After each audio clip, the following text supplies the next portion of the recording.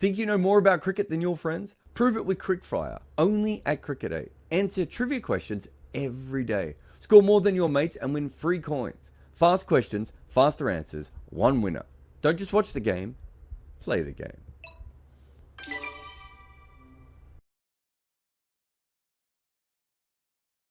Hello, everyone, and welcome to Cricket8, where we're here to talk about Gujarat Titans v Chennai Super Kings. I'm Jack Hope, your host for the day, and I'm joined by Rob Barron. How you doing, Rob? It's been a little while. Hi, mate. Life's good. Cooking on gas. I'm like a coiled spring for today. How are you? I'm good. Coiled spring. That's a good way of putting it. I'm really excited to be back. Let's get straight into the bets, shall we? Chennai Super Kings, they're batting first. Daryl Brevis, you've highlighted him as the top batter, 7.5. Talk me through that one. 7.5 is too big a number. That's why I've backed it. So he's the only Chennai bat, I would say, that has been consistently good. Sure, he's only played 5 times, which allows you to be more consistent because the sample size is smaller. But he's only failed once. He got 1 duck, and all the others, he likes to end his score in a 2, which there's one for fans of the number 2. 42, 32, 52, 42. 2 of those have been good enough for top batsmen. One of those lost by a run because I managed to get loads on that day and the universe hates me. But he's there or thereabouts, and 7.5 is like a price of somebody that might not get a bat. You know, in this lineup, just running through the lineup today. Yeah. Matre is a kid. He is there to bash it at the top. He is talented for sure, but he's not shown the likelihood. Sticking power. He got one where he got 90 odd, didn't he? He was really, really good. But all the others, he's sort of blazed and the flame has gone out pretty quick. Conway is in horrendous form and wouldn't be there if they had more overseas options, I think it's fair to say. So when Conway is like 4.5 best price and Brevis is 7.5, that's an absolute no-brainer. Like Conway has been, diabolical. He's got 1 score in his last, basically 1 score this season.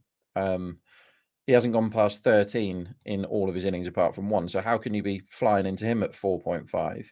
Then it's Ervil, who I absolutely love, and he will catch people by surprise because he is very 6y and not much else. But he's just going to bash it until he gets out, and he makes him an unlikely candidate for top bat. And then you're down to Jadeja. Sure, can win, but he's more likely to knock it around and get 20 and then get out. Jubei hasn't batted very much. Hooder's not going to win it because he's terrible. Do you know what I mean? So 7.5 is too big a number. So back it, and then you'll win 7.5 times however much you put on. Well, let's stick with the batting then, but flip the teams. Shubman Gill, you've highlighted him as top batter for Gujarat Titans, and I think also man of the match. Let's talk about top batter first. Does the fact that Chennai are batting first change your opinion on this one? It actually makes him slightly more likely. So if you're on a number 5, which we expect Brevis to be, he'll be around there, then you want to be on the team batting first, because if they blow up and they're only chasing 120 or something, you might not bat. So that's good. It's gone the right way around for these bets. So if you're on an opener, you want them to chase just in case they blow Chennai away. And we all know that Chennai can get blown away at any time. They're the combustion engine waiting to blow up. So Gill opening is a good thing. That's a tick. Also, they never lose any wickets, Gujarat, at the top. That seems to be their tactic. They still, I think they have been 100 for 3 once now in the competition, but they're so much better than everybody else at not losing wickets. And Gill, if he is better than Sudhasan with his 6 top bats this season, so if he wins today, he'll have got top bat in half of their games. So 3.75 is pretty big. If he is better than Sudhasan, it's because he's better at turning the 50 into an 80. He's good at that, Gill. When he's got 50, he doesn't tend to throw it away. And he did throw it away a bit last game where he got 35 or something. And I think now he's back at this ground, we're back at Ahmedabad, where his record is unreal. Like, he has put some big scores on the board at Ahmedabad. So he loves the conditions. He will be annoyed that he, in his numbers wise, or in his career, a failure last time of only getting 35. Everyone else would be happy enough with that. I think he looked very upset. He's also got some good news this week, Jack, hasn't he? Yeah, Test captain. Yeah, that's a big deal. And so they'll be wanting to cement a top 2 spot here, which is cemented absolutely should they win this game, which makes them in better shape to win the IPL. So there's no question of him chilling out today. Like he should be high on confidence. He's in really good form, and just by pure numbers alone, like I say, he's won 6 top bats. So Harson would be another one that you couldn't really rule out at that kind of price. But yeah, Gill 3.75 is too big. Should be about 3.1. I like that as well. If you look at the matchup against Chennai Super Kings, who literally cannot bowl in the power play, an opening bat, that seems like a no-brainer. I mean, if his name wasn't Shubman Gill, I'd be betting on an opener in this scenario, and it is. You've also got him for player of the match. Presumably, you're hoping for him to get 100 chasing here, really nail that one down. Yeah, this is just a very easy price-sensitive thing. I mean, Siddharthan's the same price, and I couldn't put you off. And it's one of those where you might have a biggish bet on Gill and a saver on Siddharthan, because the way player of the match generally goes, it's changed slightly this season. The commentators are more likely to give it to somebody who comes in and blasts 40 than they used to be. But still, you want to be on somebody from the winning team. Almost certainly you want to be on someone from the winning team. Only Tim David, I think, has been on the losing team this season and got man of the match. And Gujarat are very likely to win this game, looking at the prices. So it's more likely to be a Gujarat player than anyone else. Then it's more likely to be the top batsman from the winning team. And we think Gill's going to be that. So 13, there's only 22 players that can win this, or 24 if you count impact subs. He's not 13, is he? He's not 1 in 13. He's more like 1 in 7. Like, it's a really big number, that. So that's just a pure price thing. He's not been priced properly, and they're 64% to win the game here, Gujarat. So yeah, that's a really good bet, that 12-1. You don't often get prices that are that bad. It's usually at the other end where they make people 40s that should be 20s, and you have good value losers all the time. But this is one of those where he can easily win man of the match, and 13 is a big old number. So yeah, that's a properly good bet, that. I don't know if you got it up. Maybe you said it, and I wasn't listening. Has he won man of the match this season already as well? Because 13-1. That's like the expectation is he'd win 1.1 man of the matches a year, and that just seems completely wrong for Shubman Gill. Yeah, well, I was on him. I was on him last time where he did really well, and he couldn't have done much more. He got 93 not out in the chase, but Siddharthan got more than that. He got 100 in the chase. So Siddharthan got it. But no, Gill got it when he got 90 against KKR. So he's already got 1. Against SRH, they gave it to Siraj, but Gill had a not out in the chase. So he's actually been quite unlucky to not win it more than the once that he has. But he is there or thereabouts. Do you know what I mean? Like when it goes to the presentation ceremony, Gill is a chance like 1 in 3 or 1 in 4 games, because Gujarat win a lot as well. Like, their win percentage is the best of all the IPL teams ever, isn't it? And it is, what have they won, 9 out of 13 this time? It's a really, really good bet, that. Yeah, I love that one. Finally, Rob, for the bowling team coming up, we've got Prasidh Krishna, 4.5 for top bowler. He's having a good season, isn't he, Krishna? He is. I thought he bowled well last time with no reward. His figures look terrible. He got none for 40 or something. But he bowled 3 really good overs, and like can happen to anyone, they got a few away at the end. He was unfortunate, and I think because he hasn't won for a couple of games, they've pushed the price out as if he's rubbish, and that isn't the case. Like you say, he's had a really good season. He's won 5 and tied 1 for top bowler this season. And the other guy who has the best strike rate for Gujarat is Sai Kishore, who again I love. But how can you back him when they don't bowl him enough? So Kishore has managed to win 3 of them somehow when he's hardly bowled compared to Prasidh. Prasidh Krishna is going to bowl 4 overs, right? He's going to bowl 4 overs. Particularly again with a fast bowler who is going to bowl 4 overs. You want them to bowl first, which is what we've got.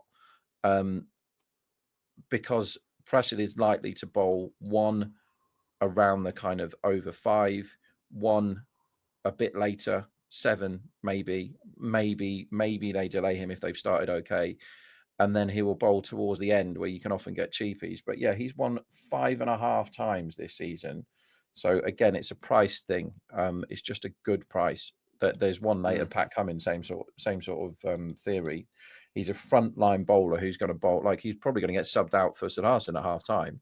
He's not there for anything else. He's there to bowl 4 overs. Whereas looking at the rest of the Gujarat side, Rashid Khan takes up way too much of the book because he is not Rashid Khan right now. He's not the Rashid. What do you think of Rashid Khan's downswing? There's something wrong there, isn't there? Basically, I wonder. He's had some quite bad shoulder injuries, I think, hasn't he? And I wonder whether that's really affecting his ability to bowl the googly quick, and that's basically taken away his wicket weapon. He's still not a bad bowler, right? But he's not, as you said, Rashid Khan. He's like, I don't know, a significantly downgraded version of.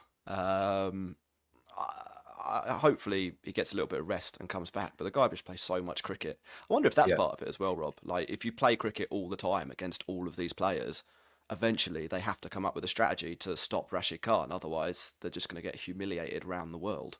And they're professional athletes. Nobody wants that. I think a lot of it is, I mean, we all suffer when we get to 40, don't we, as far as our sporting prowess goes? Maybe some of it's that. Maybe some of it's age catching up with him. But no, seriously, though, he plays way too much cricket. Like, he's always playing some game in some tournament, isn't he, year round? He has had his shoulder issues. He's not landing it like he used to. But the other crucial thing, Jack, that people are doing now that they didn't used to all the time is he gets attacked. And that was, Owen Morgan showed everyone what the cheat code was with Rashid Khan. You bash him and he runs out of ideas quite quickly. And that happened in the last game. They just came out and smoked him everywhere. And he's like, I'm not really landing my googly. I haven't got a go-to ball that stops them scoring runs. So the reason why Narayan is still playing at however old Narayan is now, and he's still mightily effective at keeping the runs down, is because he has always got that ball that you can only get one off. Always.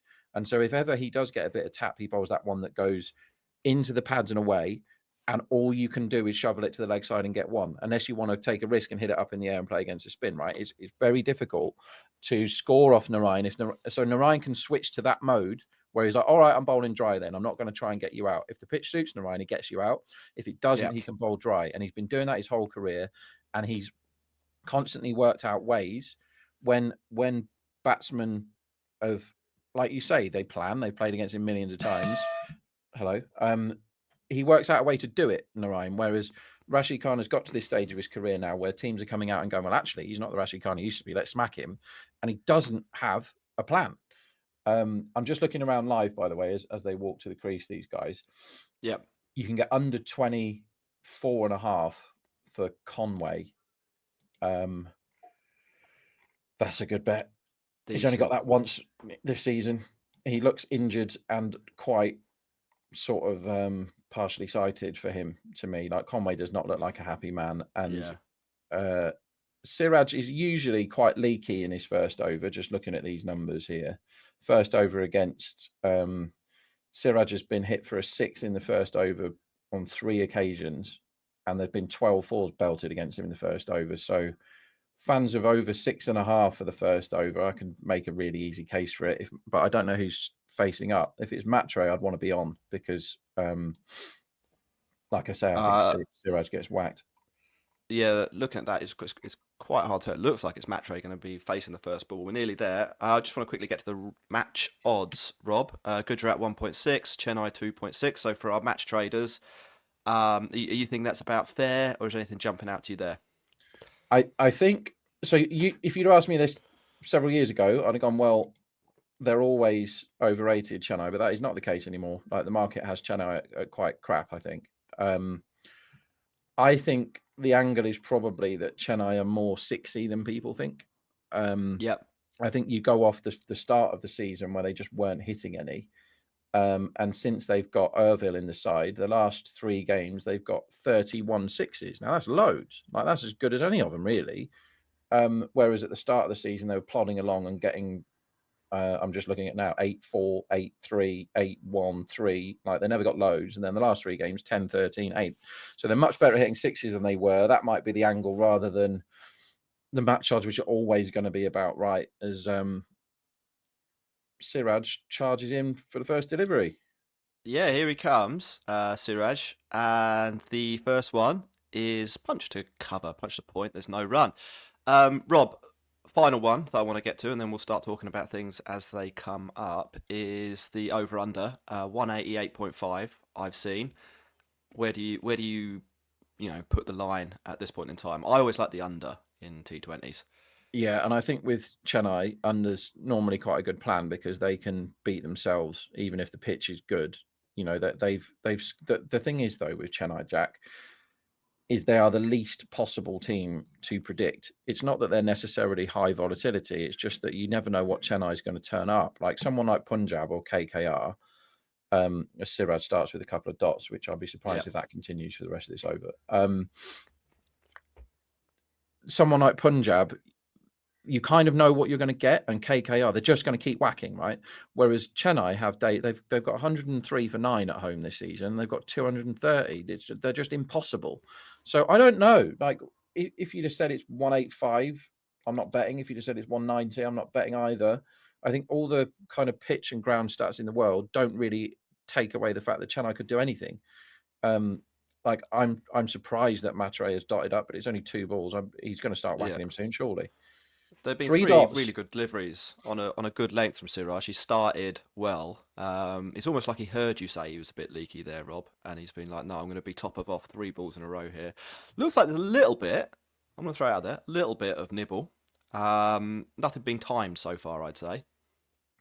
Yeah, he definitely hasn't timed anything. The thing to look out for is Siraj is if he starts well, he can be excellent in his spell, and if he starts badly, he can be awful. Well, his 4th ball was terrible, miles down the leg side, and it will be wided. Occasionally, Rob, I've been on one of these with you, and you've had a nice spread bet on wides.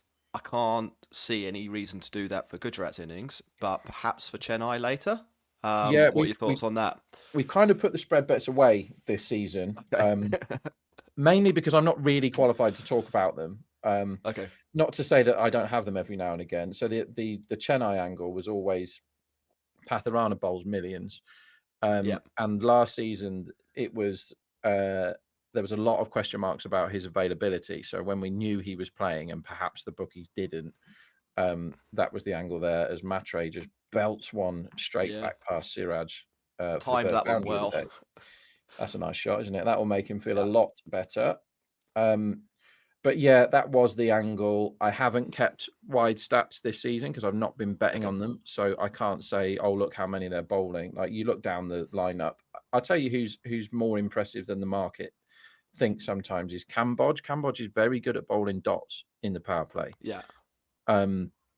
Which is something that he's had in his domestic career a lot, has been able to bowl dry in the power play, but he's carried that through a bit. And the other guy who bowls a lot of dots in the power play, surprisingly, has a huge Thought it was a little nick, but it wasn't.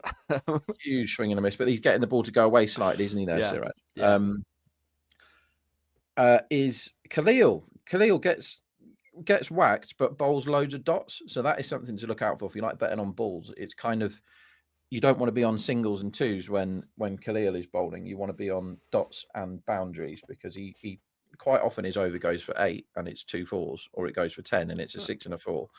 And the bookies attempted to shove out the price of the dot ball, but they shouldn't do. So that's something to keep an eye on. Ooh, not in control of that one, Matre, but it flies through a kind of vacant backward point and he'll pick up a single. I think that's the end of the first over there. 6 for no loss. Chennai Super Kings. A bit of a score draw to begin the match. Yeah. Neither side overly chuffed or disappointed with 6 for none. That's kind of what it's in for. It's in for 6.8 for 0.3 or something that first over. So it's done about what you'd expect. I thought Siraj would be more leaky, but Matre had a bit of a look, didn't he? And it nibbled, like you say, it nibbled a bit. Day game. There's not many people there today, Jack. What's that all about? I don't know. I wonder. I mean, like, obviously it's a rescheduled game, Saturday afternoon. There'll probably be some people at work. I imagine. I'll check this in a second. I imagine it's very, very hot, and sometimes at this ground there are more people than you think, but they're all sitting in the shade, and you can't really tell because the shadow sort of, makes it difficult to pick up whether there's people sitting there or not. It's this Arshad to begin the second over, left armour, so over the wicket to Matre, who's, I don't know, he's hoiked that over mid-wicket and he'll pick up a single, but that looked pretty ugly, didn't it, Rob? Oh, two. Yes, it's very good running if they got two there. Yeah, so I like this bowler, but he just bowls power play and then they put him away, even if he's great, Arshad. So last time I think he got 1 for 6 in 2 overs, and he kept, as they're showing on the replays now, he kept falling over. But he was bowled very well in the power play, but they don't trust him later on, which is, given their resources, is quite surprising. Because they've kind of got 6 bowlers, and sometimes they don't bowl Kishore as Matre climbs into one. That's the first 6 of the match, yeah. First straight dinger of the game. It will not straight be the back last. over, but pretty straight. Decent hit there. That's like a baseball shot. That's really good power, I think, to be able to pick that up off the length and hit it back over the top. Yeah, that's sort not of an shot easy shot. you didn't really see that until probably even 5 years ago, unless the name of the batter was Dre Russ. Good Yeah, that's a stuff. shot. As he sits deep in his crease, and he does it again, I think. A little bit higher this one. Let's see what the carry's like. It's about 10 rows Wowzers. back into a bunch of Chennai fans. Lots of yellow caps there. Lots of arms held aloft. Arshad under the pump here, isn't he? 14 off his first 3 balls. What does he do? The thing that this might be his only over of the game. Genuinely, they might go, okay, we've got 6 bowlers and you've got whacked. So if he doesn't get a wicket now, or if he doesn't get out of this over, this might be the last we see of him. And they go, all right, Si, you're going to bowl 3 today, or they've got Gerald. The thing is, whilst they have 6 bowlers, they do have 1 or 2 that can be belted out of the attack. And the thing that they've done so far this season is they've just stuck with Rashid Khan no matter what. They've just gone, no, he's Rashid Khan, so he's bowling. Go on, sorry.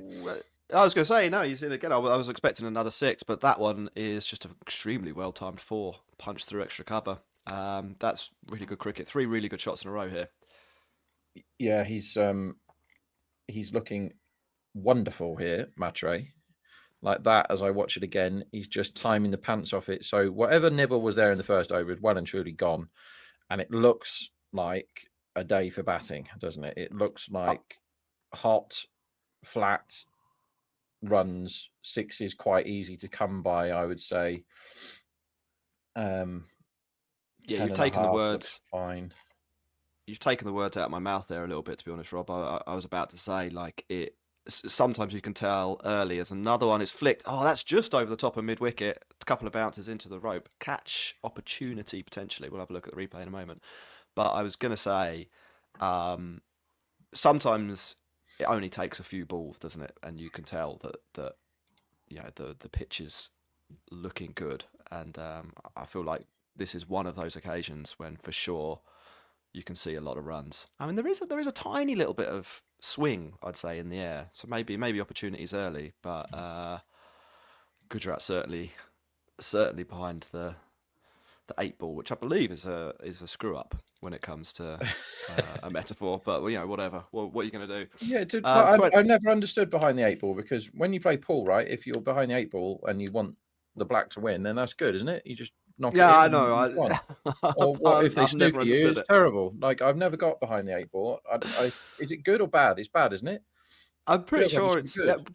People say it's Whack. bad, but it seems good. That is a 6. That's 28 off the second over of this game. Chennai go from 6 to 34. What a blazing start. They've blown the power play open. That's a bit of a trash ball. I mean, he's obviously looking for a different option there. He's gone short. He's just been helped on his way. And the guy in the crowd has dropped a one-handed crowd catch. Unfortunate. Rob, Conway's on strike now. Any pressure on him to do anything here, or can he just sit in, rotate the strike? I think, given Conway's form, one of 2 things will happen. One is he just takes the single that they will offer him now. He will just take the single and go, look, the kid's blasting it. I'll just watch him. The other one is he might go, well, I'm going to just have a wild swing because I'm in terrible form. We're way ahead of the rate. My wicket doesn't really matter now. Let's have a whack. I think the former is more likely. I think he will now. I've seen an 8.5 line for this over, which is a really, really bad effort. Yeah, I'm on Conway under 24.5, to be honest. Oh, wow. First ball, Siraj beats the bat there, and Conway looked like, well, the feet didn't go anywhere. The wrists followed the ball. Lucky to still be there, to be honest. It passes through to the keeper. Not a great start for Conway. 8.5. So tell me why that's a bad effort. Because the last over went for 1 million, like 28 or something. So if Matre kept strike, I would be all in over 8.5. However, Conway on strike to Siraj, I think that line should have been at least a run higher. You'd expect the third over, when they're 34 for none off 2, you'd expect the third over to be worth more than 9. We will see what Conway does. Conway looks bad. That's an edge for 4. Yeah, I don't see how you can possibly have the third over as your 8.5 line. Like if you said to most people, if you're sat in the pub watching this game, or you sat with your mates watching this game, and you said they're 34 for none, the last over just gone for, what was it, 28 the second. You can bet over or under 8.5. You're not getting many people going, oh, unders looks like the good bet there, are you? Like you're just not. People aren't going to think that, and you can make a case. You know, Conway's on strike and he's rubbish and he's not been playing very well, but he doesn't have to be on strike for all 6 balls. Yeah. And like we just said, the pitch has shown itself to not be doing anything anymore. Conway's tried to push that away for 1 and ended up with 4. And then he's played a better shot that he's got a single for. So now Matre's back on strike. And there is a mental price around for fans of next man out. And so how would you do this percentage-wise? Who's going to be out next? Matre. It's not the easiest question because Conway's not in great form, but Matre is trying to hit every ball for 6. Yeah, I would probably say it's near 50-50. I mean, Conway looks all over the place, and has done most of the season. But if you try and hit every ball for 6, you're really, really opening up the possibility of a wicket. So I'm more interested to hear your thoughts here, Rob. You're the professional. What's the price and why do you disagree with it? As there's a little punch and a quick single from Matre. When Matre's back on strike, so the bookies think it's, or some of the bookies that I'm looking at think it's 50-50, and I don't agree with that. Now, I think, as I said, I think the angle for Conway is unders, but I don't expect Conway to go 6-6 out. I don't think that's how his unders happen. I think he's more likely to scratch around and play and miss and probably be there for quite a while. He's been there for quite a while, a lot this IPL, and just not really done anything because he's in terrible form. Whereas when you've got a kid with super high adrenaline like Matre, swinging at everything, a good ball will probably get him out.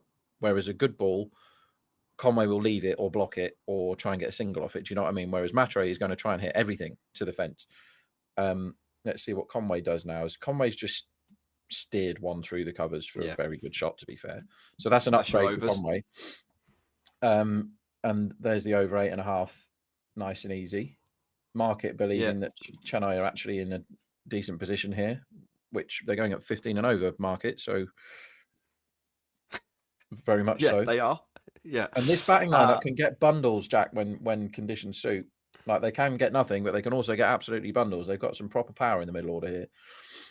Yeah, we've seen on a couple of occasions Gujarat cough up a load of runs as well. Generally, they're a pretty good bowling side, but off the top of my head, I think there's at least a couple of 200s that they have conceded. As a great stop prevents another 4, and there will be a dot to finish that over. So 44 for none after 3. A couple of people in the chat on YouTube, Nanny Core and Cricket8 have pointed out that Vaibhav, Suryavanshi and Matre are going to be playing in the under-19s World Cup together, which seems pretty unfair. And they could do for another 2 years, guys. By the way, well, one of them for another 5. It's that's a tough ask, isn't it? Who's Suryavanshi? Yeah, bloody hell! I'm still bewildered by the appearance of him. That was one of the most incredible things I've ever seen in cricket. That first shot. Century. Yeah. Oh, right. The century. Unreal. But his first shot, just over extra cover, if you don't mind, for 6. His first ball as a 14-year-old in the IPL. Yeah. But then to come back a couple of games later and blast the second quickest century anyone's ever done in this competition. Like, think of the people that have played in this competition, Jack. Yeah, mate. It's like it's a who's who of, you know, great T20 cricketers, isn't it? I mean, like the whole of T20 cricket pretty much overlaps with the IPL. Everyone decent ever has had a go, and in his second, third game, he he books the second fastest century. It was a genuinely incredible performance. As Prasith Krishna is into the attack, so one to watch for us. First ball to point, well stopped. So I think that's a dot. Yeah. Yes, it is. Conway wanted it, but Matre sent him back. So yeah, I think Matre at evens is a good bet to be out next, because I think he will take way more risk than Conway. It's hard to make a case that Matre is better than Conway. He's definitely in better form, but is he better at cricket than Conway? Probably not. You know, Conway's been around a long time and been really, really good in international level. And yeah, he's going to play more shots. Let's see. Good bounce from Prasad. Nearly nicks off. So one thing you want if you're on Prasad top bowler, which we told you before the game, is you don't want Matre to get hold of him and send him for 20. Because if it is a tie, which it often is when you're betting on top bowler, if it's a tie for wickets, then it goes on whoever's conceded the fewest.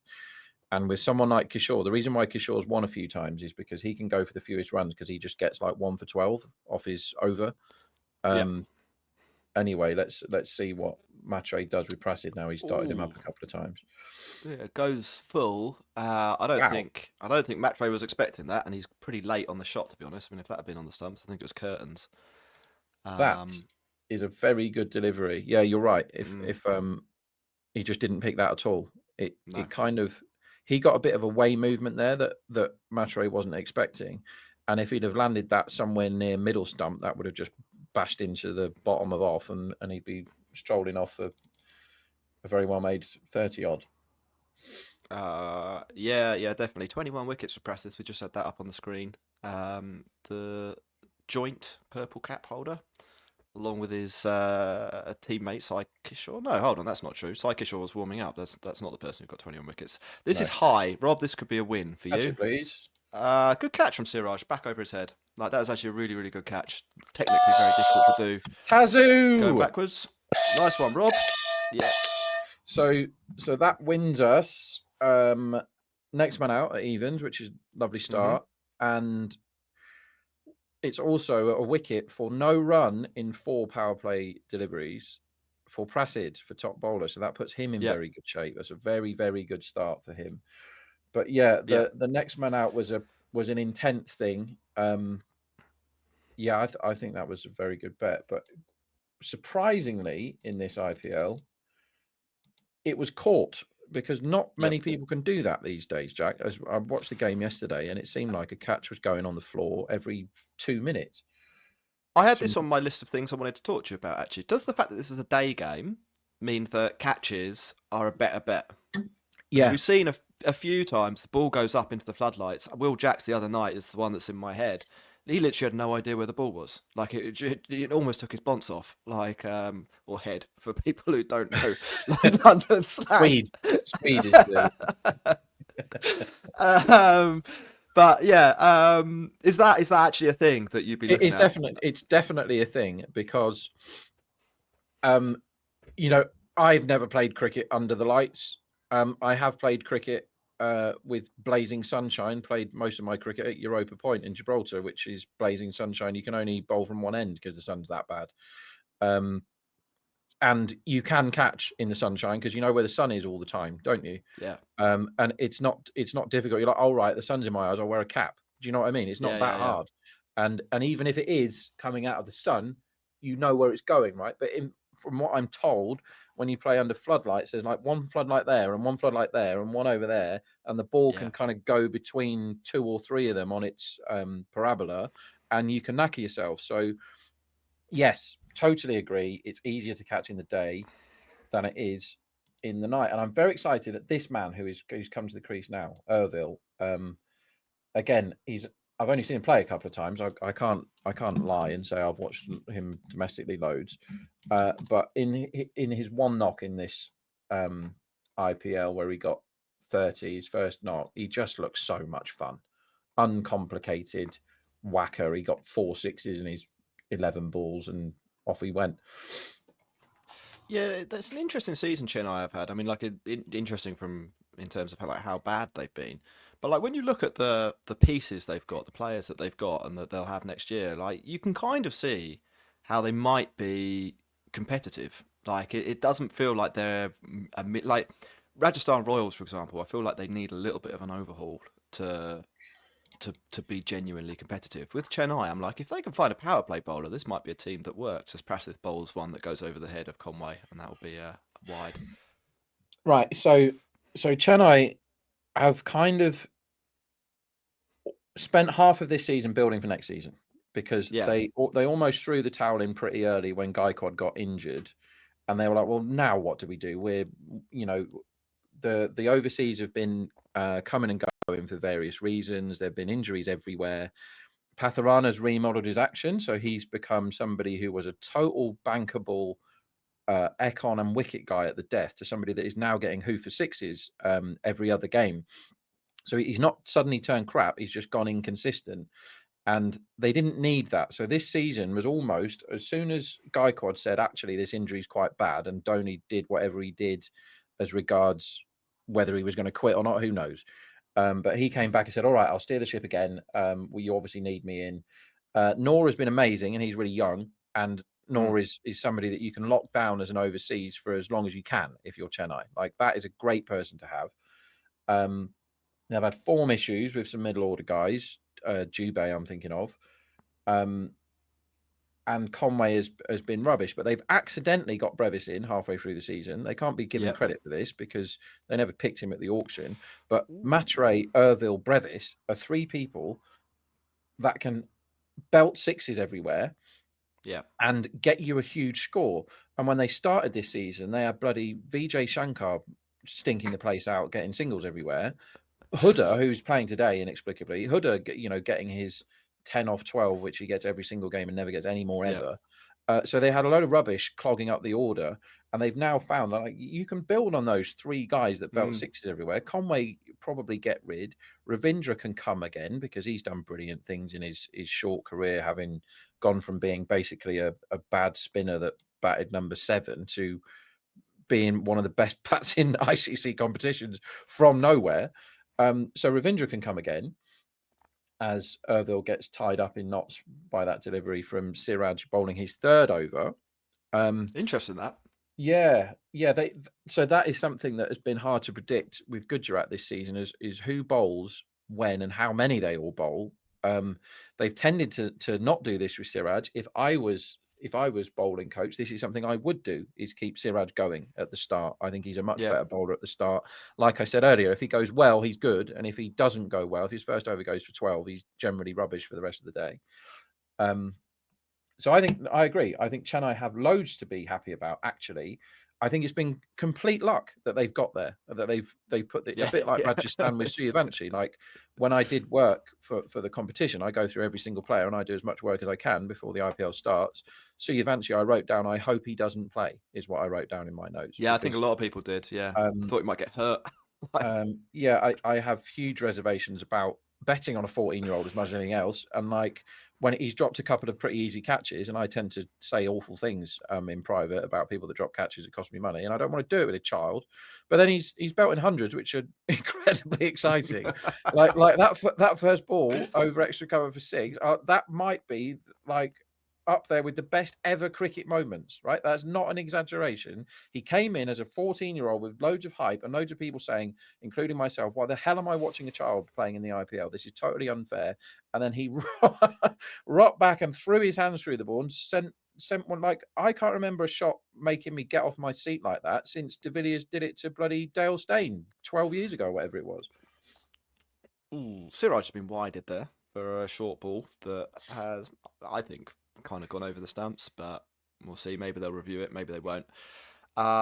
Is this a little bit of a plan? Play this is, by the way, Jack. I mean, like it is, isn't it? I mean, they're on 47 off 4.5 overs. They got 28 of those runs in 6 balls. So off the other 21 balls, they're going less than a run a ball. First over for 6, second over 28, third over 10, fine. Next over 2 for 1, and they haven't got a run since. Like they since the last boundary, what are they? No, just no runs for wicket. It's very, very Chennai, and that's the thing when when you're betting. Like, I tend to ride momentum quite a lot. I'm like, this is a really good start for the bats. I'll be on the bats and hope that they carry on going. But with a team like Chennai, I would not advise a strategy of if you're trading, of like being in for any length of time. It's one of those where you're in, out, in, out, in, out, because you never know when the nonsense is coming from Chennai, when they suddenly have 10 balls. And then here we go. There you go. Fantastic Unbelievable. shot for 6 from Ervil, who is a very, very 6y man. That is a fantastic. It's just a pickup, isn't it? He's gone too full there, Siraj. But Yeah. what a shot! He has timed the pants off that. Watch that at home.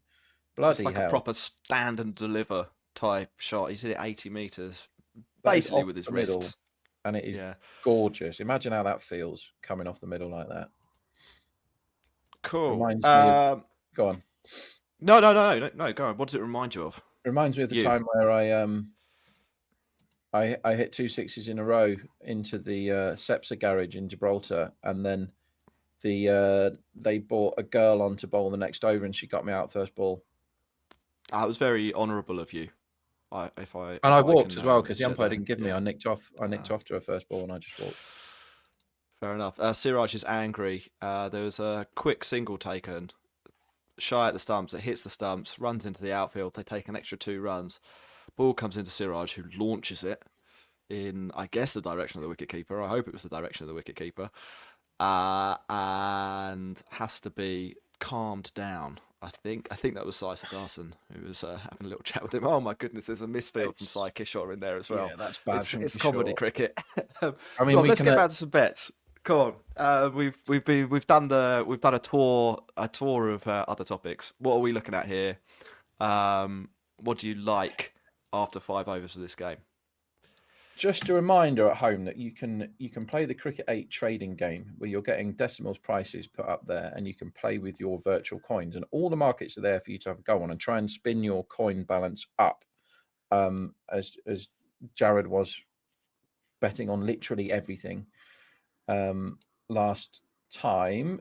What bets are there now? So the bad thing for Conway unders is he's playing slightly better than expected. The good thing is he is chewing up balls and not scoring boundaries. So it's going to take him a while to get to his 25 if he does get there. And outside power play, he has looked an extremely vulnerable man. So I'm not giving that one up yet. I assume, this is the difficult thing when you're betting by overs, as I often do. I assume that Prasid bowls the 6th after bowling a brilliant 4th, but I can't be sure. So yeah, he is bowling it. But I'm too late to back the under 10.5 that the bookies had up. Let's see what Betfair says here. Yeah, 10.5, bad line. But if I want to bet now, I have to bet under 8.5 at evens on Betfair, so I can't bet. But if you have a bookie that's left 10.5 up, Prasid is going to bowl it. 10.5 is too many because Conway's on strike to Prasid, who they couldn't get off the square in the last over. So if they only get 10, you win, as the first ball is blocked back to Prasid for no run. I'd say they're a more difficult side to predict when the bowling changes are going to come. Like normally you just go, right, Rashid Khan is going to bowl over number 7 and that's the end of that. But I'm not sure. They could do anything here. Maybe they want to get Sai into the game early after that misfield, which we will forgive him because of his amazing lid. That is a top draw haircut. Best in the IPL, Jack?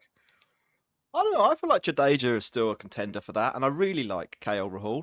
I think rockstar KL Rahul is a significant improvement on kind of like office worker, boring dad KL Rahul. Like I used to be a KL Rahul seller, and now I'm a big KL Rahul buyer.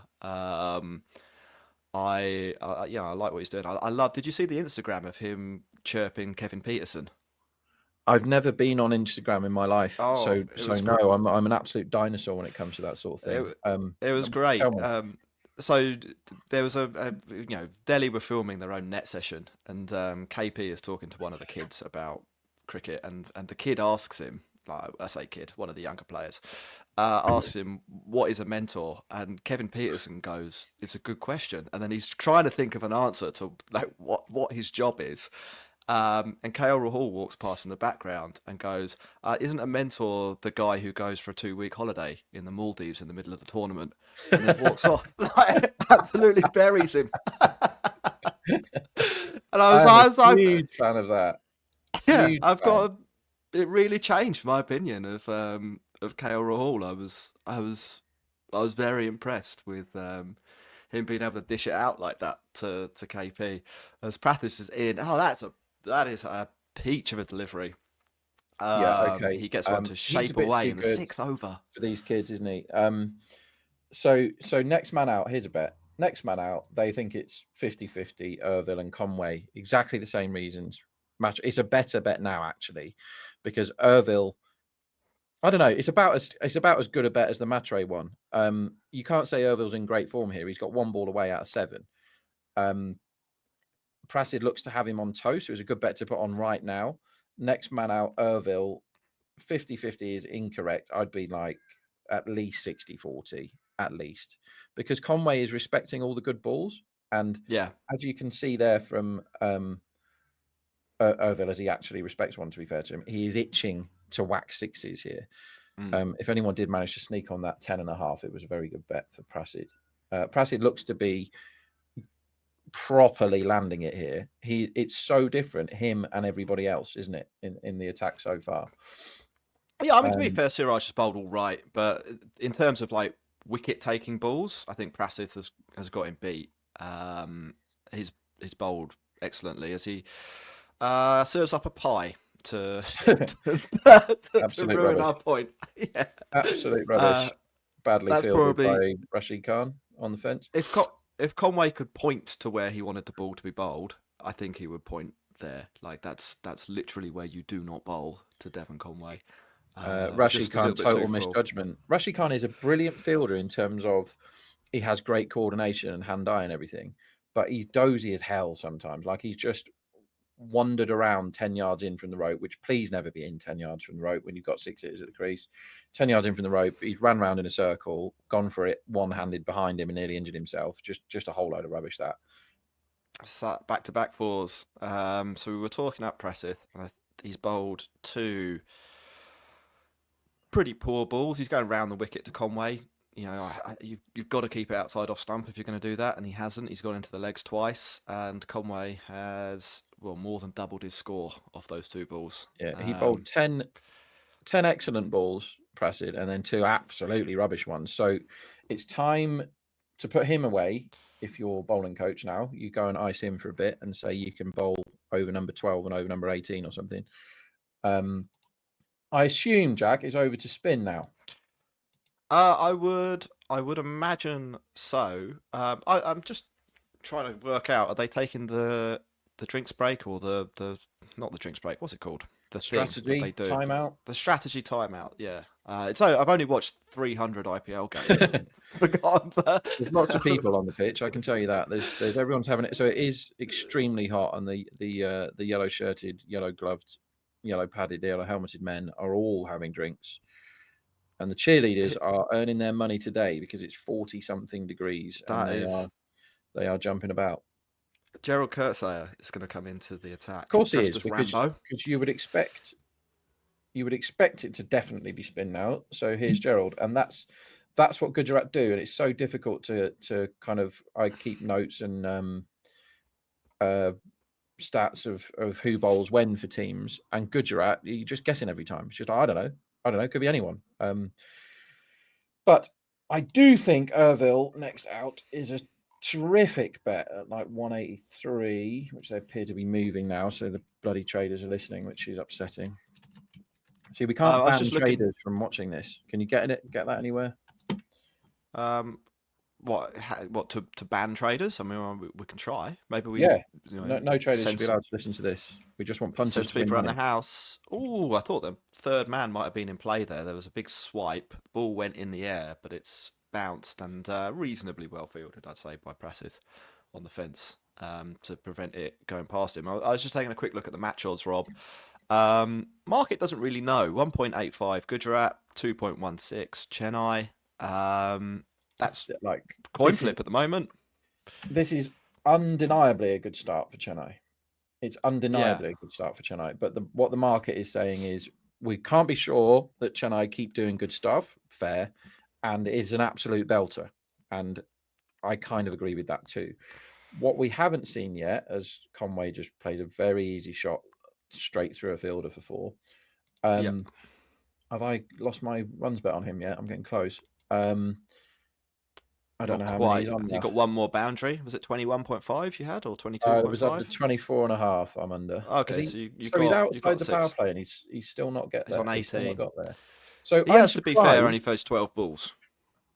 Yeah, true, but he's very happy to play second fiddle to the kids, isn't he? He's like, right, I'll knock you on strike for the power play, but now he's got to get on with it himself. The market, as that looks like a leg bye to me, and a bit of a run out chance, had the fielder who looks like it might be Tawatia pick the ball up. It looked a lot like Tawatia, yeah. The fielders aren't very good at that these days either, picking the ball up. Like, I would say that that's an easy skill if you're a pro cricketer, but that was, if he'd have picked up and wanged it at the non-strikers, and he might have got him there. I'm surprised the market doesn't have Chennai favourites, because I'm not accepting an argument that this isn't a really good start. 74 for 1 in the 7th. Bouncer, and that's just helped round the corner by Irville, who had dotted up for a little while, and then undots up with that 4. Spraying it a little, Kurt Sayer here, isn't he? And you were right about Arshad, by the way, to go back a few overs. He's only bowled 1, so you would think that we're going to have to see a lot of Kurt Sayer to make up for that fact. And if I was the captain, I'd be a little bit nervous about that after the first 4 or 5 balls that we've seen. Yeah, what a smart cricket team does when you're playing Gujarat is you try and belt 2 of them out of the attack, and then you're like, now what do we do if you're Gujarat? And then you're into some real nonsense. But I quite like the 6 bowler thing, because it does give you room, and you can bring somebody back, and you can keep shuffling the pack and all that sort of thing. Also, on a hot day, Siraj bowling 3 off the reel as Gerald bowls an absolute stinker down the leg side that Irville puts away for 4. That went for 2 runs fewer than it should have done, that ball. Yep. And Chennai now into 185. So the prices have flipped in the last 4 balls, and Gerald going for runs wasn't enormously surprising. I would say that I'm closing. So I've been in and out with Chennai, as I always am, and I'm closing again now as we get to the timeout. I assume they bowl spin, and I don't know what the spin's going to do because we haven't seen any. But here's your timeout, Jack. We've got the timeout. That's 7 overs, 82 for 1. It's probably a big win for Chennai, isn't it? I think at this point in the game. And fair play to them. They've played really well. Rob, do you want to play some games? Yeah. Oh, have you done the quiz questions? I haven't done the quiz questions. I was going to ask, do you want to do Trader or Quickfire QS and or Quickfire Quiz? And I've gone with the quiz, but I've clicked it a second too early, so we'll have to wait for that to come up on the screen. It looks like it is now. So, are you ready? Let's go. Okay, I'm terrible. 3, 2, 1. RCB hold the record for the lowest score in IPL history of 49 all out. In what year did this happen? Oh, that is a toughie. We had this last week, and I can't remember the answer. 16? Let's go with 16. Oh, had it last week, and probably should have got it right. Wrong. No. By the way, the reason I remember that so well, and I can't remember it, is Kedar Jadhav was man of the match. Sorry, was top bat with about 10 or 12, and I backed him at 200 to 1 after he got out. It's my highest price top bat winner ever. Fair. So we were wrong on that one. We've got 7 more. Let's go. That was all my fault. That. Let's go to the next question. Remember, you can play these at home. cricket8.com/play. He top batted with 9 that day, Jack. 9 runs. Not too bad. 3, 2, 1. What score did Sunrisers Hyderabad make in their first match of the 2025 season? 286. I know that one. 2-8. I thought it was 2-7-6, but I'm going to go with you. 286. I'm on them. Highest score of the IPL at 6.5, and that is going to win. Nice. So we get 50 coins for that one. My balance has been credited. Next question. 3, 2, 1. How many men have played for Lucknow Super Giants in the history of the franchise? Come on, mate. That's difficult, that one. Right, we've had a mega auction, so I'm going to go high here, 55. But that could be any of them. Wrong. Probably 44 then, I guess. That's a really tough question. That is tough. That's 3 out of 8 done. We'll come back to those maybe at the next timeout, I guess. It just proved how terrible I am at quizzes. let me read you the lineup for RCB, who were chasing KKR's 131 that day. Chris Gale is quite good. Virat Kohli, all right. Mandeep Singh, okay. Abraham de Villiers, Kedar Jadhav, Stuart Binney, Pawan Negi, and then the bowling, Badri, Taimal Mills, Chahal, Aravind. Like, what a team. And they got rolled for 49. Yeah. Kedar, 9, top bat. What a day that was. A few people on YouTube knew the answer to the 2017 question, I think. Very good. So, I mean, well done, I've definitely answered that at least twice on the quickfire thing. And so that proves to you that I have no memory either, which is quite upsetting for someone in my profession. Sai Kishore is into the attack. I think one of the most watchable spinners in the IPL. He just bowls like left arm, orthodox left arm, but so much variation within that tight definition of what he does that you're always trying to puzzle out what his plan is. Like he's from the sort of Shane Warne mindset of a spinner, I think. Like, trying to work out what the batsman wants, what the batsman's going to try and do, like how I can counter it. A proper thinking cricketer. I think his best work. Did you see it against SRH earlier in the season? He absolutely worked over Klassen. It was brilliant. Klassen is one of the absolute best at facing what Kishore bowls, and he broke his brain. He made him really angry. You could see. I mean, ginger people are genetically disposed to being angry anyway. But it was a hot day, and he wound him up. At one point, Klassen was literally trying to push him out the way at the non-striker's end, and Kishore just bowled him with an absolute stunner of a delivery that Klassen was completely discombobulated as Kishore looks to be causing problems. This is the bit right now where Conway is at his most vulnerable, because he knows his strike rate isn't good enough. He's sort of plodded his way while everyone else has been whacking to 19 or 15. And this is where I want my under 24.5 to win, when he hits one straight up in the air, as he hits one straight along the floor for a couple. Yeah, that was a bit of a weak throw in there. Like who's that spaghetti arm on the fence? It was SRH, I think. And either that was they really picked their fielder there, or they misjudged that, and the throw, reprieved them basically. I thought that. Yeah, a rocket arm there should have been closer than it was. Yeah, for sure. I mean, it was an accurate throw, but he threw it with a spaghetti arm rather than an actual arm. Yeah. Here comes Kishore again. He's bowling round the wicket to the left-hander, Conway, who slashes out to the boundary fielder for a single. So what have we got there? 5 off the first 5. Doing a decent job of slowing down the rate, Kishore, which will be, I guess, task number 1. And then wickets will be task number 2. You still thinking Irville is the end that's most likely to open up here, Rob? Yeah, because he's going to play more shots than Conway. As Conway's just shown there, like he's just hitting the ball along the floor for ones. He's still in that mode. I don't think that going to be it? Long. No, slashed over. No, was that 4. One bounce 4. Yeah, just inside the rope. It was sort of wide, long off. It looked like, I don't think it was timed particularly well, to be honest. It looked like it might have the boundary fielder in play, but they're pretty straight. And that means it goes for 4. So 9 off in the end. Started really well for Kishore, and in the end ends with the second worst of the possibilities. Did you see the 6 yesterday, Jack, that they didn't give? Absolute fiasco. I didn't. In yesterday's game, as I now have to look it up to remind myself who played in it, Punjab Delhi, right? There Yep. was a 6 in the first innings that was an incredibly clear 6. Karan Nair caught the ball, but trod on the rope Yeah. and threw the ball back. So in doing so, Karan Nair goes like this, signals 6. to the umpire, Signal 6. Yeah. I've trod on the rope, it's 6. They then check it. The third umpire looks at one angle where you can't tell and gives the single, and everyone gets on with the game. And then they show another angle where the Toblerone has moved 4 inches, like he's absolutely booted it, and no one cared. They just got on with the game, and it was like, well, that cost 5 runs. That's loads of runs. 5. Yeah. I said that makes a big difference, and that happened in the Champions Trophy when Archer hit a massive 6 and they gave it 4 and no one checked it.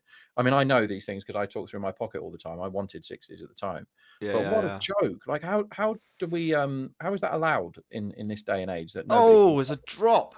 Rob, one for you there. Rashid Oh, Khan now. in. Irville comes down the wicket to him, drills it flat, straight back. Is that Shubman Gill on the rope? Or was that just a picture of is Gill. Shubman Gill? No, it was That is Shahrukh Gill. Khan, I think, who's Oh, actually was dropped it? it. But Oh, they Gill's did the furious thing of with like Shahrukh Khan. furious captain cam. Yeah. It's quite well bowled, I think. Like dips on Irville, doesn't quite get it, and I feel like that should be caught. It should be It caught is 100 out of 100. single. That's very, very bad. Conway carves one behind point, and he'll pick up a couple there. Annoying for Rashid Khan, but good for us, Rob, because we. So that is a losing bet on Conway's unders. I was quite bullish with that, but he has crawled his way to 25.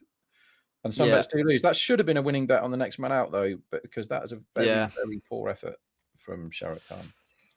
Yeah, I don't. Yeah, I mean, I don't really know how to explain how that's dropped. I mean, if you're a club cricketer, you drop that a lot, but if you're a professional cricketer, you probably practice that catch 30 times a day.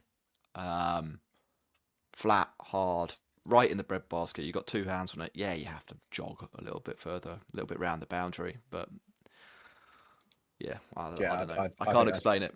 Very, very poor effort. Can't explain it. Consistently poor, the catching standards in this IPL. Consistently poor. Nobody's done well. This could be another chance. Irville goes straight, but they've moved. I think they moved the fielder round after his 6 in the over before, and he is not there to cut it off, not there to catch it, and so it will be 4 more to Irville, who's on 30 off 16 balls now. He's flying along. There's a shot ball, and I guess that's what we like to see. Very much so. He's having a good go here. He definitely should be favourite to be out next. You just need people to learn how to catch, and it should be fine. Interesting that they moved the man that nearly caught him away from where he nearly caught him, and then he hit the ball in a very similar place and got a boundary. It feels like Gujarat are being out-thought at the moment to me. Yeah, maybe. What was that? 10 off that over, 101 for 1 off 9. CSK will be thinking a big score here. Although I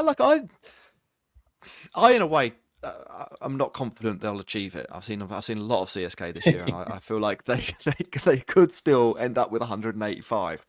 It would be a bit of a catastrophe, obviously, but I'm not. Here's a bet for you. Here's a juicy price. Go on, let's hear. Top run scorer, considering that the highest score right now is Matre with 34. He's going to need some wickets, but Irville looks like he's going to get out any second now. Brevis, our friend, who could easily bat next and probably should bat next in this order, 12 to 1, 13. That's a big number. That is definitely a bet. Go and bat that. 12 to 1. Brevis top bat. You need a wicket like nowish. Oh, and I thought we might be in luck, but we're not. It's actually a 6. Irville goes back to a side Kishore ball and hits it sort of flat and hard just over that fence that rings the Narendra Modi Stadium's crowd. And you probably get 16 to 1 now after that 6. Joyous. Fancy yellow. Let's have a look, see what price it. 14 to 1. Yeah, good bet, 14s. But you do need to see the back of Irville pretty quickly.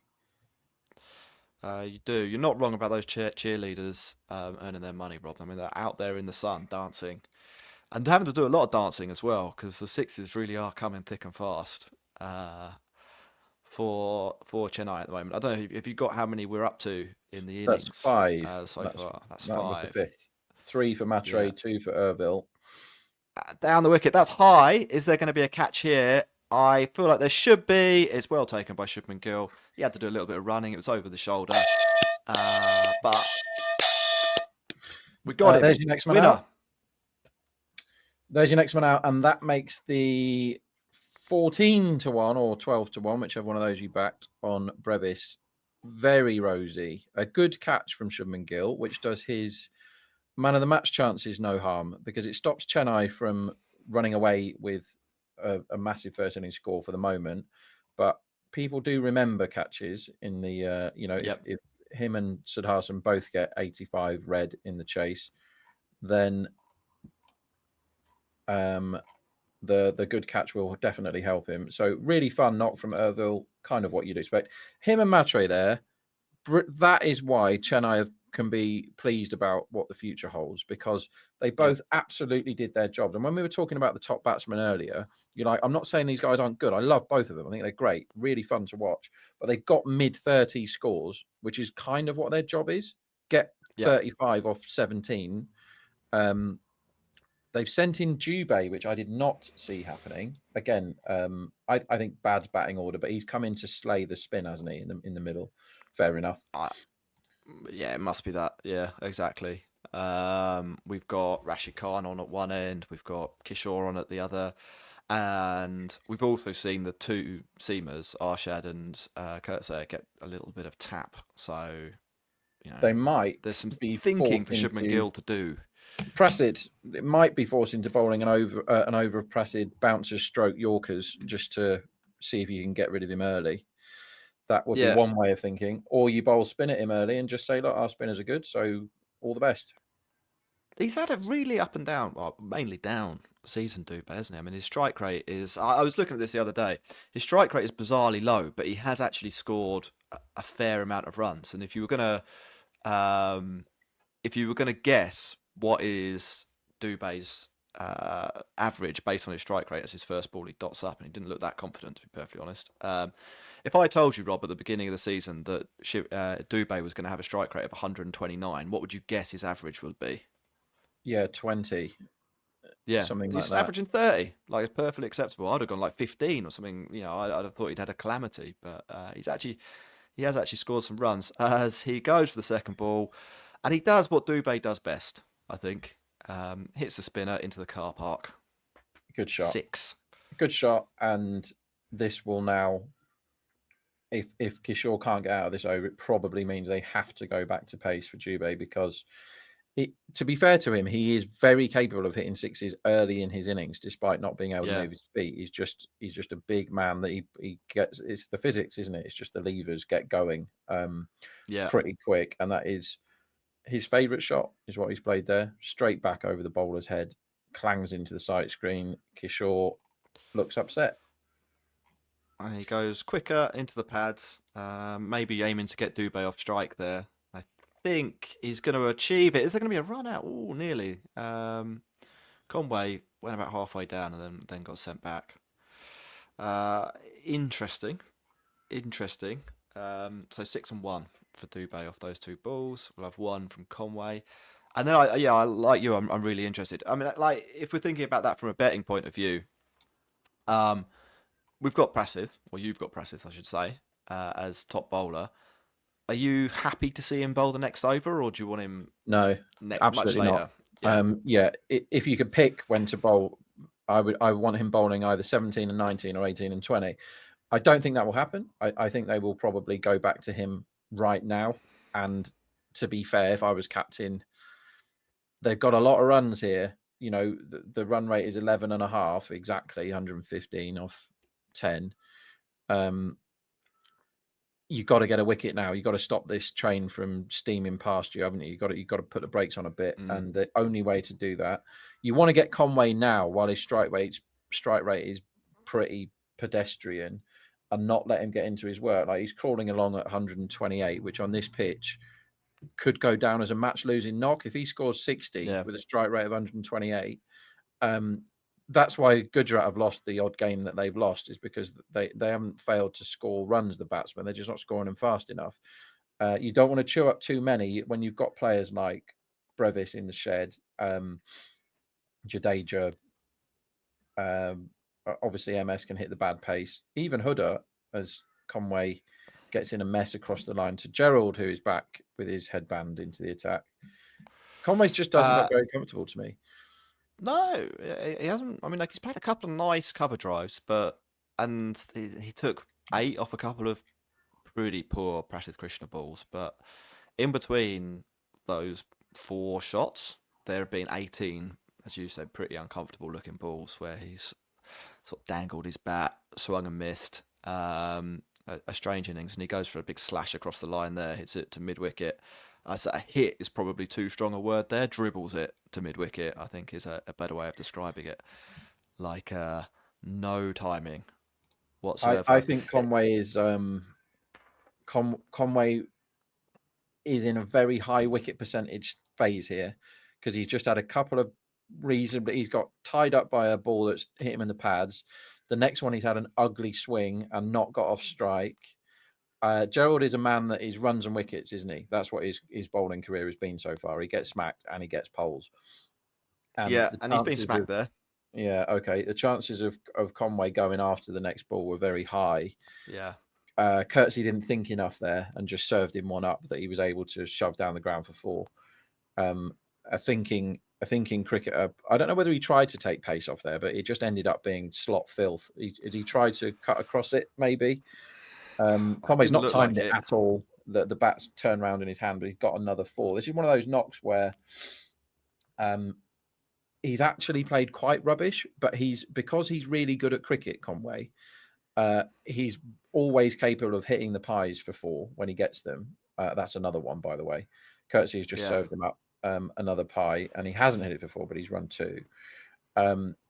I think when you're that good at cricket, your kind of latent ability of just, I've got one on my pads. Who came in yesterday? Karen Nair, really, really good at cricket.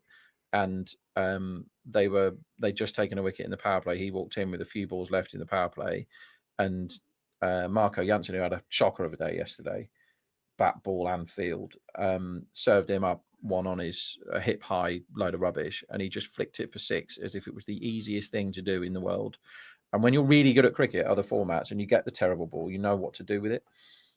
Which I think some of these kids are less, because they haven't been coached to have amazing techniques in terms of cricket techniques. They're just being coached in terms of hitting the ball really hard. That sometimes when you just get the freebie, playing a cricket shot off your legs and just going, there you go, 4. That's a skill that some of them could do with, I think.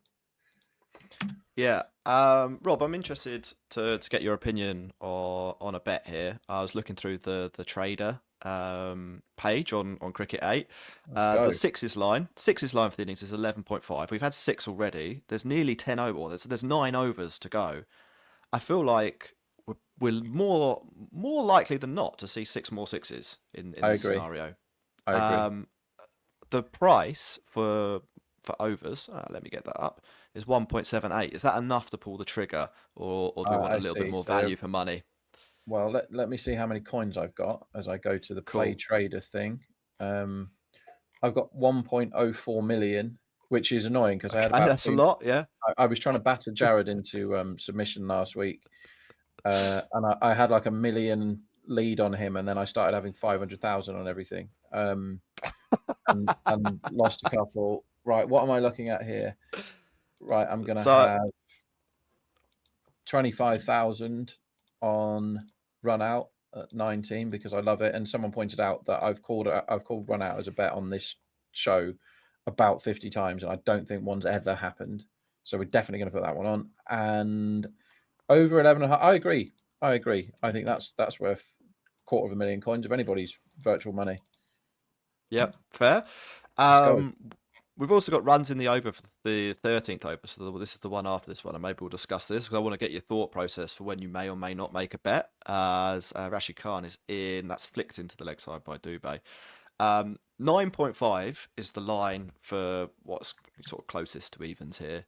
You can get 10.5 for. So let me just read it out and I'll explain it. So over 9.5 is 1.86. Over 10.5 is 2.16. Over 8.5 is 1.61. I feel like we're in a runs phase of the game. It may well go back to Kurt Sayer because they've got to bowl his overs as Conway goes downtown. That's one of our sixes, Rob. That's nice. Sure. Yeah. Who could we see bowl? We've got Sai Kishore. That doesn't match up very well with Dubé. We've already seen him hit him for 6 once. We've got Kurt Sayer, who's spraying it a little bit. Prashith Krishna is the risk, isn't it? As you said, like he could come in and they might dot up a little bit to avoid him. Is there any of those bets that you'd be interested in making? So what I do there is the thing is, if I knew who was bowling, I would have a bet because I can see one of the major bookies is 8.5 for the next over, which is too low because there's a very good chance it isn't Prashid. If it is Prashid, you wouldn't want to be on.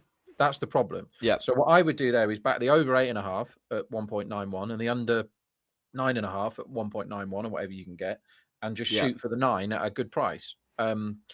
That's something that you can do if you have loads of betting accounts, which we would always recommend that you do. Have as many as you can, as long as they're reputable. As Conway hits another one for 4, just inside the ropes. The fielder in the area wasn't.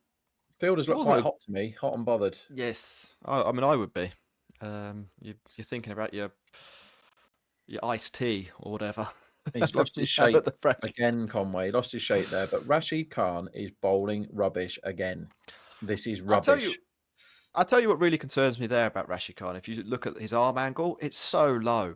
Like I don't see how you can bowl a googly with an arm angle that low. And if you're not bowling a googly and you're Rashid Khan, I just don't. You just become a medium pacer. Because he's never ragged his leg spinner like that. He can't fall back on that. You need the ball to go both directions. Difficult situation for Rashid Khan. I'm actually, So sorry, where were we with our bet for the next over? Because the prices have all changed now, obviously. Yeah, that's the thing. I started whacking. The thing is, I can't bet at 9.5, which I think, you put a gun to my head. I'd back overs. I agree. We're in a run scory phase. But the fact that Rashid has just got whacked again and they're picking 2s off for fun, and that, I know it's only 3 steps for Dubé, but he can't move his legs. And if they're getting 2s, the fielding side are under it here. Anyone else I would be on overs, but Prashid, I think the bats would probably be right to respect. And he's also got a very good short ball, which we know Dubé hates. Conway has lost his shape, but he's got that many bad balls that he's now looking pretty good, 44 off 30. Oh, this is a wild card. I wish I didn't actually, in the conversation, I didn't pull the trigger on the bet. Shahrukh Khan was a bowler they've got up on the Chiron at the bottom. Oh my God. What are we expecting him in? I think he bowls like dibbly dobblers. Like it's like Darren Stevens bowling in the IPL. I don't know what to make of that. We were talking about how Gujarat are quite unpredictable, and this is. It's come up on my screen now too. So it might actually be happening. What the hell is going on here? Yeah, he is. He's dusted his hands off. He's bowled in the IPL before, never taken a wicket. It looked like from that action off spin. I should probably know what Shahrukh Khan bowls. I mean, I feel like that's in my head he bowls rubbish off oversight. Spin, but he's not as bad as. Oh my goodness, he does. He's not as bad as. Oh God. Okay. Again, bad ball. Conway played a bad shot. This is quite a rubbish cricket, to be fair. I mean, he could have got stumped then. He's one thing I'd say is his numbers stack up okay. Like he's only career-wise, he's only getting hit at 8 point something and over. I guess he usually comes on just after a wicket or in the middle overs or doesn't bowl that much. He looks okay, but let's see what he does. Well, he's bowled his second ball about halfway down, and Dubé has done what you'd expect to happen in that scenario. I cannot believe they have made this decision to bowl Shahrukh Khan to Shubham Dubé like that. We said this at the top though, didn't we? Gujarat, you just don't know what they're going to do with the bowling. They haven't committed the biggest crime in franchise cricket, which is letting Rutherford bowl, but we're not far away from that sort of nonsense. And he's taken a wicket. Unbelievable. 6 and caught rope, Dubé. Thanks for coming in. It's Gerald full. takes the catch. Nobody knows mean, what's happened there with the cricket at all.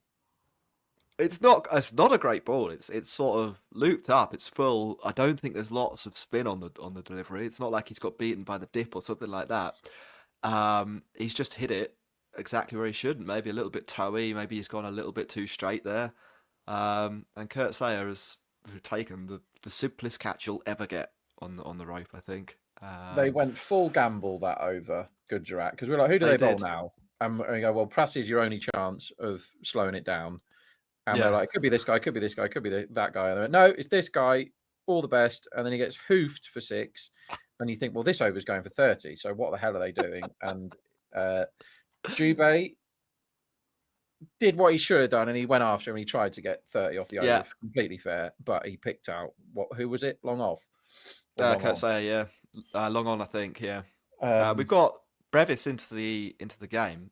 There's the bet still. We've got a bet on him. It's a marginal one at this point, isn't it? It's tough to win from here. You need Conway out right now. It could happen. We've seen it happen. Could happen. What we really needed was Brevis to have come in when Dubé did. He would have had a much better chance because he could have gone past Conway then. So if they're both in at the end, Conway will win top bat. But if Conway goes now, Brevis can still win. If we if we think about a run line for Brevis, because I think this is just interesting from an analytical perspective. Like, what would you be setting that at here with 7.5 overs to go? New bat, number 5. First ball's a full toss, and he's going to pick up, I think, 4 straight away. Yeah, smash straight back past the bowler. So that, I would have said 18. I would have said 18, but the fact that he is facing Shoaib Khan, and that is a dreamy full toss to get off the mark. 20 already. I'd be giving him another 20 because he doesn't muck about. And he's not going to fiddle his way to 15 or 16, is he? He's not going to get there in singles. He's going to bang. And 20 is about the mark because it's going to be boundary heavy, his innings, you would think.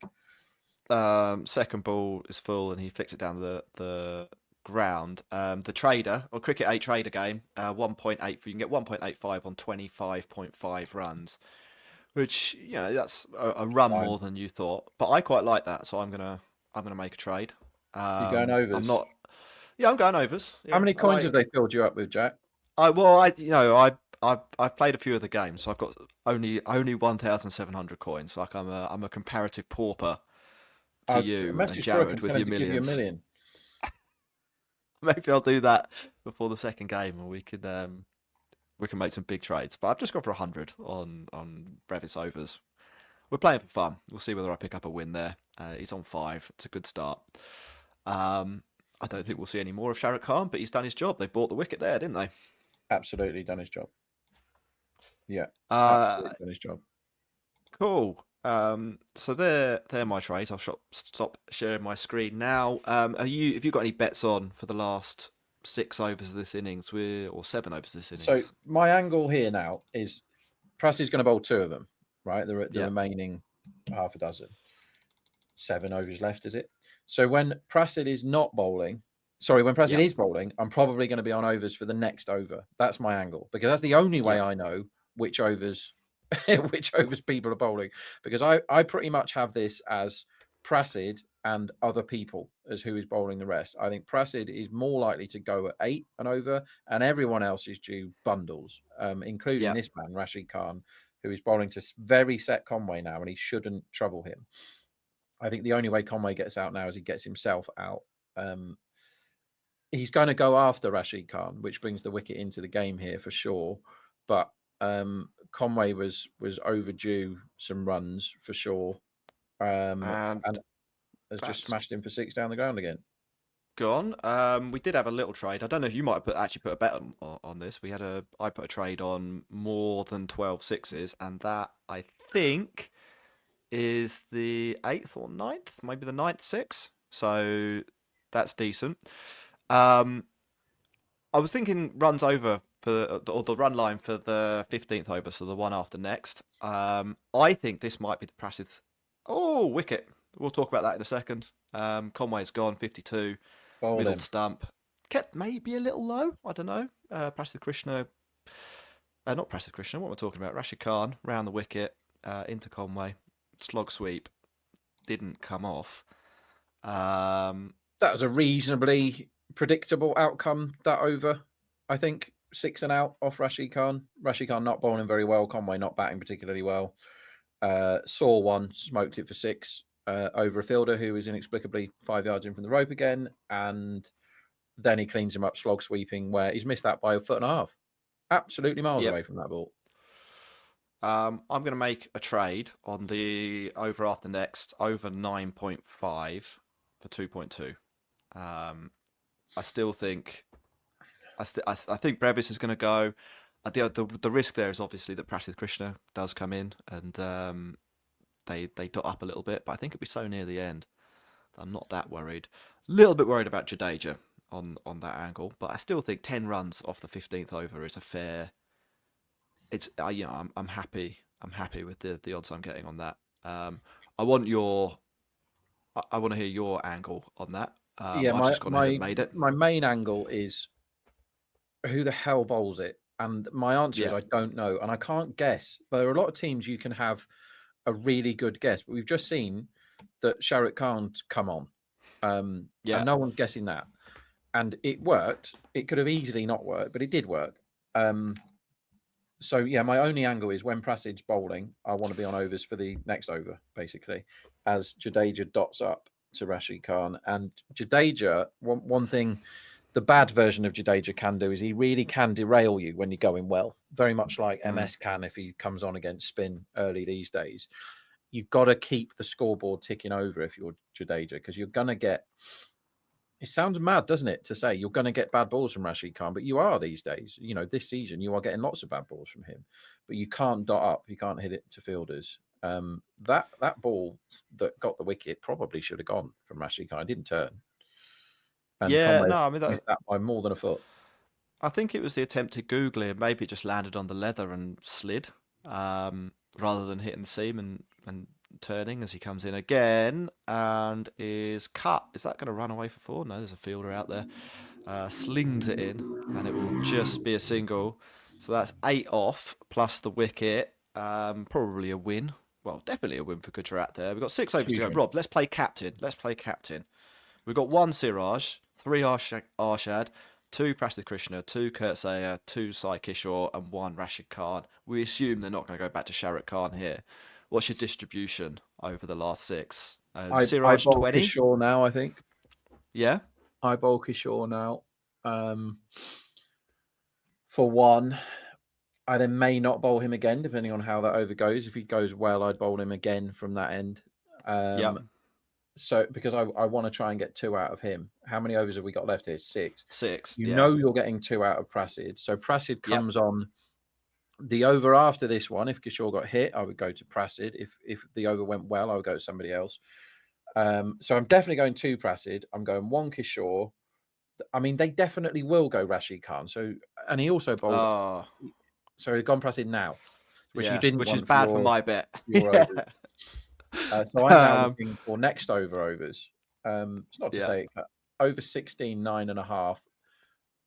The thing is, right, when you're backing overs for an over, you wait.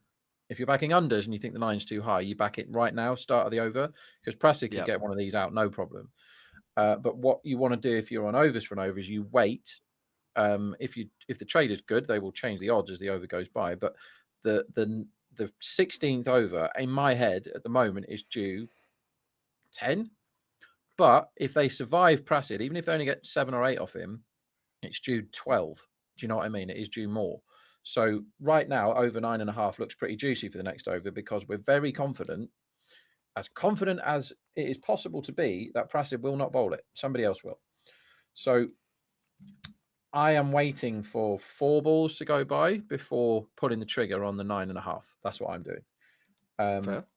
That's what I'm waiting for.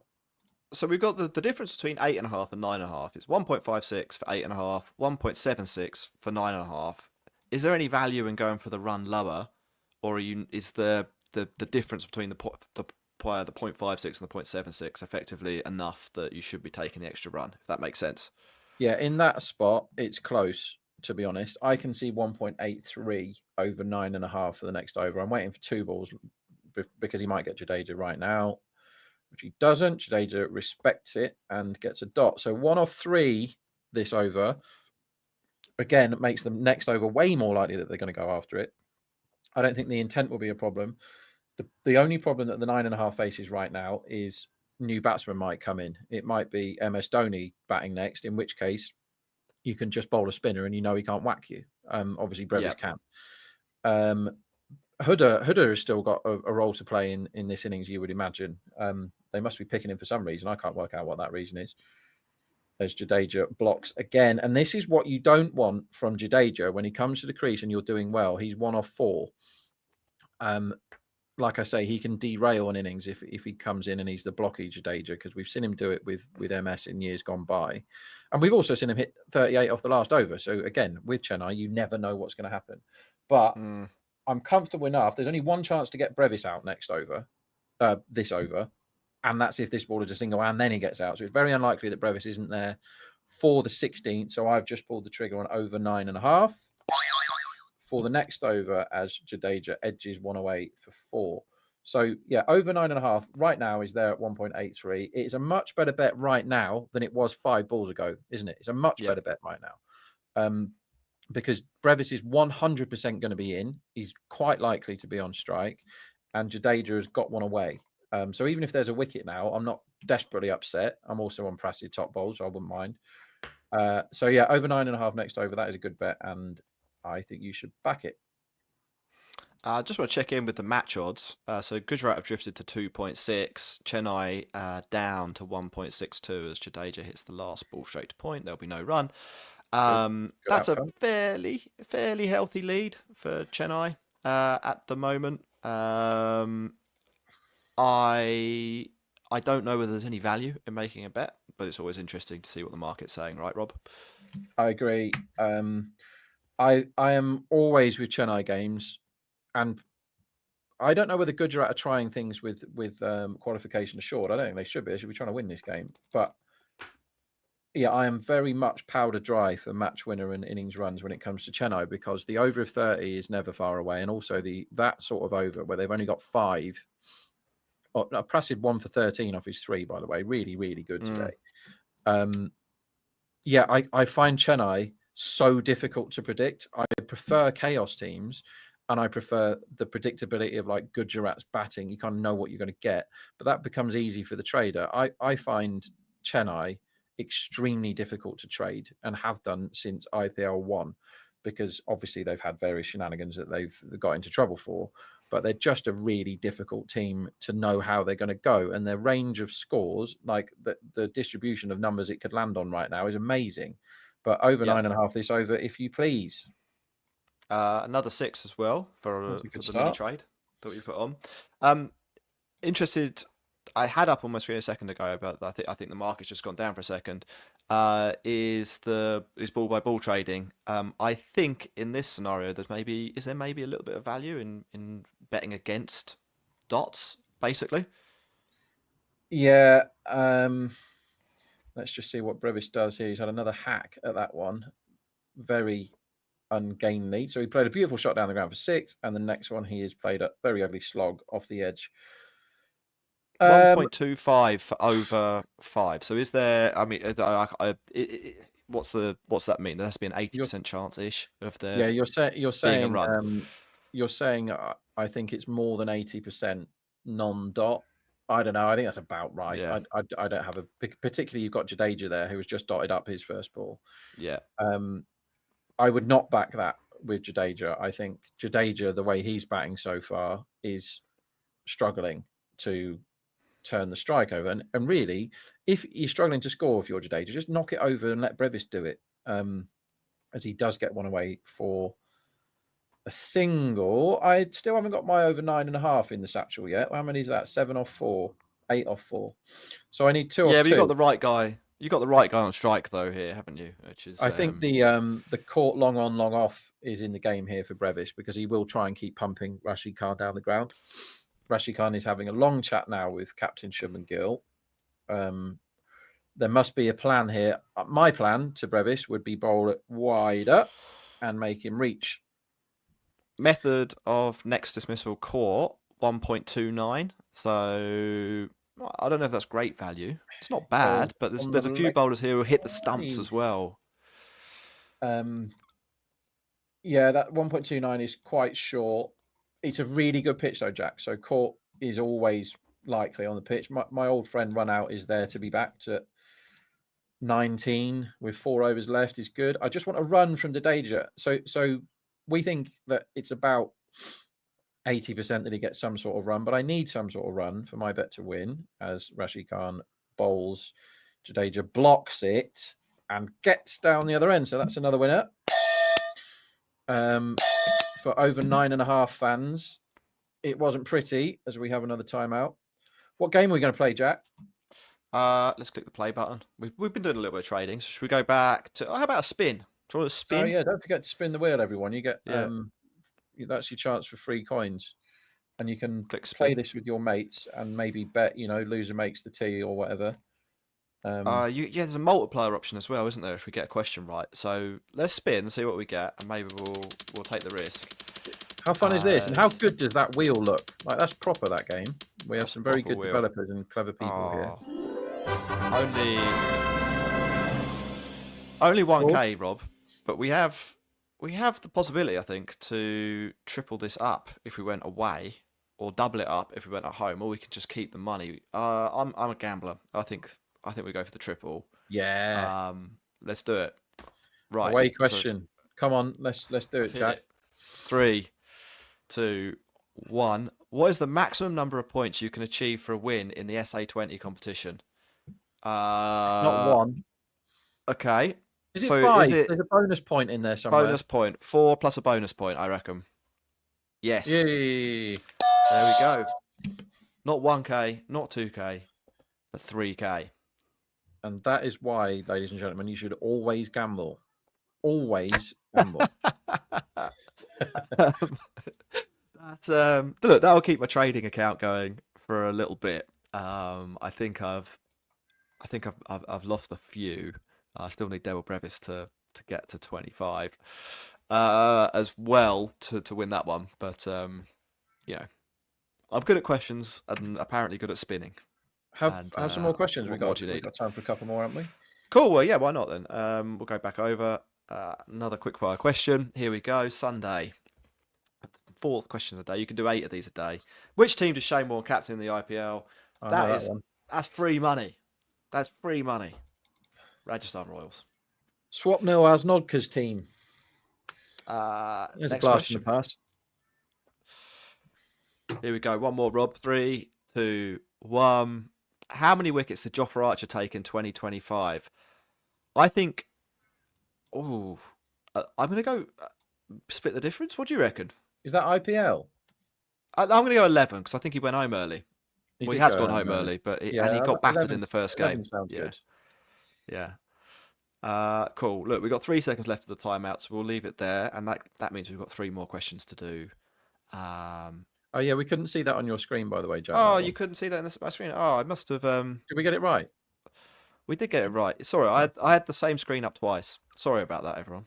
But I must have when I clicked back after we span the wheel, clicked back to the wrong one. So we'll see that again later. But I read the questions out, so yeah. What we want now Hopefully is you got the point. Jadeja to give Brevis strike and Brevis go absolutely bananas and get the top bat. He needs another 38, which is quite difficult to do with 4 overs left, but it's not impossible. Yeah, Courtesy back on. You'd expect runs here, so they're making sure Prasid has got one left for the death. Let's see what happens. 1 runs. 3 and a bit overs to go. That 19 run out is good, by the way. If you can get that, whoever it was that messaged in last week and said run outs never win. I think the way that Jadeja's turned up today, I don't think he's happy with his form, and he's 8 off 10 here, which is really rubbish coming in at this phase. And I think he will be desperate to get Brevis back on strike, so I can see the run out happening here, and it's not 1 in 18 that there's a run out. Yeah, fair. No, good thought process. Brevis on strike. He's on 15 off 8. So it's South African on South African violence. coming up. He goes straight. He's hit back down the ground. Is the fielder in play? No, that's just Shot over the by. fence, just over the billboards. 6 runs for Ah, Brevis. That was a my really nice $250,000 shot. on the over sixes is going to win, isn't it? They've got loads, haven't they? How many have they got now? Yeah. The interesting thing here is, other than Jadeja, everybody has hit multiple sixes today. Everyone has hit a couple, even if they've only been there for 8 balls. Was that the 12th 6 or the? No, I think that's that's bad maths, 11. Jack. 11. So we need one more 6 for our bet to come in. Surely that's a banker with 20 odd balls left to go. Yeah, Gerald surely. is a very hittable man on a good pitch. Is Gerald? He does get some wickets.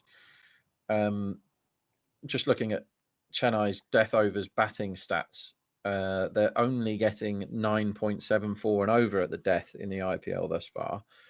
As Brevis goes one-handed down the leg side for 4 more runs. If he scores at this rate, if he stays in, Jack, till the end, he's going to win top bat here. Just going to say, I was just about to say that. I was saying as well, one more run 25 to get the 20. I think I needed 26, Rob. So, well, I need 53. So let's. It's possible. 28, boy. It's definitely possible. I mean, how many? Let's say he faces another 11 balls. It'll be something like that, won't it? He gets it. If he stays in, he probably gets does get it. Yeah. Full slashed into the leg side, 1 bounce, and it sort of dies in the turf, so it'll just be a single. That means my trade comes in, which I'm happy about. Well played, Jack. Jadeja 8 off 10. The thing that annoyed me a little bit about Jadeja in this scenario, he hasn't actually even tried to hit a boundary. I mean, he's edged 1, so he does have a 4, but the other, even that ball, all 10 balls, he's tried to just steer one into the gap. That's putting a lot of pressure on Brevis, who, to be fair, is standing up to it. 26 off 11 is a great knock, but you'd like, I think, at this stage, them to be going from both ends if you were a Chennai fan and you wanted to, well, he's see had an them ugly finish. slog at that one, hasn't he? And got a single, horrible looking shot. Like Jadeja looks very bad here. Again, I can't bet on next over runs because I don't know who's going to bowl it, and I really do think Prasad and everybody else is a big difference. I don't rate SRH at the death at all. The top bowler bet, you're basically cheering no wickets for anyone other than Prasad. And the annoying thing is, Prasad needs a wicket in his last over because bloody Shahrukh Khan come on and got one. So, of course, yeah. Prasad had a way of winning where he only needed to get 1 because his economy rate is 4.33, and he could easily lose to somebody whose economy rate is 13.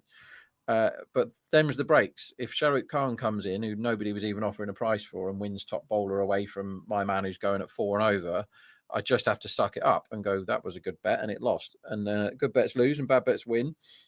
It'd be an annoying way to lose. I need Prasad to get rid of Jadeja, and I've got so many cheers and wheels within wheels with what could happen at the end of this innings. Pretty confident there'll be some more 6s, though. I'm pretty sure there'll be at least 1 more 6, which is what I think I need for my other trade to come in. 3 overs to go. What have we got? I just wanted to do this. I like playing captain. Siraj has got 1. Prasad Krishna has got 1. Sai Kishore 2. I don't think the guy with the ball in the hand is any of those players, though. Is this Arshad they've gone back to? Left arm. They don't normally do that. And his first over went for how many? 28. Yeah, he goes first ball. This is extremely disappointing. This isn't good for me. Oh dear. Well, not for me. Oh, it's dropped short. So let's talk through that. There's a lot of oohing and a lot of ahhing. A wide ball from Arshad is sort of towed up in the air by Brevis, and it lands exactly where mid-off would have been. But there's no mid-off. There's a long off, and extra cover, I guess, is a little bit too wide to run round. Although the ball did have some serious hang time. Bounces. They come through for a single. So Jadeja's wicket percentage now is mega high because he's 9 off 11 and he slogged the last one and looked very upset with himself. He's going to slog this one.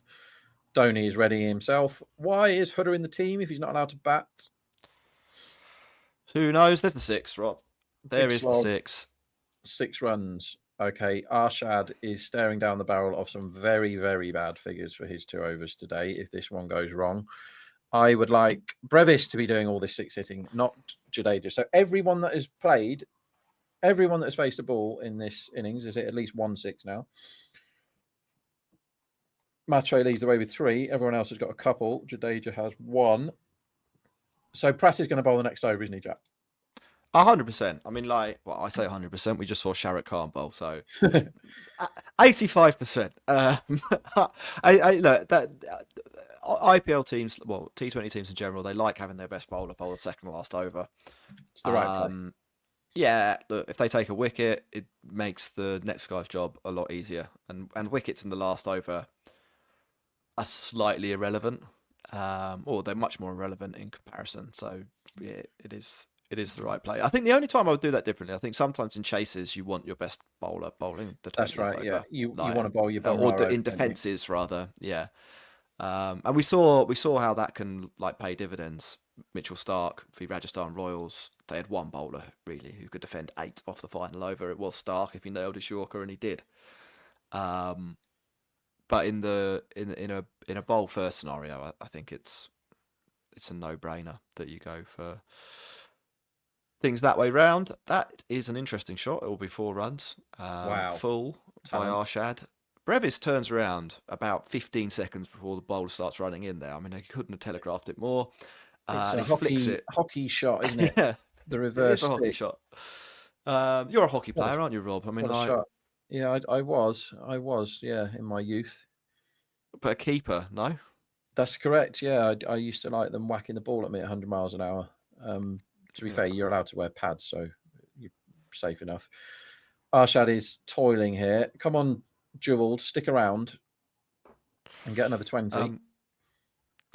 Next player out, Rob. I'm just looking on the trading site. Devil Brevis 1.76, Jadeja 1.94. So you get a better price on Jadeja. He's not on strike at the moment, so I'm not going to bet it. Yeah, but is that worth? I pretty much guarantee that they will move it with who's on strike. Okay, I see. As they absolutely should. So you can only bet the person on strike at this stage of the innings because of extreme intent. So 11.5 is the line for the next over. Sorry, 11.5.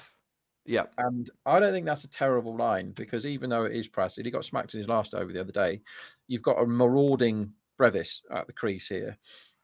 There we go. They've just moved it up to 12.5. So I will bet under 12.5. Thank you for moving it up as we are talking.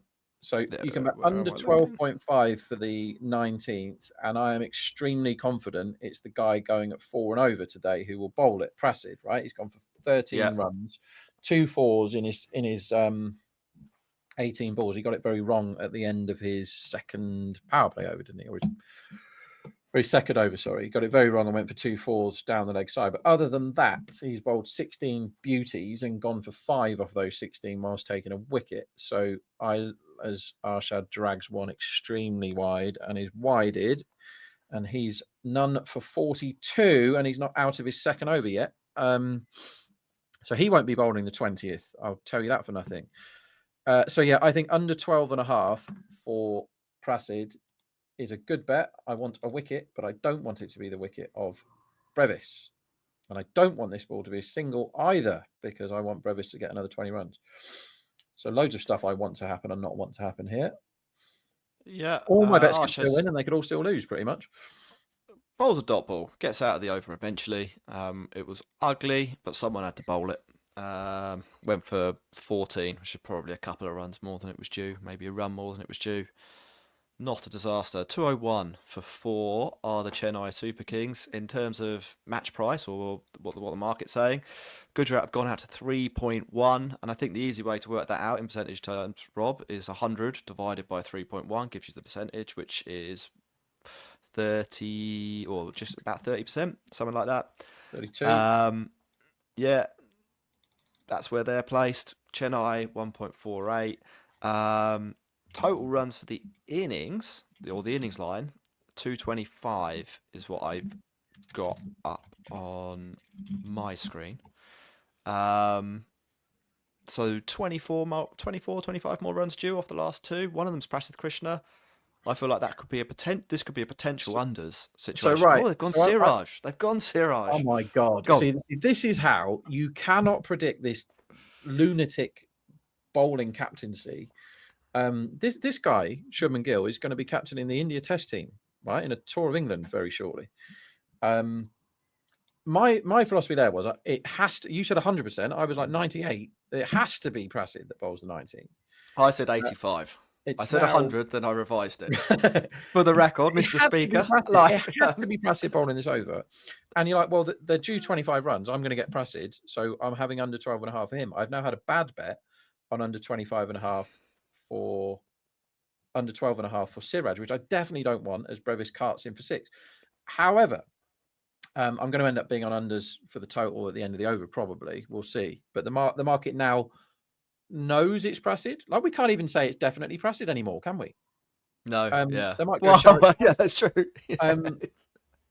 I mean, this is unbelievable captaincy, and it has already cost them runs. We'll see if he gets Brevis here, fine.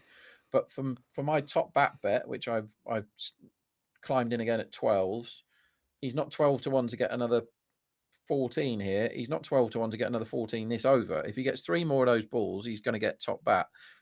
Yeah. Obviously, his wicket percentage is extremely high because he's going to try and hit every ball for 6 now. So Brevis could easily get out this ball. Done it again. Instead, he's gone straight down the ground for another half a dozen. 6. Yeah, 6. Yeah. He's hit it about head high. I mean, he must have hit that ball about 100 miles an hour back at 2 more of those, please. But so my 12.5, which I thought was a really good bet, has lost. Because they bowled this clown, and I just couldn't. This is the problem. We said this before the game started. You never know what they're going to do with their bowlers. I was really sure they wouldn't do this. Go Siraj 19th to Brevis on strike, but we need 8 more runs from Jewell, and we're now at the stage where we're probably slightly odds on to win the 12 to 1, which after the shocking day I had yesterday would be very welcome. Is that going to go as well? It's a big slash. It's a wide ball from Siraj. It bounces a couple of times, and ball boy one more gets 4 it back please. in. So last time I got quite a lot of money away on Brevis top bat, and he looked $1 million for a very similar score. I think he needed 43, and he got cleaned up from nowhere when he was on 42. So what does he need to win today? He needs 53, Jack. So he needs 1 more boundary. So 52 is a tie. Is that right? Yeah, he ain't going to get 52. I guarantee you that. He's not going to get 3 or 3 singles. In a 50, I'd say he did. Just to hear me out here, if he did tie, do you win because he's faced the fewest ball? It's half. Cool. Come on, picks up a single. That's a half century for Brevis. He'll be off strike, so he's going to have to probably find the boundary against Prasid, which is tougher, not impossible. A little bit tougher. Jadeja will get a couple of balls at Siraj here, which will probably be a relief for Siraj. I'd have thought. Like I can't. I mean, you were just talking about how silly this is. I can't get over this decision from Shubman Gill, and as you said, he's going to be the Test captain. I mean, is it? We'll never really know. I mean, is it all Shubman Gill calling the shots out here, or is Ashish Nehra coming up with some plans? It just seems a little bit odd as Jadeja knocks one out. They're going to come back for the second run, but it's a poor throw and not great backing up. Might be a third on here with people falling over all over the place. Kishore has had a time of it in the field. So what we don't want now is a single. We don't want Jadeja facing all the rest of the balls. We do not want Jadeja facing really any more balls, do we? So we want him to hit a boundary here, or dot basically, and that will mean that Brevis gets a free shot at hopefully getting the 3 runs that you need. Yeah, we want dot, boundary, wicket, or 2. Jadeja takes a single. Obviously. Sorry, Rob. Obviously. That's upsetting. So, had a lot of bad luck in the last few days as far as betting these big prices and stuff. And you need a fair bit to go your way when you're backing double figure prices. But the amount I've had that have gone like this, that have nearly won, and then not one. So anyway, this last line here is 12.5. You can buy under 12.5 at evens, but they've allowed those runs. Another loser there, by the way. The nope, that's the wrong one. The 12.5, which I thought was a good bet if it was Prasid, actually went for 20 because it was Siraj who's bowled like a drain. The stuff to cheer here is if you're on Brevis top bat, you need him to face a ball and score at least 2 from it. And then the Prasid top bowler, if Prasid doesn't bowl this over, which we can no longer rule out, he ties with Shah Rukh Khan on runs conceded, even though he bowled 2 overs more. If he does bowl it, we need him to get a wicket.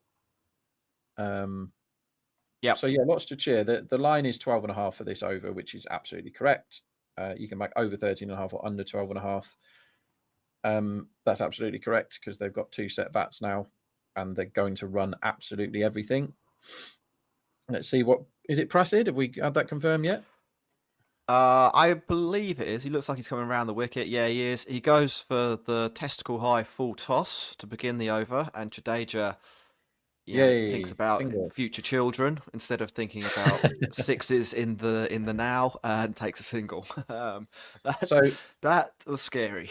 And unless this is a single, I'm probably going to get a 4.5 winner or a 13 winner right now. But I really want the top bat to win. It would be a much needed financial boost if Brevis gets it done here. It's the hardest bowler to score a boundary off. You could win. I mean, you could win all round. What you want here is a 4 and a wicket. Out. Yeah, and everyone is happy. It's party Come time on, in the Brevis. Barron household. Come on, Brevis. Here comes Prasid. He goes too full, but Brevis doesn't time it. Oh my God. It's gonna roll through mid-wicket just Run for him a up. single. Run him up. Jadeja. He's not going to lose top bat by 1 run twice in a row, is he, Jack? Well, look, the good news is I think there's a decent chance Jadeja hits this ball for a single. Like there's that's a serious possibility. That's what Jadeja sort of does in these scenarios. Bad news is that Brevis still needs to get an even number of runs, doesn't he? And I think against Prasid, there's a decent chance that Brevis takes a single himself. Anyway, here comes Prasid. He's bowled really well. He goes short. Jadeja pulls. That's going to get over the infield. Will they come back for 2? They do not. Oh, Rob, that's a big win for you. Wow, that's a huge win. Jadeja turned, but Brevis was like, "No, mate, I've got a bet to win." Rob Barron has lumped on. You get back up that end. We've got enough runs. The team's job's done. This is Rob time. 3 balls to go. We want a 2, a 4, a 6, a 3. They all win it. And 1 ties it. Yeah, I don't want the wicket here. I don't want to lose. I was on Brevis last time at exactly the same price, 7.5, and he lost by a run. I don't want to lose by a run twice in a row. He's got 51 here, which really should be enough to win off his 20 balls. Come on, Joel. What have you got for me? Oh, Prasid. He goes short and wide. I think he saw what Brevis was trying to do. Brevis was down on one knee, trying to ramp over the wicketkeeper. Well bowled by Prasid there. I mean, 51. how good was that under 12.5 for the 19th? If he's a bloody bowler? Come on, Universe. It was a great bet. It was a great bet. Universe. Just one run from somewhere for Brevis. I think I'll take a bloody tie the way it's been going recently. Smack him for 4 or 6, Brevis. So we've got 2 balls left. After that, we'll wrap up the score, run through that quickly, have a look at Rob's bets. As Brevis gets one in the slot. This is high. It's over mid-wicket. It's over the car. Rob, it's party time. What a bet. What a bet. That is extremely pleasing. So, 2 weeks ago, we gave you a 22-1 winner live, Andre Russell top bat. The week before that, Jack, I did my best bit of cricket-ating and gave everyone a 70-1 winner, which was no way. Krunal Pandya, 70-1 winner. And this week, not only did we tell you to back Brevis at 7.5, we told you to go in again at 12-1 and 14-1. And he's done the bizzo. So this is a good day, ladies and gentlemen. I don't care what happens for the rest of the day, apart from the fact I want all my bets to win. Now, if Prasid cleans him up last ball, we've won the top bowler as well. Otherwise, we'd If that's it, I think we just end the stream, Rob. We take the afternoon off. We'll go to the pub. Like it's reminder to send your victory. suitcases full of money in if you've been following us in, because no one's done that yet. MS Dhoni will not bat. He's standing there in his helmet, looking sad. Sure, it's gone high, Rob. This could be amazing. Has it gone far enough? No, it hasn't. It's caught by Butler. It's a wicket for Prasidh Krishna. So that means Brevis wins, Krishna wins, Rob wins. That is what a fantastic end to the innings, Rob. That is how do you feel right now? That is lovely stuff. It's nice when a plan comes together. Like we told you all of it. We were on in plenty of time before the game to give you these winners. Yeah, you're welcome, everybody. And reminder, I don't want thanks. Doesn't interest me. I know I'm awesome. I just want you to send suitcases full of money in. So if you just address them to Cricket Towers, Rob, thank you. And then a suitcase full of £50 notes, I think it'll be about right. Yeah, lovely. What a great innings that was, Jack. Absolutely fantastic, Rob. I mean, everything came down the way we wanted. Just to run through the score, Chennai Super Kings, they get up to 230. The stars of the show, Devon Conway with 52 off 35. Devil Brevis with 57 off 22. Bowling-wise, most people got hammered except for Prasidh Krishna. His 4 overs, 22 for 2. That's really good work from him. And we got a little surprise cameo from Shahrukh Khan, who bowled 1 over 13 for 1 and picked up the big wicket of Dubey. Bets-wise, Rob, we just went through that in the last over. Devil Brevis at 7.5 to win best bat, and then you went in on again on him twice at different longer prices. You got Prasidh Krishna, top bowler at 4.5. We had a couple of overs bets in there, didn't we? Do we have anything else that came through? We definitely lost on Conway's runs. We had some good next man outing though. We backed Matre and Irville both to be out next when they were batting with Conway, so both of them won. Definitely had a loser of that under 12.5 because we thought Prasidh was going to bowl, but being on Prasidh at 4.5 was lovely because he nearly got robbed by the inexplicable Shahrukh Khan over that was 1 for 13, but him getting the wicket off the very last ball was a real joy. It's a rarity, Jack, that innings go that well. Like yesterday, if we would have been on air, it went the exact opposite of that. Like everything nearly won, and they were standing on the rope and not giving sixes and all that sort of thing. So, the gambling gods took away yesterday, but they giveth today. So thank you, universe. I'll stop moaning at you. Shall we have a break? I think that sounds like a great idea. Look, we're going to be back in 5 minutes to pick up the Gujarat chase. We've got some action coming up in that as well because we've got Gill for man of the match and Gill top runs, 230. It's going to be. It's probably a tough ask for man of the match. I think that's because it would take a hell of an innings. But top runs, that's definitely on, right, Rob? We'll be back, as I said, in 5 minutes to pick up the drama. Think fast. It's cricket, but it's all in your head. Quickfire is Cricket8's brand new trivia game. Coins power every game on Cricket8, and Quickfire is the easiest way to get them. Play for free every day and build your balance. Can you keep up when the pressure's on? Every second counts. Every answer matters. Don't just watch the game, play the game.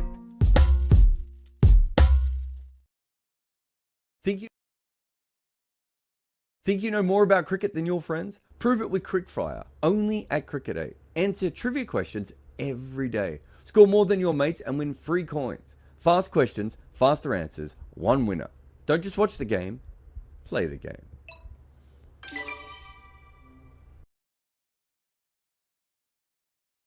Think you know bat and ball? Play the first ever social cricket trading game on Cricket8. You can play for free, acquire virtual coins, and jump right in. In Trader, you can strategically risk coins on live cricket matches across dozens of markets. Sign up now. Don't just watch the game, play the game. Think you know bat and ball? Play the first ever social cricket trading game on Cricket8. You can play for free, acquire virtual coins, and jump right in. In Trader, you can strategically risk coins on live cricket matches across dozens of markets. Sign up now. Don't just watch the game, play the game. Think you know bat and ball? Play the first ever social cricket trading game on Cricket8. You can play for free, acquire virtual coins, and jump right in. In Trader, you can strategically risk coins on live cricket matches across dozens of markets. Sign up now. Don't just watch the game, play the game. Tired of fantasy cricket? It's time to play a new game. And don't worry, it won't cost you a rupee. Cricket8 Trader lets you play live during thousands of cricket matches every year. Gamify your love of cricket. It's fast, it's fun, and you're always in the action. Trade every ball, over, boundary, and wicket. Win coins and beat your friends. Don't just watch the game, play the game. Tired of fantasy cricket? It's time to play a new game. And don't worry, it won't cost you a rupee. Cricket8 Trader lets you play live during thousands of cricket matches every year. Gamify your love of cricket. It's fast, it's fun, and you're always in the action. Trade every ball, over, boundary, and wicket. Win coins and beat your friends. Don't just watch the game, play the game. Tired of fantasy cricket? It's time to play a new game. And don't worry, it won't cost you a rupee. Cricket8 Trader lets you play live during thousands of cricket matches every year. Gamify your love of cricket. It's fast, it's fun, and you're always in the action. Trade every ball, over, boundary, and wicket. Win coins and beat your friends. Don't just watch the game, play the game. Tired of fantasy cricket? It's time to play a new game. And don't worry, it won't cost you a rupee. Cricket8 Trader lets you play live during thousands of cricket matches every year. Gamify your love of cricket. It's fast, it's fun, and you're always in the action. Trade every ball, over, boundary, and wicket. Win coins and beat your friends. Don't just watch the game, play the game. Think fast, it's cricket, but it's all in your head. Quickfire is Cricket8's brand new trivia game. Coins power every game on Cricket8, and Quickfire is the easiest way to get them. Play for free every day and build your balance. Can you keep up when the pressure's on? Every second counts. Every answer matters. Don't just watch the game, play the game. Think fast, it's cricket, but it's all in your head. Quickfire is Cricket8's brand new trivia game. Coins power every game on Cricket8, and Quickfire is the easiest way to get them. Play for free every day and build your balance. Can you keep up when the pressure's on? Every second counts. Every answer matters. Don't just watch the game, play the game. Think fast, it's cricket, but it's all in your head. Quickfire is Cricket8's brand new trivia game. Coins power every game on Cricket8, and Quickfire is the easiest way to get them. Play for free every day and build your balance. Can you keep up when the pressure's on? Every second counts. Every answer matters. Don't just watch the game, play the game. Think fast, it's cricket, but it's all in your head. Quickfire is Cricket8's brand new trivia game. Coins power every game on Cricket8, and Quickfire is the easiest way to get them. Play for free every day and build your balance. Can you keep up when the pressure's on? Every second counts. Every answer matters. Don't just watch the game, play the game. Think fast, it's cricket, but it's all in your head. Quickfire is Cricket8's brand new trivia game. Coins power every game on Cricket8, and Quickfire is the easiest way to get them. Play for free every day and build your balance. Can you keep up when the pressure's on? Every second counts. Every answer matters. Don't just watch the game, play the game. Think fast, it's cricket, but it's all in your head. Quickfire is Cricket8's brand new trivia game. Coins power every game on Cricket8, and Quickfire is the easiest way to get them. Play for free every day and build your balance. Can you keep up when the pressure's on? Every second counts. Every answer matters. Don't just watch the game, play the game. Think fast, it's cricket, but it's all in your head. Quickfire is Cricket8's brand new trivia game. Coins power every game on Cricket8, and Quickfire is the easiest way to get them. Play for free every day and build your balance. Can you keep up when the pressure's on? Every second counts. Every answer matters. Don't just watch the game, play the game. Tired of fantasy cricket? It's time to play a new game. And don't worry, it won't cost you a rupee. Cricket8 Trader lets you play live during thousands of cricket matches every year. Gamify your love of cricket. It's fast, it's fun, and you're always in the action. Trade every ball, over, boundary, and wicket. Win coins and beat your friends. Don't just watch the game, play the game. Tired of fantasy cricket? It's time to play a new game. And don't worry, it won't cost you a rupee. Cricket8 Trader lets you play live during thousands of cricket matches every year. Gamify your love of cricket. It's fast, it's fun, and you're always in the action. Trade every ball, over, boundary, and wicket. Win coins and beat your friends. Don't just watch the game, play the game. Tired of fantasy cricket? It's time to play a new game. And don't worry, it won't cost you a rupee. Cricket8 Trader lets you play live during thousands of cricket matches every year. Gamify your love of cricket. It's fast, it's fun, and you're always in the action. Trade every ball, over, boundary, and wicket. Win coins and beat your friends. Don't just watch the game, play the game. Tired of fantasy cricket? It's time to play a new game. And don't worry, it won't cost you a rupee. Cricket8 Trader lets you play live during thousands of cricket matches every year. Gamify your love of cricket. It's fast, it's fun, and you're always in the action. Trade every ball, over, boundary, and wicket. Win coins and beat your friends. Don't just watch the game, play the game. Tired of fantasy cricket? It's time to play a new game. And don't worry, it won't cost you a rupee. Cricket8 Trader lets you play live during thousands of cricket matches every year. Gamify your love of cricket.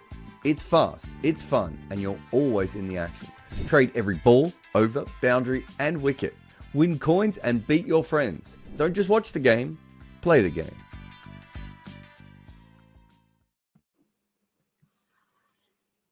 Hello. Oh, hello everyone. Welcome back to Cricket 8. We're talking about Chennai Super Kings v the Gujarat Titans. Chennai batted first. They've put up a big score, 230. Devil Brevis, he was a big winner for us in the first innings as he climbed in to some buffet bowling towards the end.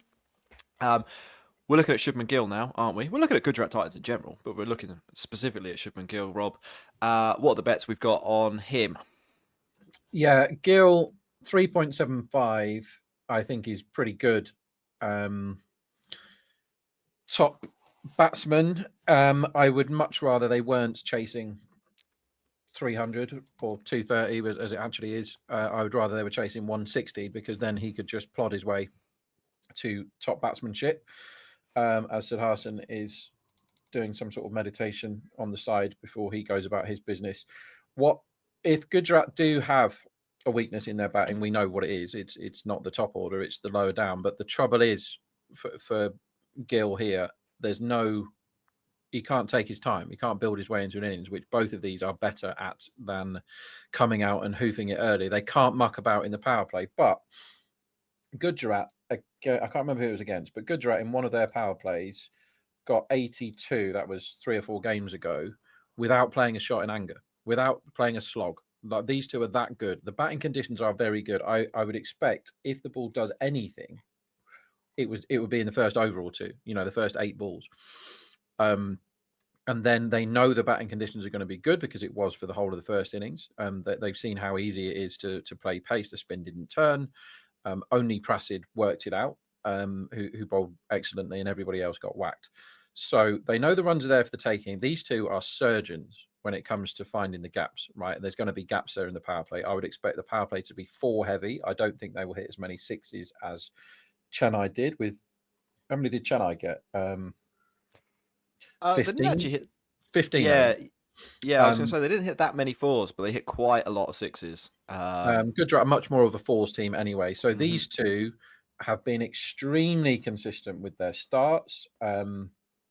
The opening partnership, as we all know, is the best in the IPL by a million miles. They're averaging 57 for the first wicket, which is loads. But normally you just say, right, you're back over 30 for Sid Harson, over 30 for Gill, and over for the first wicket partnership, because it always happens. This is the sort of time where it doesn't, Jack, because they have to go hard. They need, Yeah. they need nearly 2-a-ball from the jump. So Conway has been subbed out, who actually made 50 runs today, which was definitely to my surprise. And in comes, I assume, Patharana. Yeah, Patharana. Yeah, it is. Yeah. He's got his glasses on there, looking cool. I would not have done that. I would have subbed Patharana in after 10 overs and let a capable fielder field for 10 overs before Patharana comes on and bowls. This is interesting. It looks like Chennai are going to open the bowling with Jadeja. Interesting. So Interesting. we have seen some, left field bowling decisions. I don't absolutely hate this from a Chennai point of view. I think Jadeja's about as likely to get a wicket as any of them, and the chances of any of them getting a wicket are fairly low. So you might as well give it to the guy who's got, has got to get through some overs and might be able to tie someone down. He starts with a pie down the leg side, but there's a fielder out there. It will only be a single to Huda, backward of square on the rope. Rob, I was looking on the trader site, cricket8.com/trader, if you want to head over there and see what's going on. I do. The run line for both batters is 35.5 at that point. I'm thinking of taking under for both of them, and surely there's a decent chance of at least one of them. I quite like that philosophy, because I think you would put them at 35.5 if they were batting first here. Yeah. Because they know, they can afford to, or in Gujarat's mind anyway, they can afford to defer risk as Gill gets off the mark in the easiest possible fashion, as if he's not chasing 230, just pushing it into a gap for a single. So these two will find gaps all day long. If they were batting first, I would thoroughly recommend you don't do what you've just done. But because they are batting second and they need to score at a much higher rate than they normally do, as an excellent bit of fielding happens on the rope, which turns a 4 into a 2 for Siddharthan. Was that Huda doing something? It was Huda. Maybe that's why he's in the team for the full-length dives. I mean, that is, we're taking the mick a little bit, but that's actually a really, really good piece of fielding. Very good piece of fielding. Your angle is correct. It's they shouldn't have higher lines than normal. You could have argued all the way through the season that their line should be higher, but today they've got to go hard from right now.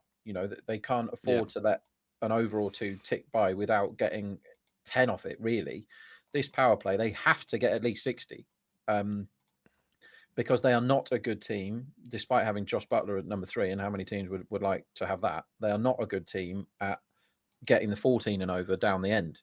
They would need Rutherford to do something ridiculous.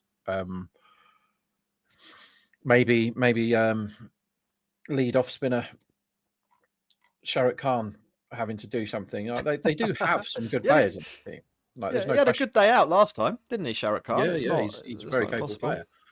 Tawach is along as well. He's a good mascot. There's a couple of sixes in the locker there. And maybe we'll get Rashid Khan's annual 75 off 20 balls to remind us that he can swing the bat. Look, the first over's over. Very Jadeja-esque. Well, not very Jadeja-esque, very Jadeja. There's no esque about it. It was the Jadeja, the real life Jadeja. 7 off. No sniff of a wicket, but no sniff of a boundary, really, either. I suppose it was that good stop, but it was to an area that had fielders. So Gujarat do what they always do, and score 7 for none off the first over. It feels like they do that an awful lot. It's actually only the third time they've been 7 for none off the first over, but they have got 5, 5, 6, 8, 8, 6, 6. They're so consistent at just getting about what you would expect them to do from their first over. I would say that's a slight win for Chennai, none for 7. I think Khalil should probably bowl the first over, because when you get a tiny amount of swing, and they had swing for 8 balls in the first innings? Yeah, about that. You bowl Khalil first over and hope he gets it, because he's now bowled onto Siddharthan's pads, which is something you absolutely shouldn't do, because he will do what he did just then. And this is 0 risk, 4 runs. And that is something that Chennai's batsmen don't have in their locker. Like, all the players that scored runs took risk. Conway was quite lucky to get 50, I thought. I don't think he played that well. He just put the bad balls away. It's a really, really good pitch. Agreed. But Gujarat can score fours. That 82 they got on that power play, they didn't take any risks. They just hit all the bad balls for four. And if he keeps bowling down Sudhasan's legs, as the first ball is effectively now gone for 5 because he's bowled four and a wide. If he can't sort his line out here, Khalil, he'll get 25 off this over just by hitting them all for 4. He's that good at finding the gaps and just putting the bad balls away. So what Chennai need to do is find a way to bowl dots, which is so hard against these guys who get singles off balls that everyone else get dots off, and bowl to plans. But when you've got Noor and Pathirana defending 230, you should really defend it, because Noor should have to be attacked, and he becomes a pretty lethal weapon when that's the case. Would you agree with that, Jack? Yeah, I'd say that's for sure the angle. This is a game. Chennai, I think, have really struggled in the power play all season because they don't take wickets, which means that the other team can get away from them. And by the time the power play's over, the pressure to score off Noor and Pathirana later on is diminished. And even in that scenario, Noor Ahmed has taken wickets this year. Like he's still been a good bowler. I think in this case, as long as Chennai don't completely let the wheels come off, a few dots here and there, keep the rate below 11, they are going to have to attack Noor, as you said. And I feel like that brings them into play. What I would say, I mean, if you're going to look for counterpoints to that, though, I'd say we didn't really see the ball turn in the first innings. I thought it went more or less straight on. I think all the spinners did pick up 1 wicket apiece, but none of them were like, oh, wow, where did that come from? Or he spun him out there. They were like smashed down the throat of long off, or a slog sweep to a ball on middle stump that you don't connect with. Like they're not wins for the bowler, I would say. I think they were losses for the batter. That's a good shot from Gill, driving little uppishly through extra cover for 4. Yeah, meat and drink, just there to be hit, and hit it he did. As you said, slightly uppish. There was never a fielder in the game because he bisected the 2 fielders perfectly. Yeah. That is a shot that can get you out, though, in the power play, because it doesn't, if that was 2 yards either side of where it was, it would have been quite an easy catch for either of those fielders. Here's Khalil again. He goes full. I feel like Gill will want that one back. That seemed to be in his wheelhouse, but he's hit it straight. Very hard, but straight at mid-on. There's no run there. Rob, you've gone a little bit quiet, which usually means there's some betting action happening. What have you been doing? I'm looking for the price on Noor to be top wicket taker this innings. Yeah. I saw him before. I didn't flag it up before the game at kind of 3.75, which is just about a bet. We didn't put it up as one of our bets, and I haven't actually backed it myself, to be completely honest. So I'm now looking for a price for him right now, because I think a bowler of his type is so likely to win in chases where they're going to need 12 and over when he comes into the attack. Obviously, we've had 2 bowlers who have been amongst the wickets not get one in their first over, so he's automatically quite short already. But I can't see a price, so that's why I've gone quiet, because I'm sniffing around to find one. Our main cheer this innings is Shubman Gill to be good. Sure. Him getting the man of the match is an ask. He's going to have to score 100 to get man of the match. Yeah, and probably win with the 100. I mean, even 100 might not. Yeah, if Pathirana bowls 3 for 30, that might snag it over someone who gets a century for the losing team, right? So that's tricky. Anyway, 2 overs have gone, 18 off. There was 11 from that over from Khalil, which is that's nobody really wins, I would say, off that one. Maybe a slight Gujarat win, but we will see how things develop. I just want to have a quick look at the match odds. Gujarat drifting still to 3.6. Chennai 1.37. So if you're a match trader, that's where we are on that one. Has Jared been trading? Because last year I did a lot of Cricket8, and Jared was beating the match market. So I'm not sure he's continued that winning at 500% or whatever he was, as Cambodge, the top man, comes into the attack. So this is interesting, because Cambodge bowls dots and these 2 never face dots. So something will happen here. I wonder who wins, as the first ball is indeed a dot. Jared, it's very hard to say what he's been doing, because he does everything all the time. Like, the man doesn't sleep. He's awake for 26 hours a day doing things. And whenever you think he's gone quiet, it's because he's bloody interviewing Bumble or he's broadcasting somewhere, and then he's messaging saying what bloody basketball bet he's having at the time. Like, he's everywhere. I don't think his IPL match winner trading on Betfair has been battering all the syndicates into submission. I think that would be fair to say.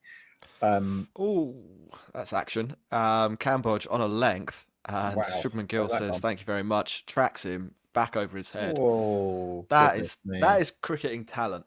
Like, you've got to be so good. This at home, that is very difficult to do. I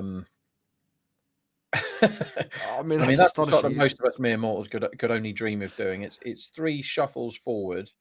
I don't even think he's got it straight out the middle, Jack. I don't think that's right out the screen. No, he's hit it on the up as well, 89 metres. And then before the ball's even landed, he's punched gloves with Sisadar. That's cool as you like there. What's Cambodge going to do? He comes in. Nick, gone. Caught a first slip. Cambodge strikes back. That's disappointing. Had plenty on Gill there, and the man of the match was very good. But when they're chasing 230, as Jack told you, the innings their player runs can't be as high because they just had to keep going harder and harder, and he didn't quite find the middle, and he's gone after Cambodge, and he's a man that you, because he bowls so many dots in the power play, if you do go after him. Which they had to do. I'm not cussing Gill out here for. I think his captaincy was quite poor in that first innings with the bowling changes, but he had to go after him. They had to get a winning power play. But now, with a very rare failure for Orange Cap Man, or very close to Orange Cap Man, Shubman Gill, I think he might have just taken it before he's just about to give it back to Siddharthan. Gujarat are hugely toiling to win this game. I'm surprised the market's holding at 1.2.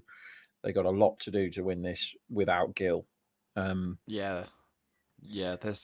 got to be a significant, Butler miracle innings priced into that 1.2, right? Like, if he goes, you can see the market flatlining basically. Not to say that Sai Siddharthan isn't a good player, but really, if I'm looking at this, I'm saying the 10% of the if you think the match is 100%, 10% of the time is going to be won because Butler does something mad, is what I would say is the scenario. If he goes, then you immediately, if you're Gujarat, that 10% ships to Chennai Super Kings, and your equity in the game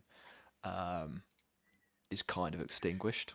It's kind of a weird way of explaining that. I'll work on my equity analysis of cricket matches, but I think I got the point across eventually.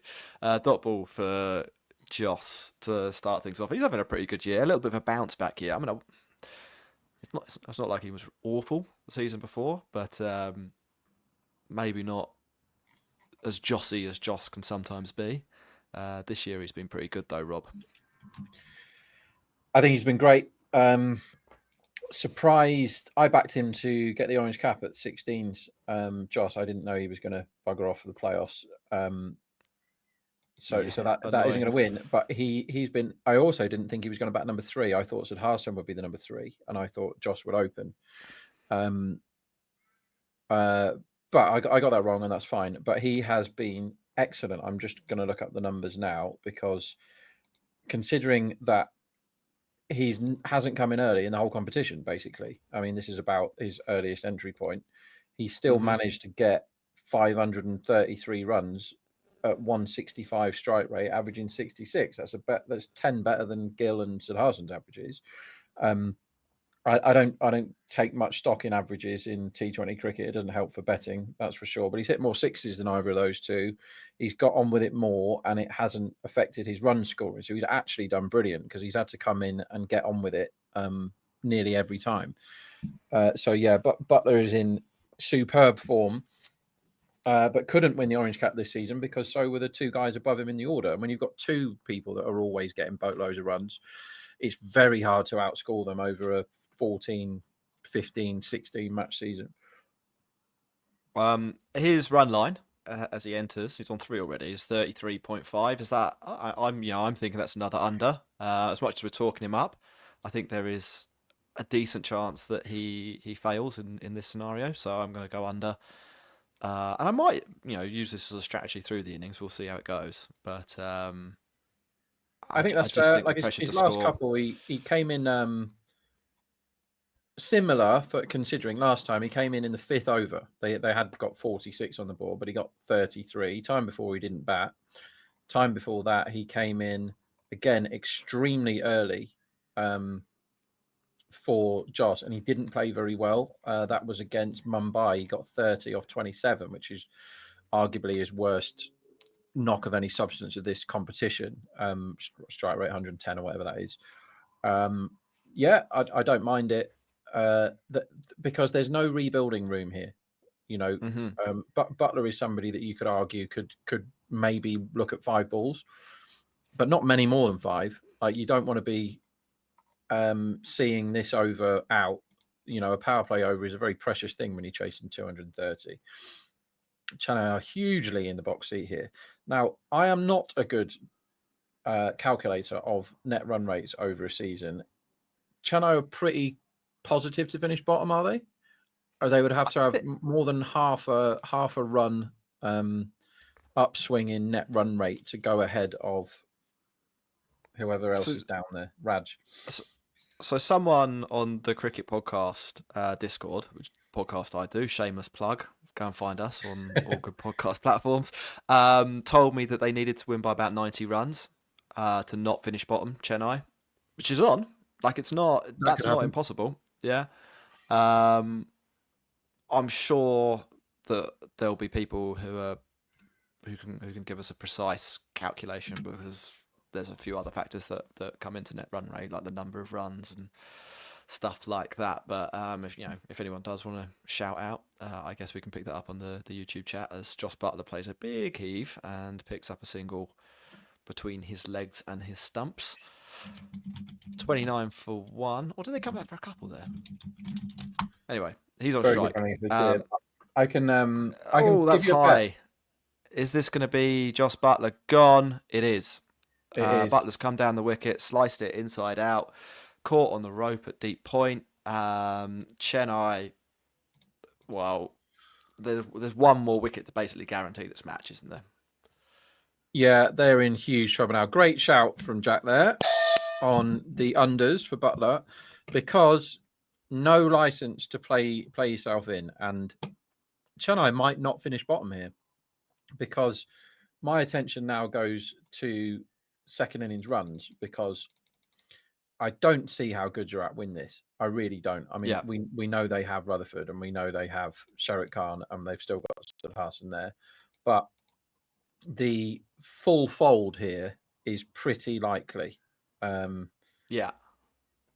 it? The full game over mega fold is the most likely thing that happens now, because everyone that comes in has got to come in and whack and come off, and it's so hard for multiple people to do. They've also got to attack the hell out of Noor and Patharana, and that's 8 good overs. Patharana's been very hit or miss, but Noor hasn't. Noor's been really good the whole season. This is huge trouble for Gujarat, who I don't think will mind that much. It makes the table quite fun as well. Cool. We've had someone message in, the Elden Lord on YouTube. If Chennai Super Kings restrict Gujarat Titans to 121 or below, so it's a bit more than 90, it's about 110, then they will not finish bottom, which is good. Apparently that's sourced from Crick Buzz. So okay. Thank you, Elden Lord. In that direction. Yeah, thank you very much. What's that a reference to, Jack? Any ideas? Elden Lord? Doesn't ring a bell for me. Lord of the Rings. It It's got Lord in it. Lord Shardul Thakur, possibly. Elden Ring. What's Elden Ring? I might get myself into very dangerous Googling territory here if I. It's your search history, not mine, mate. You get stuck in. I will just focus on the cricket. Khalil, that's a big heave. Controversial. Okay, Rutherford isn't going to get any runs if he bats like this. He's tried to hit his first 2 balls for 6 and missed each one of them by 6 inches. Yeah, it's some sort of weird thing with Elden Rings. I've not learned anything. Elden Lord is something to do with Elden Rings, and there's a show or a game or a something called Elden Ring, and I'm not looking up anything else. Nice. But congrats, Mr. Lord. Yep. Yeah, interesting phase of the game. Rutherford's line shouldn't be too high. I mean, if that's starting with if someone thinks he's worth 25, it's probably too many if he's going to bat like that. It feels 20. like... Well, look, the strategy's worked so far, so we'll go again. I'll go under 25.5. That's what I've got on the Play Cricket Trader. Are you absolutely mocking off on the trader, by the way? Well, in the first innings, I was up by 69 coins. Good number, but nothing heroic. And I've got Shafane Rutherford. It's up on the screen now, under 25.5. I had Silas Darson under 35.5. So I'm looking like I might lose that one, but I won Gillen Butler. So yeah, it's very good shooting. There's a very clear player run strategy here for so what traders think here is, oh well, it's such a great pitch, so obviously they're due loads of runs. Again, first innings, I get it, but this isn't the first innings. They need 201 off 95, which is absolutely bloody loads. Yeah. And Rutherford is now 0 off 3. So if I'm trading Rutherford's runs, I am definitely knocking runs off for his start, because it was wild swing, block. Now they need 13 and over pretty much. What does he do now? Most likely thing for Cambodge, who was bowled 8 balls, and they haven't scored a run off half of those. So he's still a great dot man, even when it's a really good pitch. The huge swing from Rutherford is quite likely. And if you're hugely swinging early on in your innings when you haven't got anything away, your wicket percentage is really high. Is that it? It is. So he has swung, mistimed it. He's trying to pull. It's floated up in the air, and it's caught by mid-on, running round. A sort of sliding diving catch. The other thing here, I was going to say, that's another win for me. I'm a hero. Thank you, ladies and gentlemen. The other thing I was going to say is that Gujarat have got nothing to play for in terms of net run rate, because they're not going to catch Mumbai Indians, and the 2 teams below them have had a rain off. So if they win their match, they go above. They purely have to play for the win. It is as ridiculous as it might become. So they just should keep swinging. Like, there's no point getting 180. Like, it doesn't help them from a qualification for the top 2 point of view. It's a pure free hit. Shafane Rutherford, 0 off 4. Rob? Yeah, we talked him out quite well there, didn't we? But that was one where the run line thing, if you had time to get on in the 15 seconds I was waffling on for, is okay. Let's say they started him at 25, which they did, which we said was too many to start him with. But then he's given you a big clue that he's going to get out early. You know, he'd come out, swing, block. He's like, now what's going to happen? Very likely that another big swing happens. And when you're 0 off 4, you're very likely to then get out, because you've got no form, you haven't felt the pace of the pitch, you haven't got the ball onto the bat, you've got no rhythm, you've got nothing going for you.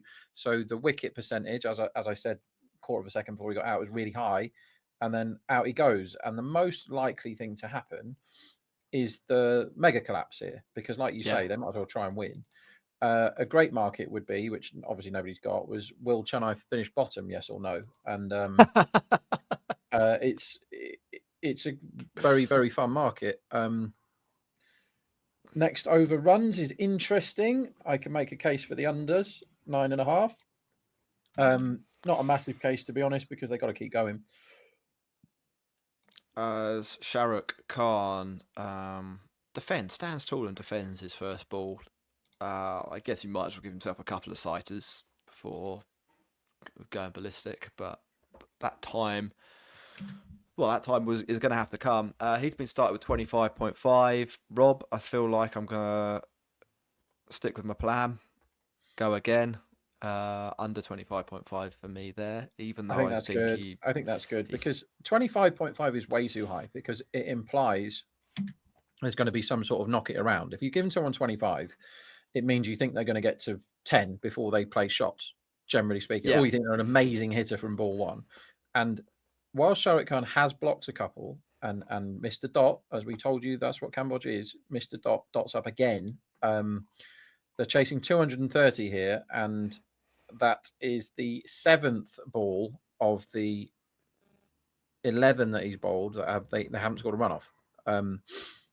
Chasing 230. So some stuff from Cambodia. This. In this scenario, a minute ago, you said averages, you don't really take them into account when it comes to betting. Not In this at all. scenario, I've just checked Shah Rukh Khan's average, 22. That's below 25.5, as he has a massive Yahoo at that. I think he was looking Okay. somewhere up towards the International Space Station, certainly not at the ball. So, why is this irrelevant? Go on. Because, so you're saying his average is 20? His average is 21 in the IPL. It's a bit higher this year because he scored some runs. It was a bit lower last year. But yeah. So I want his runs per innings because I'm betting on his runs per innings. I'm not betting on his average. Yeah. So I am concerned with median numbers, and I'm not concerned with not out skewing it because if I have a bet on player runs, as we've had a bet on Rinku under 22.5 in the next game, for example, that's not because I think Rinku's rubbish, and I know what Rinku's I don't know what Rinku's average is. I can go and look it up, but Rinku's average will be absolutely fine. The reason I'm betting it is because there's 2 ways I can win, and one of them is he doesn't face enough balls. So Shah Rukh Khan's average will be plenty of not outs because he comes in down the order, and it's still only 20. So yeah, there'll be also third of a his lot of innings times where he comes in and gets 3 not out because he's only faced 2 balls or whatever. Yeah.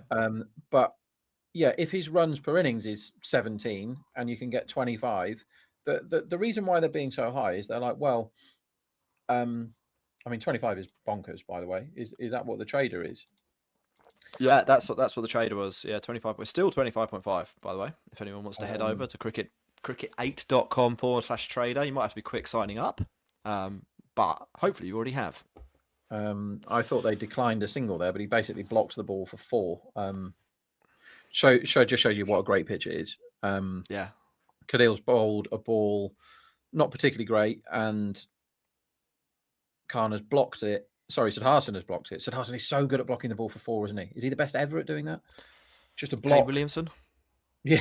Well, they block off Kane Williamson's block for 4 now. Like you sometimes see Kane Williamson in an ODI, and they'll have like 3 gullies and a fine leg. Not a fine leg, a third man. Ooh, I thought that was out. There's a caught on the bounce by Jadeja at backward point. Good cut shot. Good save. It's just looking. Shah Rukh Khan's actually been downgraded to 24.5. So whoever's trading that, potentially listening to the Cricket8 stream, must have taken some unders, but I still think that's too high personally. Yeah, no, I agreed. Cool.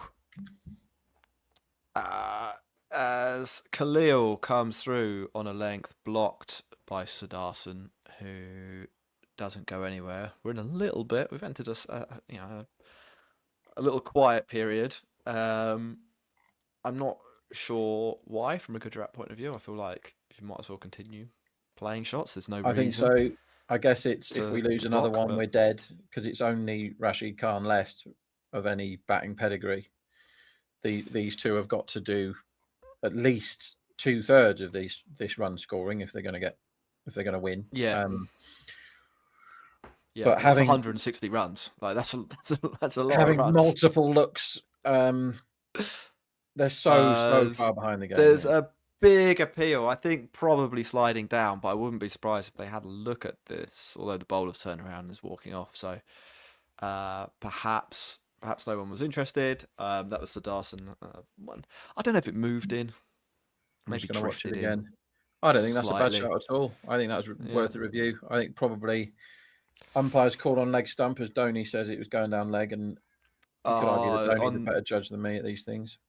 I think on the so I've just seen the slow-mo going over the top, I think is the issue. It actually hits him a lot higher up on the pad than I thought at first. Anyway, look, it's a leg by, 196 required off 85 balls. There's some very subdued looking Gujarat dignitaries. Chennai Super Kings actually playing some decent cricket here, though. I mean, they've obviously batted really well, and I think their bowling plans have been more or less spot on in terms of what we've seen so far. I like Jadeja to open things up, dot it up immediately. Well, not dot it up, but keep the runs down immediately. Make it like a 19 over match where you need 12 and over.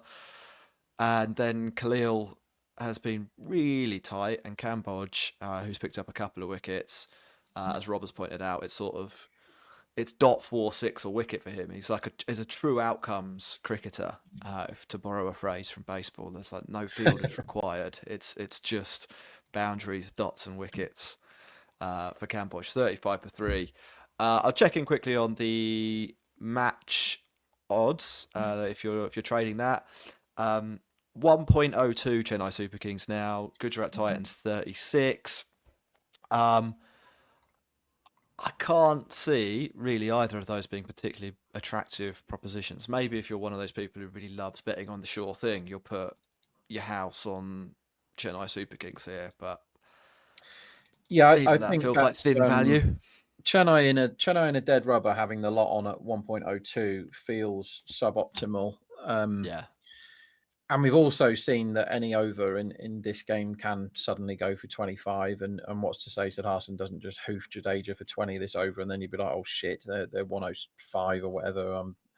And then you bail. Like it's a very good way to get yourself into a mess. Now there might be somebody out there that thinks, well, my model says that this is 1.001, so I'm having the lot on at 1.02, and fair enough. Yeah. There are people that make money doing that. I am absolutely not one of them. Like I have. If you said, would you rather back 102 or lay it? I'd probably back it, but I haven't backed it, and I've got absolutely no interest in doing so at the price, because they could get 100 each. It's very unlikely they get 100 each, but they could. It's Sid Harson getting 100 wouldn't shock anyone here, would it? Nope. I think the game here is, do Chennai finish bottom or not? I don't know how much they care about that, but that feels like the game to me. I must say, Sharuk Khan's run line looks high to me, Jack, and I agree with everything you said about it. Jadeja nearly gets across to keep him on strike, but he will get off the mark at the 5th time of asking. Here's a question, Rob. And I feel like you're very qualified to answer it. Is this Dhoni's last ever game? How am I qualified to answer that? Don't know. There's your answer. I've got no idea. I mean, he only plays cricket for 2 months a year, right? Yeah. He's, as Sid Harson hits another 4. He only plays cricket 2 months a year. He is still the best person in the world at affecting stumpings, right? And that is a thing when you're keeping to young people like Noor Ahmed. That is a thing. That is he's a valuable man to have in your team. If you've got all these kids as well, you've got, Matra and Irville and all these. You've also got somebody he's not young anymore, but somebody who is a potential future captain at high levels in Gaikwad for him to sort of bring through and look after. I can still see the value in having MS around. He's a sort of person that, he can definitely help you with captaincy, whether he's captain or not. He can help bring somebody through for the future. He can give people advice and all that. But does he need to be on the field to do that, Jack? Like, he could just sit in the dugout and do most of those things. He can't affect stumpings from the dugout. But is there room for a specialist keeper that can't really move his knees anymore? Because he can't dive around standing back. He's not the guy he was at stopping the ball. There are a lot better people than him of doing that. I think it probably should be his last game, but is it going to be his last game? I can't say that with any authority. No idea. I think that it's an interesting one. I mean, like, if you're looking at it from a pure value point of view, I can see there's actually a reason to keep him about. Like, he's an Indian wicketkeeper, a very good Indian wicketkeeper. He can still hit some bowling at the death. Like, there's still a role for him, I think, in the team. It's becoming more and more niche. But if you were saying, like, do you want an Indian wicketkeeper who can reliably hit sixes off death bowling? The answer from most IPL teams is yes. And if you want him do you want that guy at 4 crore, like a really small part of your budget? I think the answer to that is yes. And then, you throw in the kind of slightly intangible stuff, RE captaincy and leadership. We don't really know how much value to assign to that. But, if we do think it's important, then Dhoni's got to be quite high up your list of people you'd like around him. And you're even saying we could keep him and have him on the bench, just, shouting stuff out to Gaikwad in the middle. So I think it's interesting. But then, like, yeah, you point out he's got, half a knee left these days. Indeed. They don't really want him. He can't really bat against spin at all. Standing back from the wicket. Like, I mean, how many runs does that cost him? Maybe a few here and there, but probably not loads. You can probably overlook that one. It's an interesting one. I feel like there's enough credit in the bank, and actually he's shown enough this season that if he wanted to come back one more year, I'd say fine. But also, if Dhoni's had enough, fine, he can sign off. I still think he can say I've signed off at the top. If I if think he that's if he fair. does He's decide, absolutely earned the right to go however he wants to go, hasn't he? There's yeah, Sherritt Khan smashes one for a single. cool. Right, Rob. Sometimes in these games, things can, frankly, get a little bit boring in terms of the drama of who's going to win the cricket matches. It's pretty long odds for Gujarat Titans at the moment, but there's still plenty of stuff for us to be having a look to bet on. Can you walk us through or give us some pointers in terms of what you might be looking for? And you might have already made some bets here, but what you might be looking for in these games that look like they're going what we're to seeing here is boring. As Dubé lumbers in to bowl, his dibbly dobblies that are being blocked and respected by Siddharthan, so that is cricket that I can make no justification for on either side. Yeah, right. yeah. Dubé shouldn't be bowling, and Siddharthan shouldn't be blocking him. Siddharthan should not be 23 off 18 here. That should not be his score. And it hasn't been in the whole IPL, to be fair. And it's hard to dig the guy out who's the only guy that's got any runs for them. But it's so hard to bet when Chennai really should be doing everything they can not to finish bottom here, but they're not because Dubé's bowling. So I don't know what the plan is, and I don't know what the plan is for either team right now because Siddharthan, as he runs down the pitch and if manages to turn that nothing into 5 wides, perhaps. Yeah, and that's the argument for Dhoni not keeping anymore. Is that there? Because that was ugly. Because that should be taken as a man easily. of a very similar age to Dhoni, it's hard to dive about these days. It just is. Your knees do go. But Dhoni 10 years ago stops that in his sleep. And that is, it doesn't matter. It doesn't matter right now. But that is 4 more runs than it should have been. It's so hard to bet in these spots, Jack, because like when Prasid doesn't get the ball for the 19th, you're like, well, I've whacked under 12.5 here. And I thought the guy that had to bowl it was going to bowl it. I know even less about what's going to happen this innings because crazy things are happening. It's almost like a beer game right now, isn't it? It's the deadest of dead rubbers. Gujarat can't really win, and Chennai, I think, know that. So they're going, well, let's just have a roll through all these bowlers. So anyone could end up bowling. They should be bowling 8 overs of Patharana and Noor, like definitely. They might not. They might just roll. Like Dhoni might bowl in this innings. I don't think that's an enormous price. I don't think that's 1,000 to 1. I think he could bowl today. We've seen him bowl in the past, haven't we? It's very fun, and if he does bowl, that's an indication that it might be his last game. So, where's that one gone? Sharuk finally gets I thought away. It was but the thing is, if you're tucking into anything, there's so many arguments to say you should probably keep your powder dry. And as a day that we've had here, where we've had quite a lot of winners at decent prices, there's no need for me to go looking for spots to try and make some money. Like I can see 8.5 as the next over line, and I think it's probably an overs, to be honest.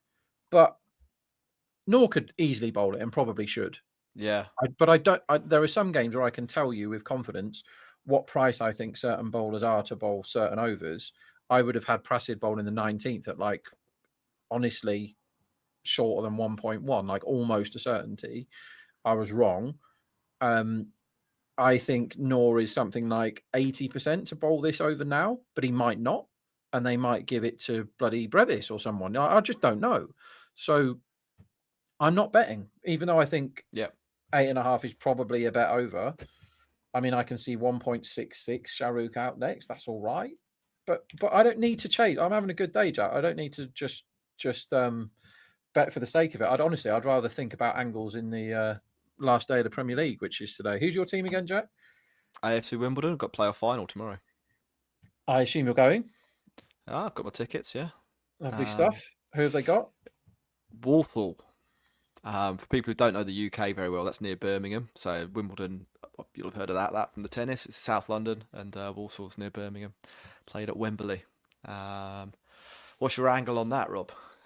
I don't have an angle on that game. I went to the I went to the FA Cup final. I was a mate of mine is Did you? like, Nice.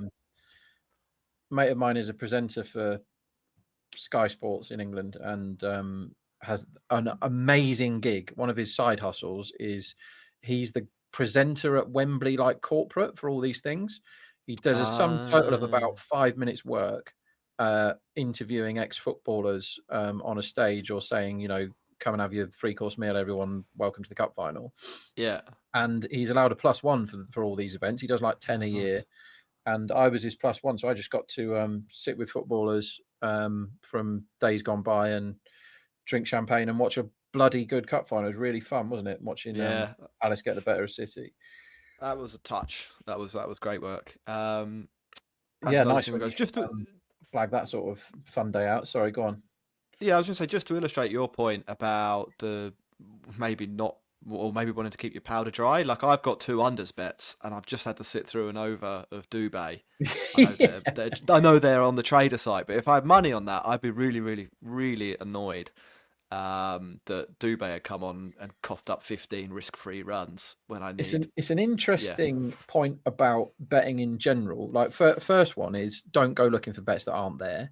But the next one is betting messes with your head a lot. And if you don't have the temperament for it, don't do it. Now, I moan a lot, and my friends are probably the ones that are watching this, are probably thinking, listen, you bloody moan about bets more than anyone I've ever heard. That's my release mechanism of saying how unlucky I am all the time. And I always try and find a reason to call things unlucky.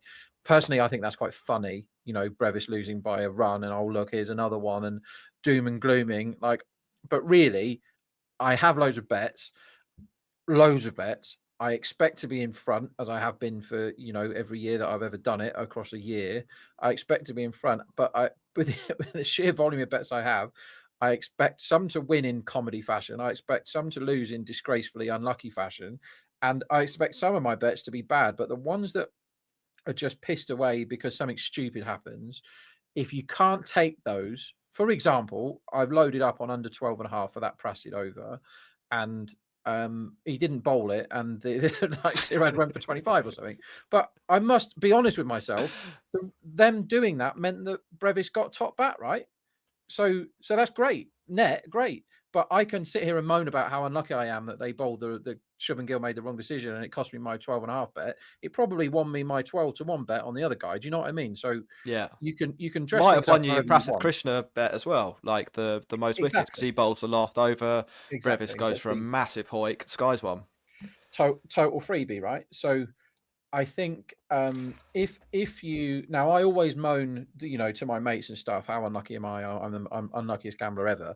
But most of that is tongue in cheek. You've got to be able to accept it. The only thing that I personally struggle with, as regular watchers of us will know, is the drop catches. I find it very difficult. Like, you smash somebody's unders, and he just spoons one up to cover, and you think, okay, cash that. And it ends up on the floor.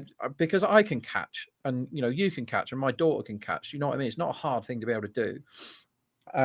But yeah, if it's a very good point that you're like, oh, I've had a good bet here, and then here's Shah Rukh Khan to bowl the over, or I've had a good bet here, and here's Dubé. Like, if you are piling into the unders, again, you shouldn't pile into anything when Chennai are playing in a dead rubber. I can't stress that enough. But if you'd piled into the unders because they were 3 down for nothing. What were they? 30 for 3. Yeah. And you're like, well, they don't have any bats left. Rashid Khan is the next bat, and Tawatia's, whatever Tawatia is, and Gerald Courtesy can bat a bit. But you're like, they're pretty much dead and they can't win.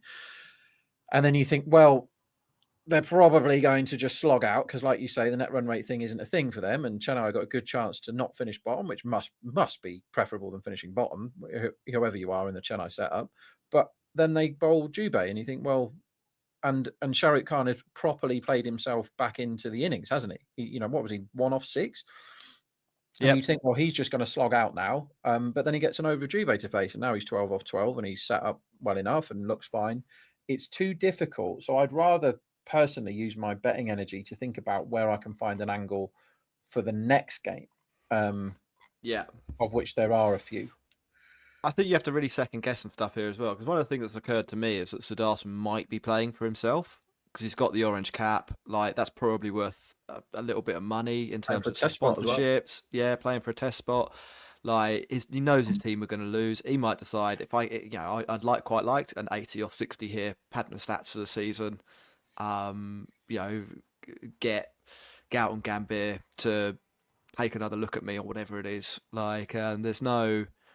But like, I can't assume that sitting here. Like, I shouldn't now be betting on Siddharthan to get 50 because he might decide next over. Oh, well, I got my 30. I've had enough. I'm going to go put my feet up. Like, Absolutely right.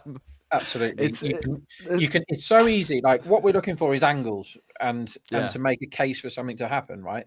And what you and I do this regularly is you talk yourself out of a bet and you just go, well, I've made the case. What's the case for the other side? And you go, oh yeah, well, that's perfectly legitimate as well. Sometimes you see a particular bowler having a batsman on toast who looks out of form, and you go, right, well, the case is unders, no problem. The pitch is doing this, but here you've got base bowling again. But how do you legislate for the cricket that we've just watched there? That is what you get in a Chennai dead rubber, right? Thank you for making my point as I'm making it, cricket. So what happened there is Dubé, who should absolutely not be bowling again, having bowled rubbish for 15 in his first over, bowls a terrible.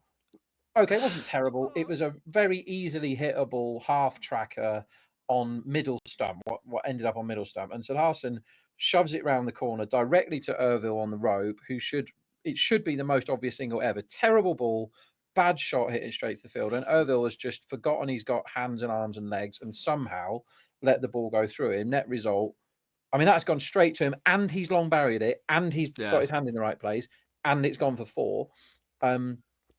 How do you legislate for that sort of cricket? So I can't sit here and go, well, you should definitely do this because I don't bloody know what's happened. I don't know what's going on here. And the next ball is absolutely and completely in the slot.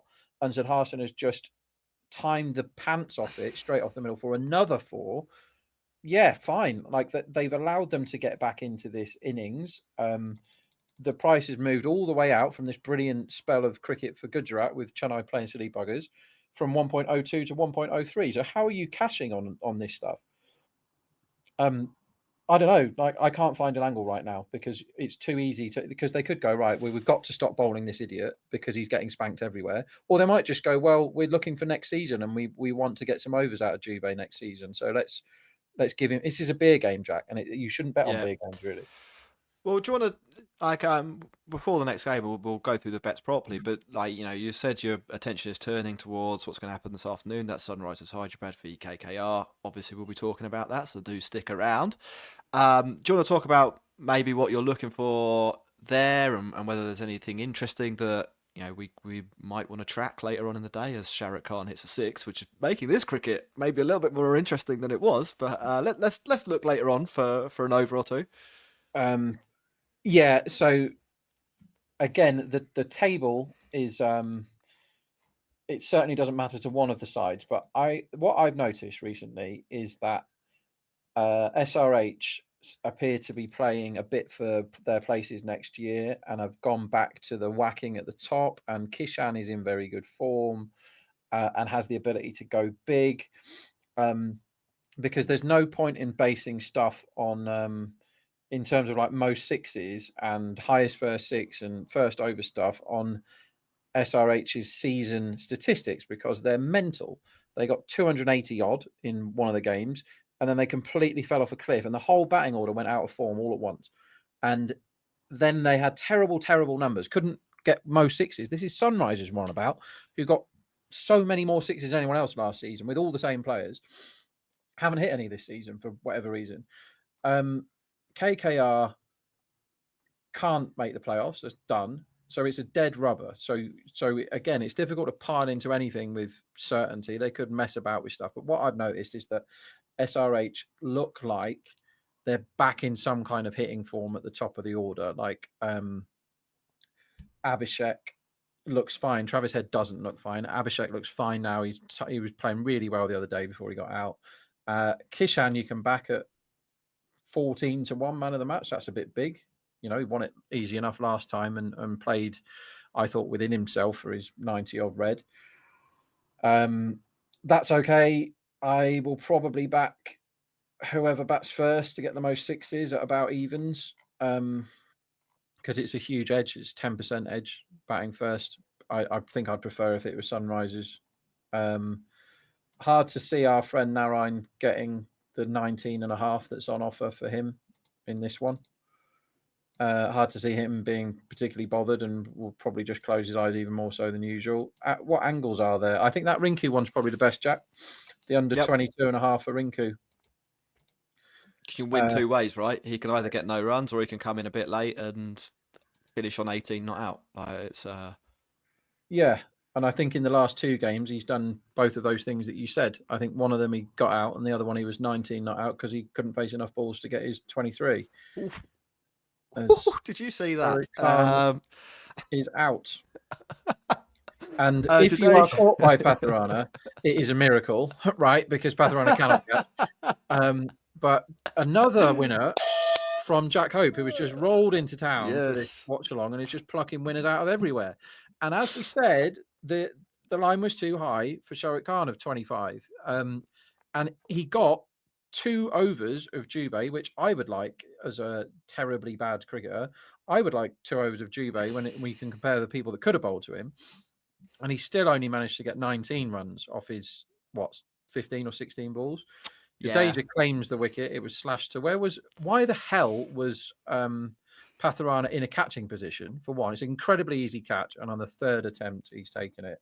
Well done, Jack. Yeah. Another winner. Nice. Yeah. Thank you. It's been an easy strategy. I was worried about the Dubé situation, but there's a real bowler back into the attack, and he's immediately out.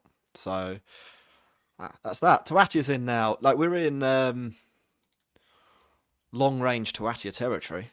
I mean, the one miracle innings a few years ago now, like more than a few years ago now, probably, out in Sharjah, came from about this range, probably to a similar-ish score as well. He's batting in his cap. I can't see lightning strike twice, but never rule out Tawatia. I couldn't see him hitting 260s off the last 2 balls the other year either. So stop reminding me of that. I'm still paying the money back for that day. Bloody hell. So they need about 15 and over here. Yeah. And Tawatia will not think that the run rate is an issue yet. Like, that won't interest him. When he gets up to about 23 and over, he starts thinking, I might have to score some runs soon. So Tawatia could be 14 or 14 here. He's that sort of lunatic. And he is absolutely not the man for this situation. Like, he's the man of doing something freakish in a very short space of time. He's not the man to reel in a massive fish from this distance, is he? Yeah, no, it's going to be difficult. Siddharthan back on strike, wide, slashed to backward point. There's no run there. That ball was probably there to be hit, but yeah, he didn't get hold of it. So things carry on. I'm just having a look here, Rob, at the Rahul Tawatia run line, 20.5. I don't know about that one. Now I've started to get a little bit more nervous about that, as I think Siddharthan has gone. That's the ball game, if it wasn't already. It is. It's hit straight to a backward point. Jadeja picks up another wicket. It looks like he's on for top bowler, so lucky he didn't do Noor, I guess, Rob. Yeah, couldn't find it. That was catching practice. What was the score? The finished bottom score? 121. So there's another 36 runs to play with. I said I wasn't going to go under, but I actually think that wicket makes Tawatia being out early more likely, because I think he'll be batting with someone else who, fundamentally can't pull this off. So why hang around? Why not sky a couple? So I'll take another under on Tawatia for people who are interested in that, although the market seems to have disappeared, so I might have to wait a moment. Oh no, there it is. Under 20.5. Done. Yeah, I get it. Trying to make a case for the other way is that, but trying to make a case for anything with Tawatia is trying to get into the head of Tawatia, and I think that's impossible. I think he's too mad.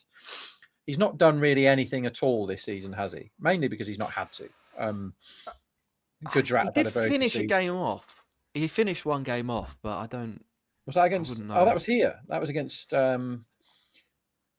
Rajasthan. He got 24 not out of 12 in the first innings. Yeah. I can't find another score And of his. he got 11. Well, this is the sort of season he's had. He got 11 off 3 to help finish off a chase v Delhi.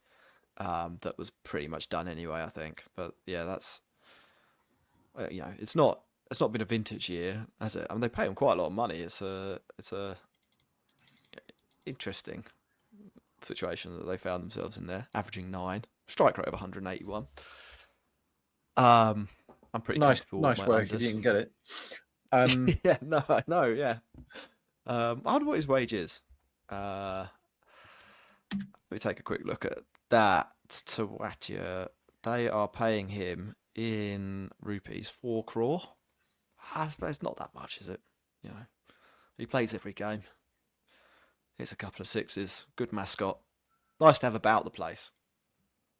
Yeah, I reckon he's a fair good enough. laugh. Yeah, I bet Yeah. he is a good laugh. As Kesey Carty goes to 90 odd against Ireland. He got 100 in the last game. He's showing unbelievable form in his Mash will be thoroughly enjoying. He's a Leeward Islands guy, right? He's getting boatloads of runs, and he's now turning it on. One to look out for the England games. Yeah, looking forward to them. I mean, speaking of England, a few people in the YouTube chat have been asking us about England's bowling in the Test matches. I think, obviously there'll be a lot of Indian people watching this game, and it's a big series coming up. Few new names if you are a follower of Test cricket from an England perspective. We've had Sam Cook in, Gus Atkinson. I think he played maybe a bit against India away, but different proposition at home. Shoaib Bashir, they'll have seen Shoaib Bashir as well. He went away to India. And then I'm not sure who else will fill out that bowling. What are your thoughts on where England are from a bowling perspective if you've been watching any of it? Obviously, the IPL's on, so you've probably been focusing on that. No, I did watch a lot of the tests. I think Bashir is somebody that can't get in his county team, is loaned to someone in Division 2 and is averaging 150 this season with the ball. Yeah. And then he rocks up and gets man of the match and gets bloody 10 for or whatever he got. I don't know how many wickets he got. He definitely got 5. 9, I think, yeah. Did he? He got 5 in the second innings, didn't he? So I personally think it's not controversial that India will not struggle to play him, and nor will Australia, particularly in Australian conditions. I don't see how he's going to be a threat at all. Maybe at Sydney, but yeah, I don't see how he's the answer. I respect the selection, and you know what has he got? More fifers for England than anybody of his age ever. You can't deny what he's done. Quickest England player to 50 wickets. Yeah. You can't deny what he's done, and he's got a great argument. If anyone wants to come at him and say we don't think you're very good, he said, "Well, I play for England, and I've got the best record of anyone of my age that's doing what I do. So shut your mouth." Which I think is fair enough.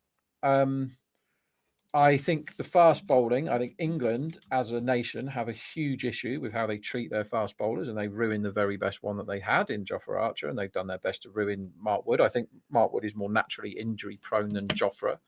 Yeah. I've spoken at length on Cricket8 about how England ruined Jofra as the most precious jewel they could have had, and they basically got a massive diamond drill out and started boring into him as hard as they could by making him bowl bloody 70 overs against New Zealand when there was no other result possible than a draw when he had an elbow injury at the time.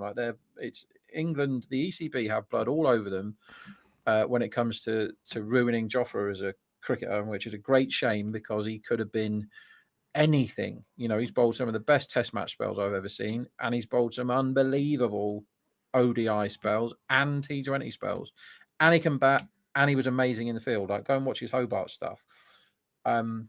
So they ruined him. I think Wood is a naturally injury-prone guy because he bowls so fast and he's not tall, and he doesn't work biomechanically. Like his size shouldn't be able to do the bowling it does, right? So I get why he's injured all the time.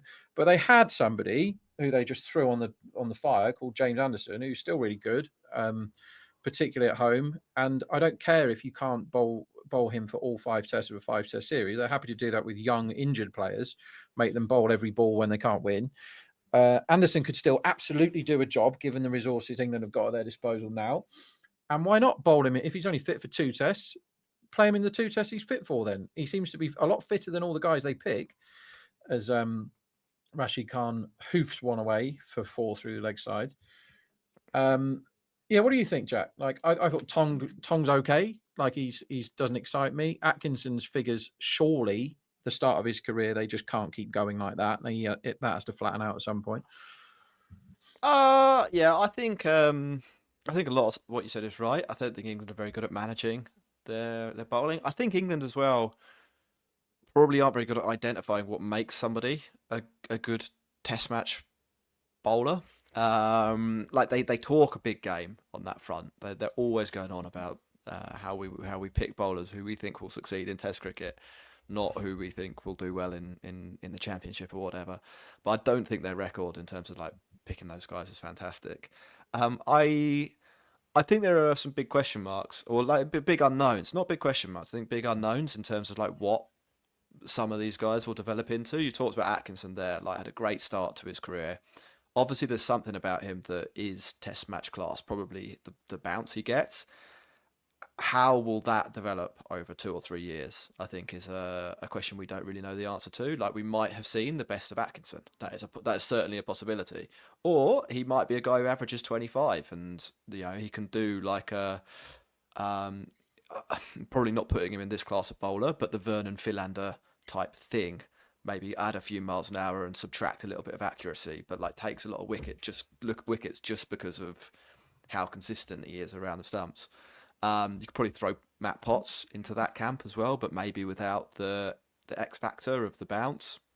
I'd like to have seen Ollie Robinson like not eat loads of cheeseburgers and become an influencer. I thought he was an absolutely fantastic Test match bowler, and I think of the generation that England have got at the moment, I think clearly the most talented and the most skillful, and the one who had the most potential to be a guy who averaged 22. But like you can't change a guy's personality. If he's going to sabotage himself, then yeah, I think it's difficult to just keep picking him when he, you know, isn't up to it.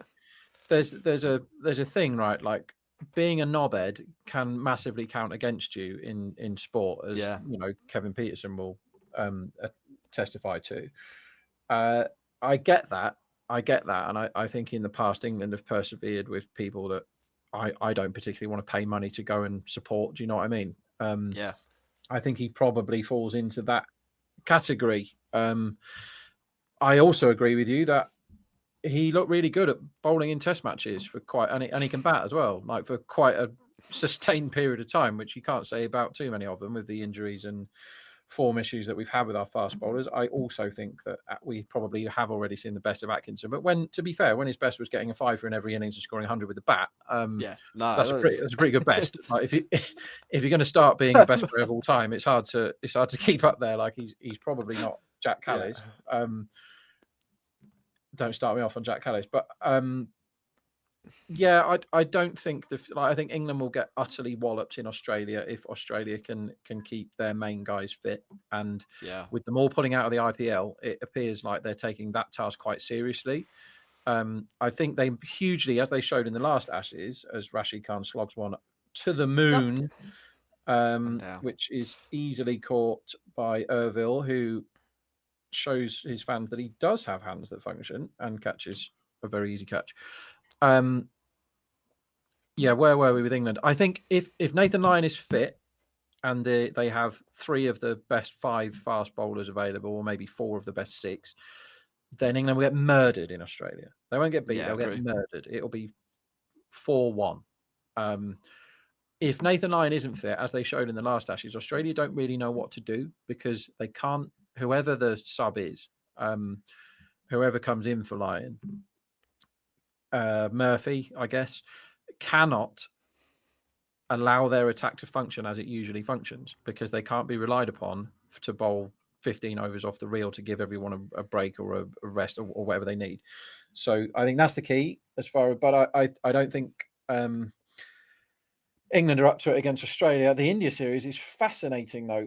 How do you see that? I'm really looking forward to that. I think England have got the edge, but I think I think if you look at England's bowling, and we say there's some question marks about how good Atkinson is, for example, we don't know whether Josh Tong rather has like kicked on from when we saw him a couple of years ago. I mean, he's looked good in spells in the Championship and the Test match, and if he's as good as he's sometimes looked, he could be a real handful. But we don't know that. Like we've got to leave a question mark there, right?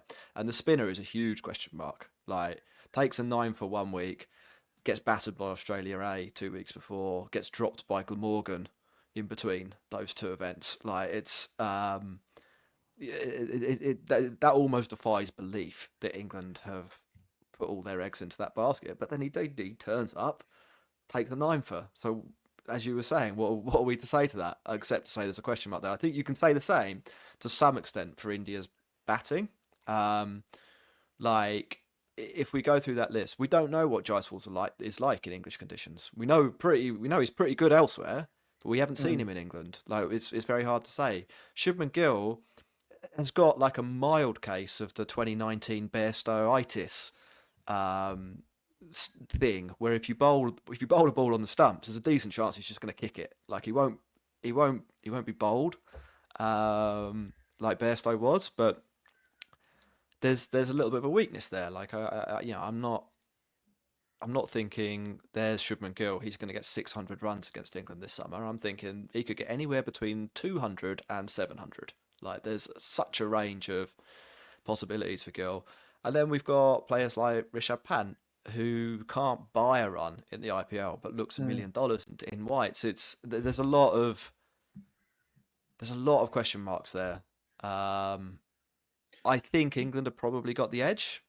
I'm not prepared to go out there and say like 5-0 or something like that. I think it could be like a 3-1, 3-2, great summer of cricket type thing. I wouldn't be surprised if India turned up and it turns out they're all fine at batting and Bumrah plays 4 tests and England lose. See, that's the thing for me. It's how many tests does Bumrah play? Yeah. And if the answer's 4, you can't discount India. Like, he's so much better than everybody else.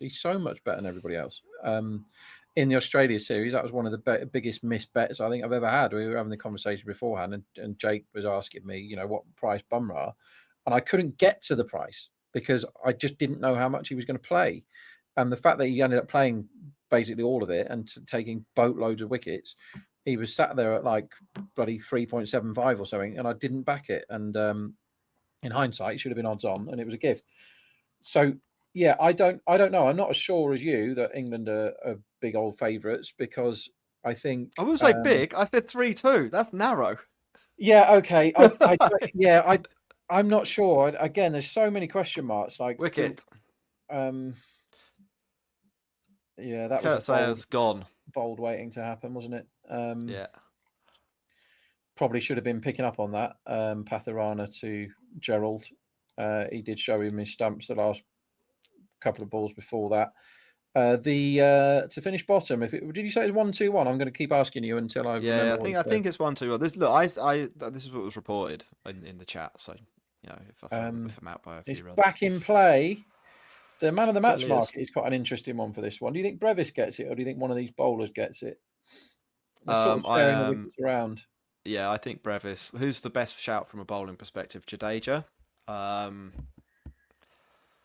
don't think 2 for 17 are Jadeja's figures. Cambodge 2 for 10. Neither of them. I think it's Brevis at the moment, isn't it? So if they didn't bowl, and they didn't have to, under no circumstances should they have, if they didn't bowl Shivam Dube in this innings, they could have easily not finished bottom.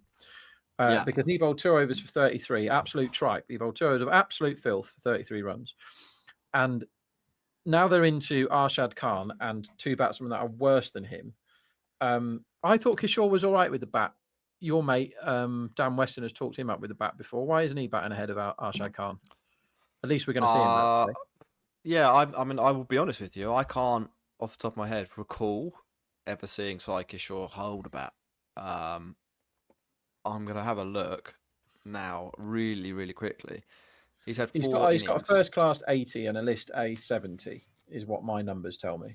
Yeah, but I think this is the thing with like Indian domestic stats, I think you really have to know who they came against, because there are 2 or 3 fair. teams that are just like park cricketers. And I'm not being mean there, but Arunachal Pradesh, I'm like minorly obsessed with this team as they try and claim a wicket, but I'm fairly sure that was a bump ball. Arshad first ball. But so Arunachal Pradesh, there was a guy who came into the IPL. They was bought for a lot of money a couple of years ago, and it was basically off the back of him battering 200 in a List A game against Arunachal Pradesh. And it was like you went and look at the highlights of that, and it was genuinely the bowling wouldn't have been playing top level club cricket in most states in India or in England or in Australia. Like they're just absolutely useless. It is a bump ball. I can't actually. Very, very clear. That is a shocker Yeah. review. Well, Amit Mishra's got a double 100, hasn't he? First class double 100. Yeah. And I'm not so I do think when you see things like, oh, that guy's got a top score of X, or this guy's played 5 games and they got a double century, just double check. Now it might be that he got those runs against Punjab, and in that case, or against Mumbai, in that case, he's basically got 100 against an IPL or an 80 against an IPL level opposition. But equally, it could be something different. Rob, should we get back to the cricket? We've talked about England, we've talked about the Test cricket, but now we're talking about Arunachal Pradesh. 3 wickets to go. You mentioned that Kurtzay bowled. Patarana was a bet there. Is there anything else that you could be looking to snipe where a trader might have fallen asleep at their desk or gone for an early lunch? It's a good shout here. This is where the traders are. If they're trading the other one, they're already thinking about that. And if they're not, nobody, we're not thinking about this game because it's dead, right? Yeah. I think the narrative around Chennai finishing bottom, I appear to be the only person in the world that is concerned about that. Chennai certainly aren't asked. And so never mind. So what I'm doing now is I'm looking for bets, and no one's got any prices up. So that's one thing that can happen, is the traders get that bored with it. They just turn all the bloody prices off for everything. So yeah, here we go. One firm have got method of next dismissal. Here we go. And we know that Patharana is lurking. Bold at 5-1. There you go. That will do. 6.0 for bold. We've just seen the last one get cleaned up. Noor and Patharana working together. And Deepak Huda. Is Huda into the attack? Of course he is. So yes. This is why you can't really bet with any confidence, chap, because you think, well, you can't think anything. Like Huda's in the team for some reason. Like they didn't pick him as a batsman. He did one good bit of fielding. This is probably the best game Huda's had in this IPL, as his first ball is reverse swept very comfortably over a fielder who was diving for no other reason than to have a dive, and away it goes for 4. Yes, it's a game that's dead, but yeah, I do think there's legs in backing bold at 6. That's a big number. Cool. I've got it on the Cricket8 trader at 3.95. I might have a look at that at the end of this over. I don't fancy Huda as a bold. Next over runs, no, I don't think so. He would have to bowl a Yorker, and then Arshad has a massive Yahoo at it. I guess that's how the bold happens with him. As they scamper back for a couple. I don't know who bowls the next over. The line is 7.5. Again, I'm reaching a bit here. It feels fine. Again, I think you could only back overs. If someone said 7.5 is the line for the 16th over with Tawatia there, you probably could only back overs. But again, I'm not backing it with any confidence. As Tawatia for some reason plays a tap and run to get himself off strike against Huda with 3 balls to go. Interesting cricket, and now we'll see the matchup we've all been waiting for: Deepak Huda v Arshad Khan. The total run line is up here. What do we think? That's a decent one. That's a good market. Total run line right now. What does your trader say? They must be up with that decimal. Bloody better be. I will have a little scroll and see. They have got, I think this is quite high, 156.5. Yeah, that's the market, right? And I agree that is high. What goes? So you then have to make a case for the prosecution, and that is they could bowl any old clown, like Dhoni could bowl. Yeah. As there's a Yeah, no, reasonable that's true. LBW shout that's sliding down. So if you promised me, if you said you can captain for the rest of this, I would be all in under 156.5. Yeah. Because I go, you're having Noor and you're having Patharana and all the very best, right? We got 5 overs left, and Patharana's got 2, and Noor's got 2, and the other one is going to be either Jadeja or Kambodge or Khalil, all of whom are going at less than a run a ball, right? And so I'm happy. Yeah. As we see another run added to the total from Huda bowling an inexplicable wide. But I don't know that they're going to do the right thing. It feels very much like a beer game, doesn't it? That they're just rolling through any old clown. Which is this is like when I captained the Stan James team in the Gibraltar Gambling League. Whoever was, as Arshad, that was not on my bingo card today. That is a shot. It's an absolutely hoofing great big 6 off Huda. So Huda gets the Thanks for Coming award. Whoever's just putting their hand up and is the least hot or the most sober is having a bowl here, is basically it. So a normal day, I agree, 156 is loads, but then you see 7 off the next ball from Huda, wide 6 for Arshad, and you think, well, maybe not then. I went for it just because 3 coins, right? But I'm already regretting it. That was a great shot from Arshad. No look 6. That feels like a bet on the trader there. The over a boundary, first ball of the next over. That's 5 to 1. Well, it's big enough, isn't it? 4.6. Well, let's do that. I'll stick 100 on that. Last of the big spenders. Are we getting? Oh, we're gonna have the timeout. It looks like people are going to disappear, so we can, Rob, if you fancy, do another few questions on the quick fire. Of course I do. All right. If you want to play along or play your own game, cricket8.com/play. You can fill up your coin bank. I'm up to 4,609 now. I started the day with just 1,700. So yeah, it was that big spin that we did. Here we go, Rob. In November 2024, Rishabh Pant became the most expensive player in IPL history. How much was he sold for? That's 27. 27. Right? Yeah. That's an easy one. 50 in the bank. Next question. 3, 2, 1. 6,769 runs, 35.25 average, 127.14. Whose IPL career stats are these? Darwan. Darwan? Yeah, we had that last week. To be fair, before, I did know it last week. They looked very Darwan numbers to me. The 127 strike rate was the clue for me, and obviously loads of runs. Very consistent man. Very good in ICC events as well. Who took the only hat trick of the 2025 IPL so far? That was Chahal, I believe. Yeah. Slogging him more than 15 and over, wasn't it? Yes. Yeah. It wasn't like a hat trick's a hat trick. I'm not going to take it away from him. It was good work. So 6 out of 8 right today. You get 50, I think, per correct answer. So that's 300 into my account plus the 3,000 that we got for spins. I think I've given a little bit back trading, but them's the breaks. Good work, Rob. We're through the questions. 6 out of 8. It's not bad. Have you done an 8 out of 8 with Rob? With Jared? I don't think we did. Like, I'm crap at that. Like, Jared always catches me out when we're doing any. He very much enjoys it. He'll just start talking about some game from 1953 or something. I don't bloody know, mate. I just don't know. Well, I feel like you'd be unlucky to get a question from about an IPL match in 1953. Wouldn't you?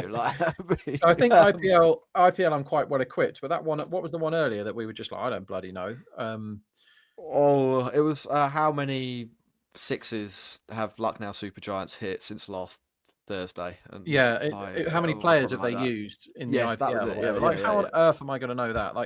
And there are people out there that are probably watching us.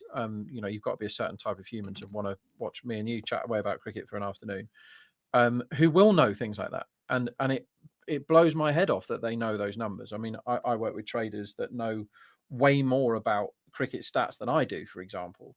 But my brain is very much geared towards finding the right stats to make me money off betting. Yeah. Do you know what I mean? They're the ones that interest me. So I find those more interesting. But as Noor tosses one up for Arshad to have a whack at, and he falls over and getting his dot. So this feels like dots and boundaries are hugely in the game to me. Here is Arshad, tosses one up. It's sliced. There's no fielder there. That was pretty close to being caught a cover, but cover was in, so it gets over him and they come through for a single. Yeah, Rob, on that point, like the best cricket stato I know is probably the last person I'd go to for betting advice. Like, yeah, that makes sense. That's pretty common. He can tell you how many cakes have been sent into TMS since 2007, but like absolutely no feel for the game in terms of like what might happen next. It's interesting. They're really different skills, I think. As Tawatia drives, that's caught at cover by Dubé. That's a win for me. That's another under. Yeah, lovely stuff. Nicely played. That is almost certainly the ball game. If it wasn't an hour and a half ago. Yeah. We might get a little break in between. It's also very good for under 160 backers or 156 or whatever it was. Yeah, 156. They go back to a proper bowler and wicket straight away. Hooder token, 15 off the over or whatever, just donating runs. Again, I say again, if Chennai were interested in not finishing bottom of the IPL, which they clearly weren't, they absolutely could have done in this chase. They absolutely could have restricted, because they have thrown away 48 runs by bowling Dubé and Hooder for 18 balls, and that's how many they cost. So they've been going for bloody 3 a ball or whatever that is. Not quite 3 a ball, 16 and over. Yeah, near enough. 16 and over. They've been going between them, those two clowns. Somebody make that make sense. Just bowl normal bowlers in those positions and they don't finish bottom of the table. It's absurd to me. They must get money for not finishing bottom compared to finishing bottom. As Saika Shaw, who I am led to believe is a lot better than number 10. So we haven't really seen him bat, have we? He had a brief go last time. He got a run and he's hardly batted all season. 4 innings ever in the IPL, 4 in 24 matches. So a real collector's item. I'm glad I'm here to see it. Me too. Let's see if he is any good. Steps across, nearly stumped, nearly caught behind. That wasn't, I would say, the shot of a man who should be batting much further up the order. That was the shot of a man who may be legally blind. Yeah, that wasn't great. It's Noor, though, and he's turned that 2 inches, which was absolutely enough to go past the bat. Again, he'll get off the mark here. Quick single to mid-wicket. A little nudge and go. Nothing wrong with it from a batting point of view. Fairly safe. 2 from the over. 2 for 19 for Noor from his 3. Tawatia, we're getting a close-up of him. Looks a bit sweaty. Doesn't look that sad or frustrated. He just looks like he's going about his day. Good for him. Don't take it too seriously. Patarana, he's going to continue. This is good for my under 156, which is all I've got open on this game still. So a couple of quick wickets here. Nice long break for a bacon sandwich, and we can get ready for Sunrisers Hyderabad v KKR. I think that's my hope and dream here, Rob. I am backing Arshad Khan to be bowled at 5.5, specifically him. I like the fact that Patarana is bowling now, and I can't get as big as that for next wicket. Next wicket bowled at 5 is good. It's a good price. Again, I'm turning my attention towards the next game a bit, but anything north of 5 for bowled next is good, because we know Patarana's bowling 6 balls right now, unless the TV are really selling us a dummy. Yeah, here he is. No, he's definitely bowling. Just did bowl. Kishore gets off strike, which is nice. And let's see the Yorker, a big Yahoo from Arshad. Stumps going everywhere. Everybody's happy. Well, apart from Arshad. I mean, actually, maybe even he'd be happy. But best to go out in style, right? See you this afternoon. We've got Sunrisers Hyderabad v KKR. I suppose it could be this evening. It depends where you're listening or watching. We'll be here live streaming that on Cricket8, talking through some good bets as Arshad goes high and handsome enough. Yeah, that'll be 6. That's a good shot. He's hit a couple of really nice shots, hasn't he, Arshad? I have a feeling that was a complete dolly of a catch. I think that might be my man Irville again, who has dropped one on the right. I think that was a dolly of a catch, and he's just put his hands. I don't think so. Watch this again. He is a yard to the left of where the ball ends up. No, it's miles over his head. I don't know that it is. He's not Inspector Gadget. What's he supposed to do there? Oh, that's a great shot as well. Oh, that's an unbelievable shot. Okay, we have Where's this guy been? Hugely upgrade Arshad Khan for the future. So this is the sort of thing that you can learn from games like this, right? And we also know that Patharana is still not the Patharana of old, because if this was a year ago, Patharana comes in and mops the tail up. Instead, he's bowling into the slot twice in a row, and has been one. I'm still positive that he misjudged that one on the road. I've just seen it again. Doesn't matter, does it? I will go to my grave saying that wasn't a catch. Yeah, 2 slot balls from Patharana. He's really dropped off it really has dropped off a cliff. His economy rate is 2.5 higher than last year. His average is 3 times higher in a year where it's been, largely speaking, better for bowlers. Have you got any theories on why that's happened? He got injured. Come back. He got injured and remodeled his action. So that's what's happened. So his release point. So it used to be that he never got hit for any 6s. Right? His numbers last year and the year before were incredible at not being hit for 6s. He was and I'm talking 2% type numbers, which is unreal. Like 1 in 50 balls goes for a 6, and now he's about 1 in 8, and that is such a huge difference. And he's getting hit for 6. This is Arshad Khan belting him all over the park here. It's not prime Josh Butler tucking in. It's because he's remodeled his action because he doesn't want to be injured constantly, and so his release point has changed, and you can now get under him, which you never used to be able to. As the innings run line goes back to the kind of 160-ish mark, and what a load of fun you'd have had if you were betting on innings runs in this second innings, because it's been all over the place. But I did not expect Arshad Khan to be capable of this kind of excellent hitting, so I must consult my numbers and see why I didn't know this. Is it because he never bats? Is that what it is? Let's have a look. He's got an IPL. He's got an IPL decent knock somewhere down the line. When did he get that 50? Let's have a look. He has a top score of 58 last year, but he's only batted 7 times. So maybe nobody really knows. And if you have a look, why can't I remember that innings? There's no chance I didn't watch it. It's got a decent record. It's got a decent record in other cricket as well, by the looks of things. So okay, that's bad work from me. Should always know everything about all the players. Is he nicked off there? No, I think that's. I think it just went through, and we're going to carry on. 141 for 8. There's 3 overs to go in this innings. 90 required off 18 balls, so that theoretically is still on. We're going to have to see. We have to see some forearm from Kishore if they're going to pull it off. But look, it's a live cricket match. There's a couple. I've got a trade on under 156, so I'm hoping for that, so I can win some more coins over at cricket8.com. Rob, have you got anything left on this game, or have you fully focused on the next match?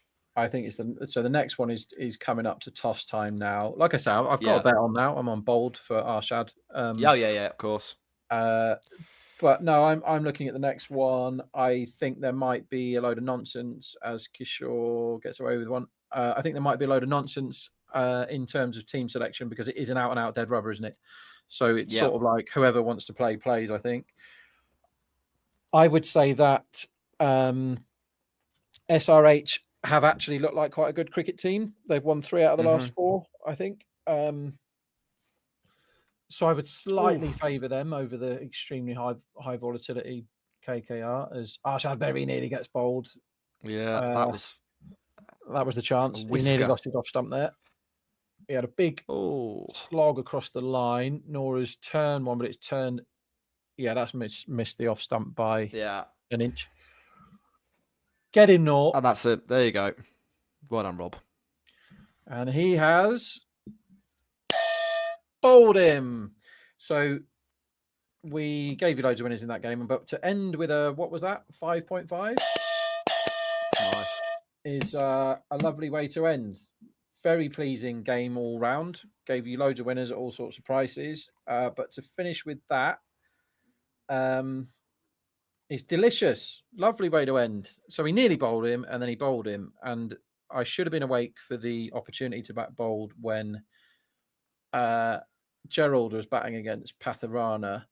But to get that one home, that's just traders being slightly asleep and not really being alert to the opportunity. Because when you've got Patharana and Noor in tandem, and Noor has ended up with top bowler after all that, after everyone else getting 2 wickets. There were big clues that he was going to get bowled, but that's a 5.5 winner for you there, everyone. So anyone following us in today should have absolutely chopped it because we've given you winners at all prices.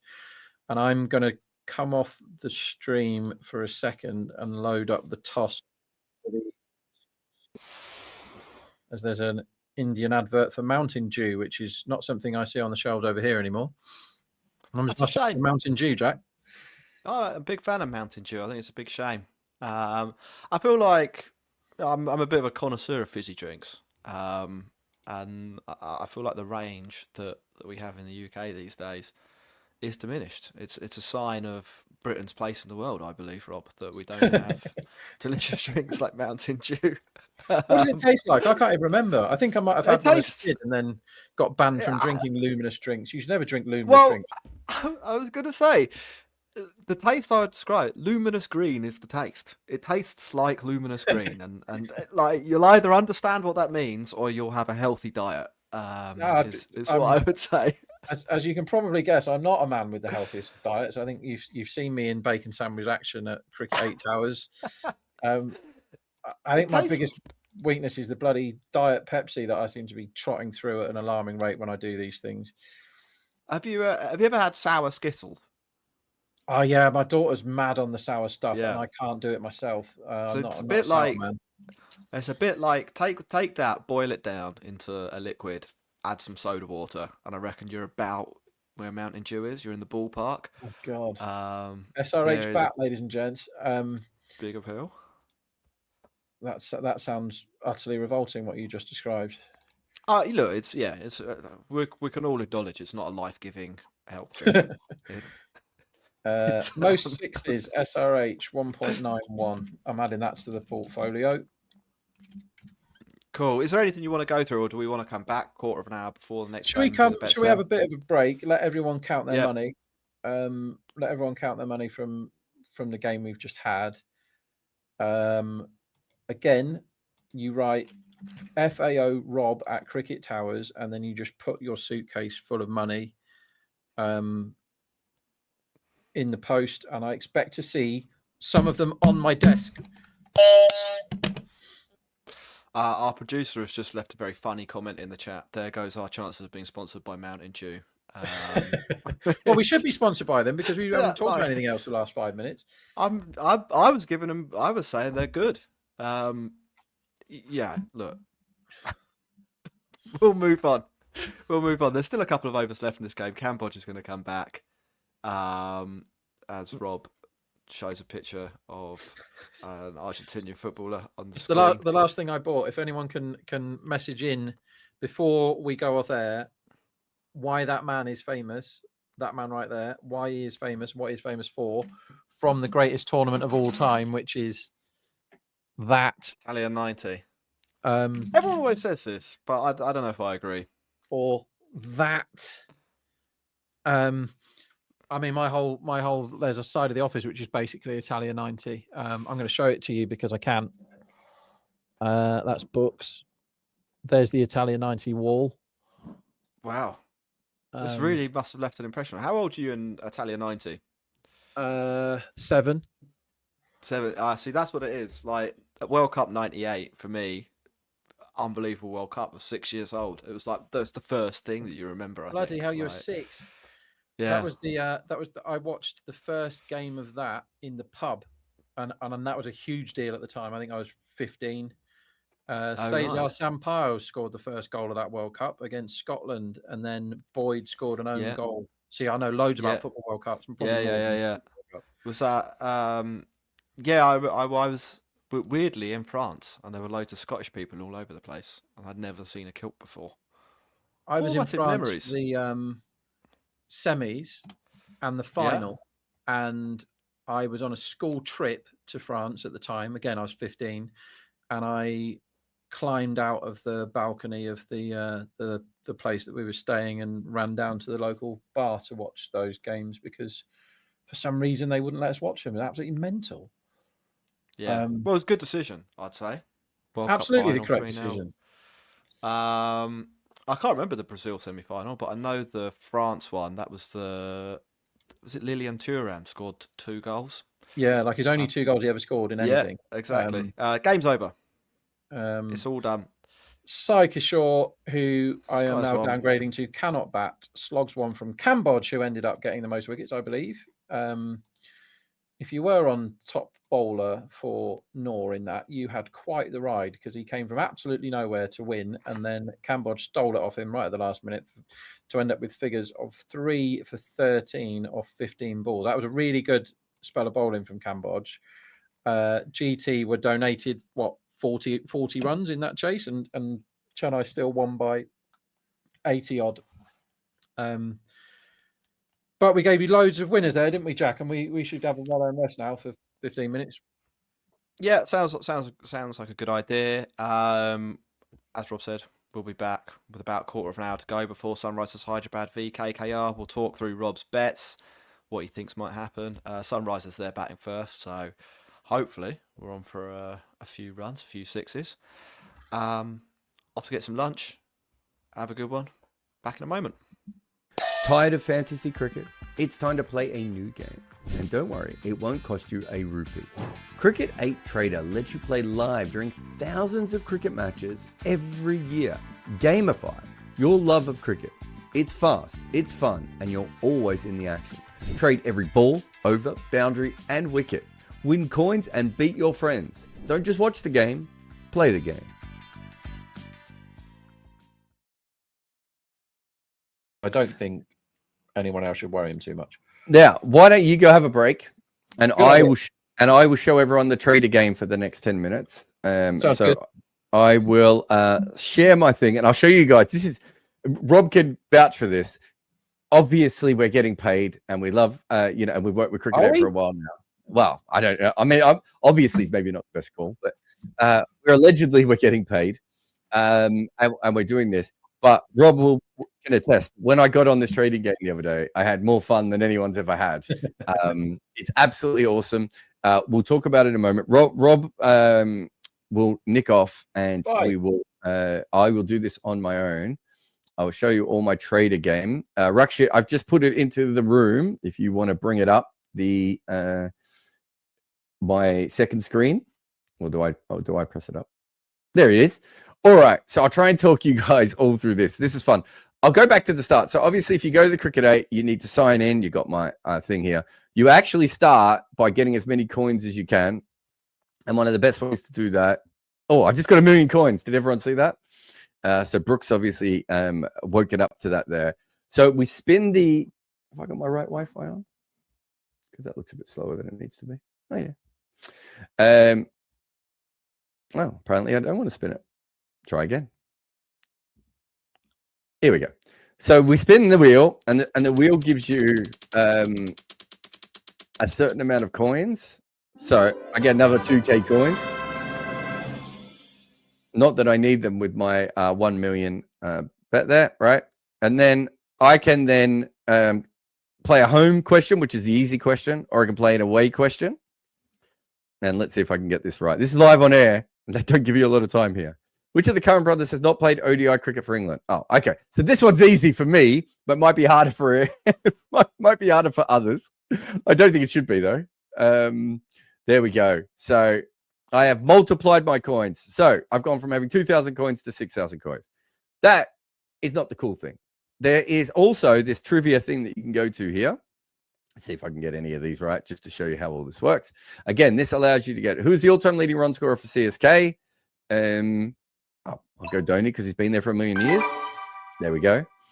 And that gives me another 50 points. We'll get Rob up on some of these later if we have a down moment as well. Who won the Purple Cat for most wickets? Oh, okay. In 2024, it's not Harshal Patel, is it? Oh, it is Harshal Patel. Okay. All right. So we'll exit out of there because you've seen that bit. Now, let's get to the fun bit. The trader game. So you go to play, you go to trader, and you can see here you can trade on any sort of live game that is within the Cricket8 system. So I could be betting on the Surrey versus Yorkshire game. I've got Warwickshire, Hampshire down here. The other day I was betting on all sorts of games from everywhere. We'll just wait for the this game to come back up because you can see it's just gone down for a second as they're obviously readjusting all the odds. So if we were to go to the game here, I think I was going to say the match one is wrong, but I think the match one is right here. Oh, they've just been bowled out, have they? Oh, okay. So Yorkshire have just been bowled out for 255 and Surrey are 490 for 9. Oh, so Surrey are batting at the moment. I'll get that right in a minute. But Surrey obviously has a huge lead. So you can bet on the result, but there's not much point in betting your coins on any result here. But you can go on the innings line. So let's have some fun. They're 490 for 9. Let's have a look at the scorecard, shall we? All right. So Fisher is 5 off 7 and Laws is 30 off 25. So Laws is whacking them around. I'm going to go on the fact that I think they're going to lose a wicket in the next 14 runs. So the partnership is, for that last wicket, pretty handy, isn't it? Yeah. No, I'm going to go on the fact that eventually they're going to get that. So I go in here. I've got my unders, and I'll bet 1,000 coins on under 504.5. So if they score 504 or fewer, I'm in. And if they go over that, it's really bad bowling from Yorkshire. Let's be honest here. But you can see here, we can also look at the fact. So if you could work out, and obviously I don't have the Surrey Yorkshire stream in front of me, but if you could work out who's likely to face, you've got a number 11 batting with a number 10 who's on 30 off 25. So if you had the number 11, if you knew the number 11 was on strike, you could probably go under 1 point, you could bet on dot balls if you wanted to at 1.31. And if you could work out when the number 10 who's smashing the ball everywhere was going to be out, you could do it that way. You can also bet on who's going to be next out. So at one end you've got, I wonder what Matthew Fisher. Now, this is why I find this so fascinating once you get into all this. Because now I want to know how good a number 11 Matthew Fisher is. And I reckon he is, let's have a look. In first class cricket, he averages 17. All right, I wish I'd known that before I did my unders bet. Right? So I'm going to go with Tom Laws because I think Tom Laws is trying to smash the crap out of everything everywhere. Right?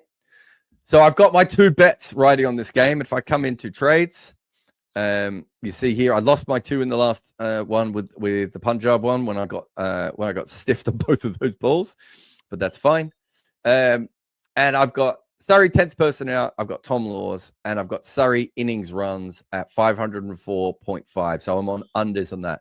This is how the game works. So you can play this against your friends, and you can play it the whole way through. And it's a fascinating way of thinking about cricket, of doing all this stuff.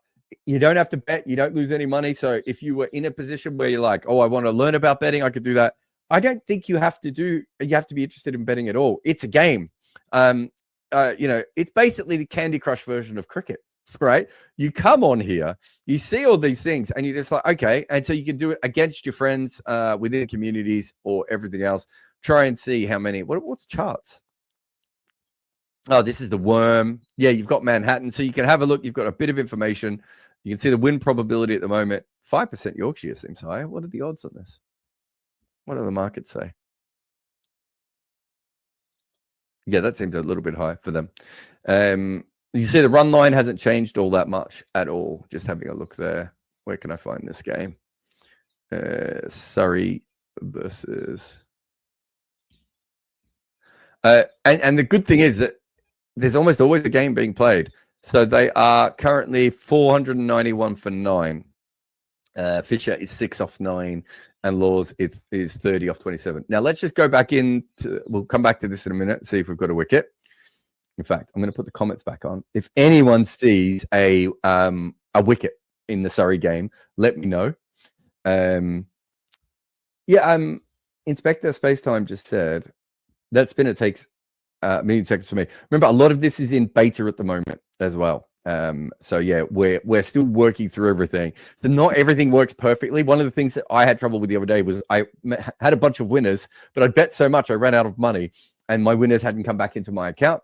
But they do. And Sing Silly Point says this looks fun. It is ridiculous how fun this is. Just on that, Jared getting hit on the head by the ball is a divine sign that you got to wear a helmet for the next Kim Upper.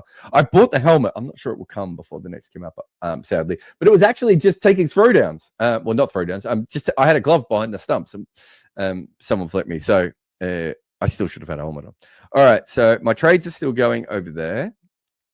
The Surrey game, they have did someone just hit a boundary in that game? I think Tom Laws might have hit another boundary. Keep swinging, Tom. Keep swinging. Let's just go back. Sorry, Raksha, you've taken away my screen, so I can't see it now. So let's go to the next game. So if we go to markets, oh no, we don't want this game. We go back to the first screen and we'll see what else is up at the moment. Oh, they still don't have the other one up. What have we got in Warwickshire, Hampshire? Let's just swing the coins, everyone. Swing the coins. So it's 194 and 48 for 2. Oh, okay. So there's a chase on in that game. I did just see that scorecard. See if I can bring that up again here. Having to triple screen this. So it shows you that even though it's an online game, you can still use real world research for this, right? So that Warwickshire need 262, and who's in their batting card to come? We can bring that up here in their batting card. So Yates is out, Alex Davies is in, Tom Latham is out. That's not good. So you got Sam Hain to come. So if I go to their first innings, they got Bo Webster, Barnard, Malik. So there's not a lot of batting to come. So I don't like the 3-1s there. Even though it's a game, I'm still not putting my coins on this sort of stuff at all. But Warwickshire's second innings, tired of fantasy cricket? It's time to play a new game. And don't worry, it won't cost you a rupee. Cricket8 Trader lets you play live during thousands of cricket matches every year. Gamify your love of cricket. It's fast, it's fun, and you're always in the action. Trade every ball, over, boundary, and wicket. Win coins and beat your friends. Don't just watch the game, play the game. Hello everyone and welcome back to Cricket 8 for our coverage of Kolkata Knight Riders v Sunrisers Hyderabad. It's the IPL, it's Sunday. It's me, Jack Hope, and it's Mr. Rob Barron. How you doing, Rob? You enjoyed this morning's game, I take it? Oh, can't hear Rob. That's a little bit annoying, but I can continue. So we in this morning's game. Apologies. Oh, you're back. You're back. I was muted there. One of my bookie streams is playing very loud commentary of Ireland v West Indies, so I muted myself and then I forgot to unmute myself. Sorry, that was great. It was a rubbish game. Let's be honest in terms of a spectacle, but Chennai batted brilliantly well, and they got some. As we said, from the guys that they're looking to next season for, Matre, Irville, and now Brevis, who is kind of, they got through sheer luck and not by judgment. That's 3 of their shining lights for the future, potentially. All bossed it today and got, what do they get? 30, 60, 130 odd runs between them out of those 230. So very good stuff. And we gave you absolutely boatloads of winners, which is really good too. I've just backed SRH most sixes at 1.91. Batting first gives them a decent edge there, so I would recommend backing that yourselves. Have you got on the screen, Jack, what to put up for what we've already bet in this? Yeah, I will get that up. Give me 1 second. So Ishan Kishan man of the match at 15. That's the first bit I've got. Do you want to talk us through why he's a good selection there? So I think a lot of the SRH. So SRH are back in form as a team, but as a batting unit, they're not massively. They're just better at hitting than they were. They've stopped getting out for nothing. There's a lot of them getting pretty 30s, which is what happened last time. Whilst Kishan has now established himself, I think, as the anchor of this team, which sounds mad, and you wouldn't expect him to have that sort of a role.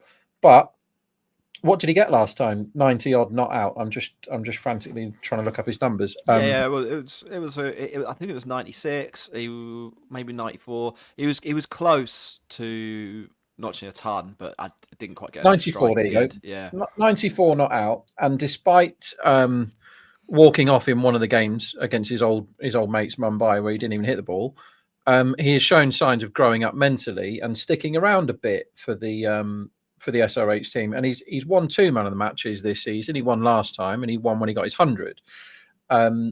So 14-1 is a big number for a guy that's clearly in form. He was, 94 red last time, and nobody else got 35. They were all just having a whack, and they still got 230. But he was the guy that soaked up a little bit of early pressure and didn't just slog everything. He took his time and then got going. And he's a good 6-hitter, Kishan.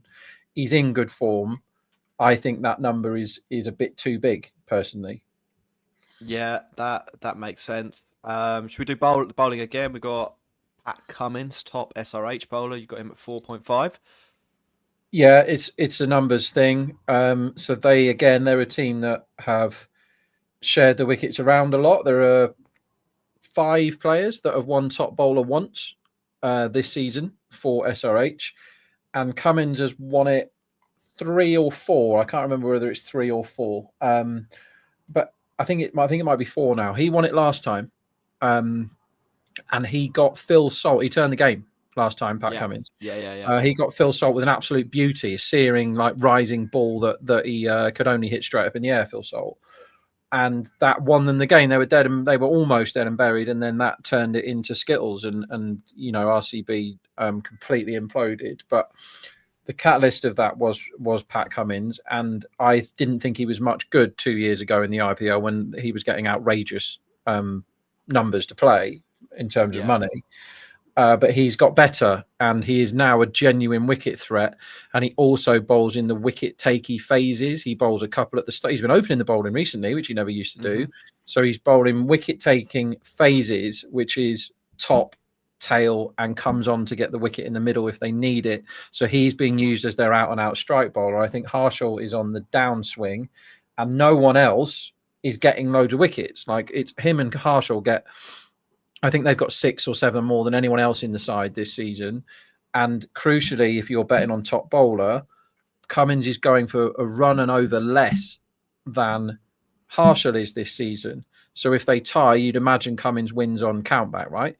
So I think 4.5 is a very good bet, and I think it should be nearer 3.5. So that's a decent bet. I've tried to get quite a lot on. I don't think I've succeeded. I'll have to find out in a minute, but I've tried to get quite a lot on that. I had that as quite a big bet today.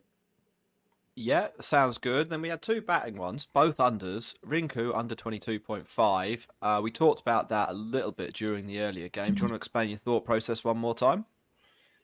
Yeah, you can win twice, is it in a nutshell? And he's proved in the last 2 games of how you can win twice. One of them is he doesn't score enough runs despite having plenty of time, which he did last game. And the other one is he did the game before, is he got 19 not out because he came in right at the end of the innings and didn't have enough time to get them.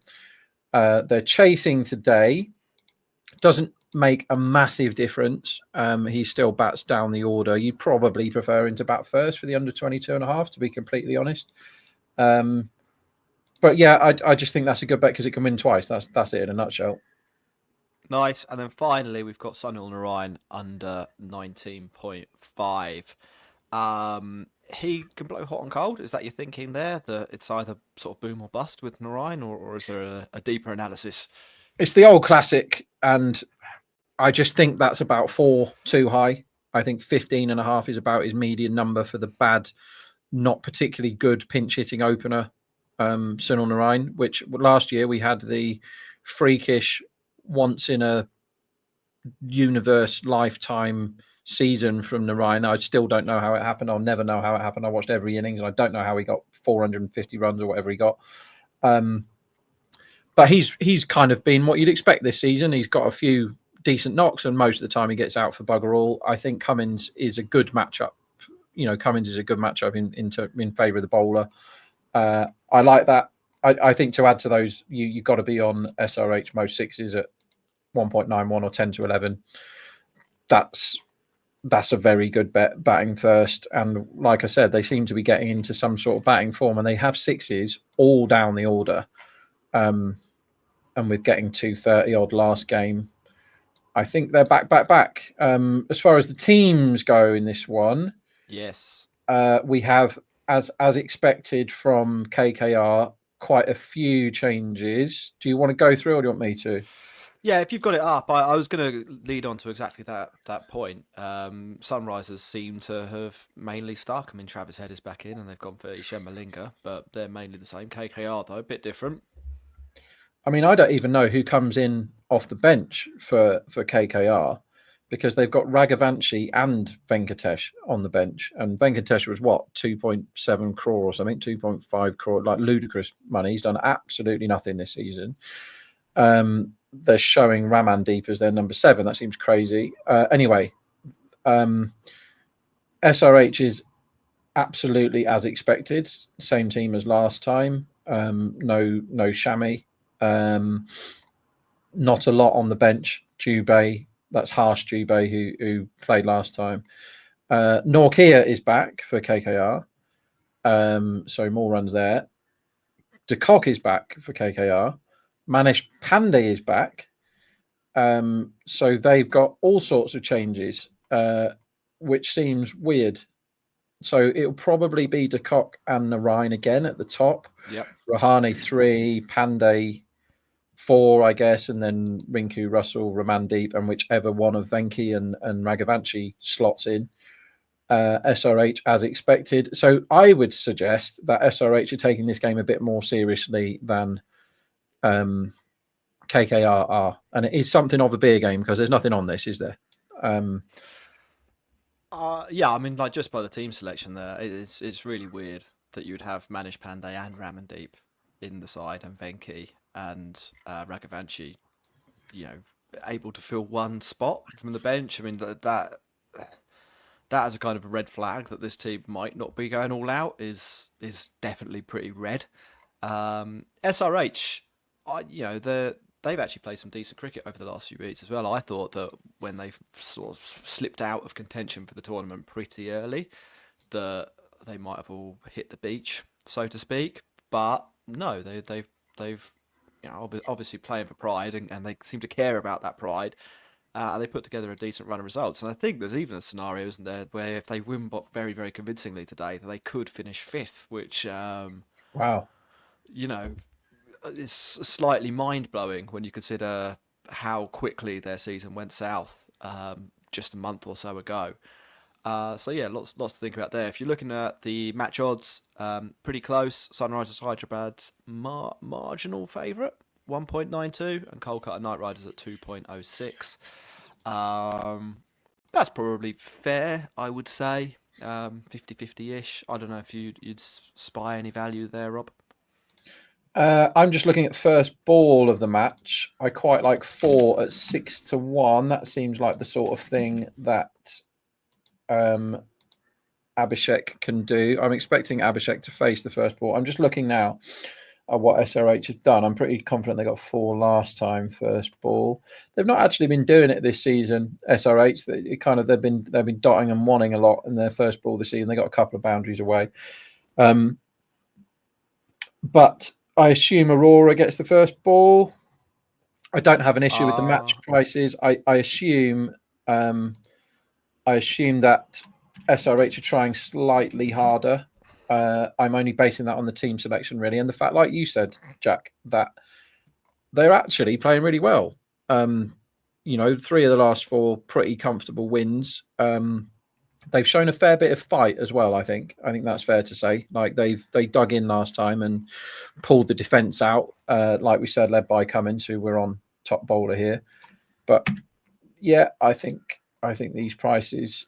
I very rarely argue with the Betfair match winner. I might dip in and out. The run line that it started very high, 202. That's a big number to kick off with. Again, I can see the case for it. Yeah, I mean, until you see the back of Abhishek, then like any number with a 2 in is realistic, isn't it? Like, we'll see how it goes. I mean, if he is out earlier, I'd expect that to come back. But yeah, would you want to risk betting against him? I suppose is the question. No, fans of this show, of which we're probably in the millions. I don't know why Andre Russell is warming up as if he's going to bowl the first over. Surely that's not going to happen. We'll know that I backed Travis Head to be bowled a lot, and 6.5 is a big number for Travis Head to be bowled. So I'd recommend backing that as well. He is quite susceptible to the in-swinger on his stumps early, and Aurora has that ball. So yeah, that's another one. 6.5. What do we do? Let's have a bet. As Sky in the UK is electing to show the 38 awards being given out to players rather than the cricket match, which is an interesting director's selection. It is a bold call. It's Vibav Aurora, who is running in now. Let's see. He comes past the umpire, bowls an away swinger. It's drilled. Will it beat the man at deep? Beat the man. Point. Oh, boo. No. He hit it hard, but it kind of died in the outfield there. I thought that had a chance. Maybe it caught some of the lusher grass and didn't stay on the sort of cut strips that go across to the boundary. Early swing. I think he's more or less middled that. Just that looked all the world that it was going to be a 4 off the bat, didn't it? And then, as you say, I don't know whether the outfield's a bit wet. That would be a surprise. The grass is a bit long, or the fielder was a bit quick. But lots of things transpired, and the outcome was a single. And here's Travis Head facing the ball swinging away from him. And if he starts it outside leg and gets that level of swing again, the bold is definitely in play here at 6.5. Yeah, for sure. His first ball, he just nudges it to cover, so there's no run. We've had a full-blooded single and a nurdle from Head. He was out the team in the last game, wasn't he? Head. I didn't imagine that actually did happen. Was there, are they looking to the future there? Did Travis Head just not get back in time? I didn't see anything that suggested that he didn't he wasn't have about. COVID? Okay. So there was a reason for this. So he played. He played last time. He played in the last game. He got 17. But I think they said he had COVID before, and Stoinis had it as well. So that's become a thing. I think a few of them had it, and no, they didn't say anything at the time. I don't know why. But yeah, Stoin, who batted brilliantly well yesterday, as Aurora is landing it here. Who played brilliantly well yesterday after the game said, I had COVID. I was struggling a bit. But yeah, they're back. They're back now. That keeping track of the overseas ins and outs since the break has been a very difficult task because some of the reports have been misleading, to say the least. There are a few people playing for their places today. I think Decott might be playing for next year's contract today. That's certainly a possibility as Abhishek tries to find a little bit of space on the leg side and can't. He's hit his length every ball here, Vibe. It's an impressive first over because you know what Sunrisers are going to try and do, and he's basically said no, like that's not happening. I'm gonna keep you on the back foot, hit the top of the bat, and he's pulled it off 5 balls in a row. Very impressive from the opening bowler. He's getting so much swing. He's starting this a foot outside leg, isn't he? Yeah. and it's just hooping across, which makes Abhishek vulnerable to the caught, either in the point region or the one that he just put straight up the chimney. Do you know what I mean? It's if he misbehaves against this sort of bowling, which he doesn't, as he sort of covers up and blocks it into the leg side for an amazing start for the bowling team. Yep. 2 runs off the first. 2 runs. Don't see that very often. There was a lot of swing, so we'll keep an eye on that as we go through the game. But it did hoop around a fair amount there.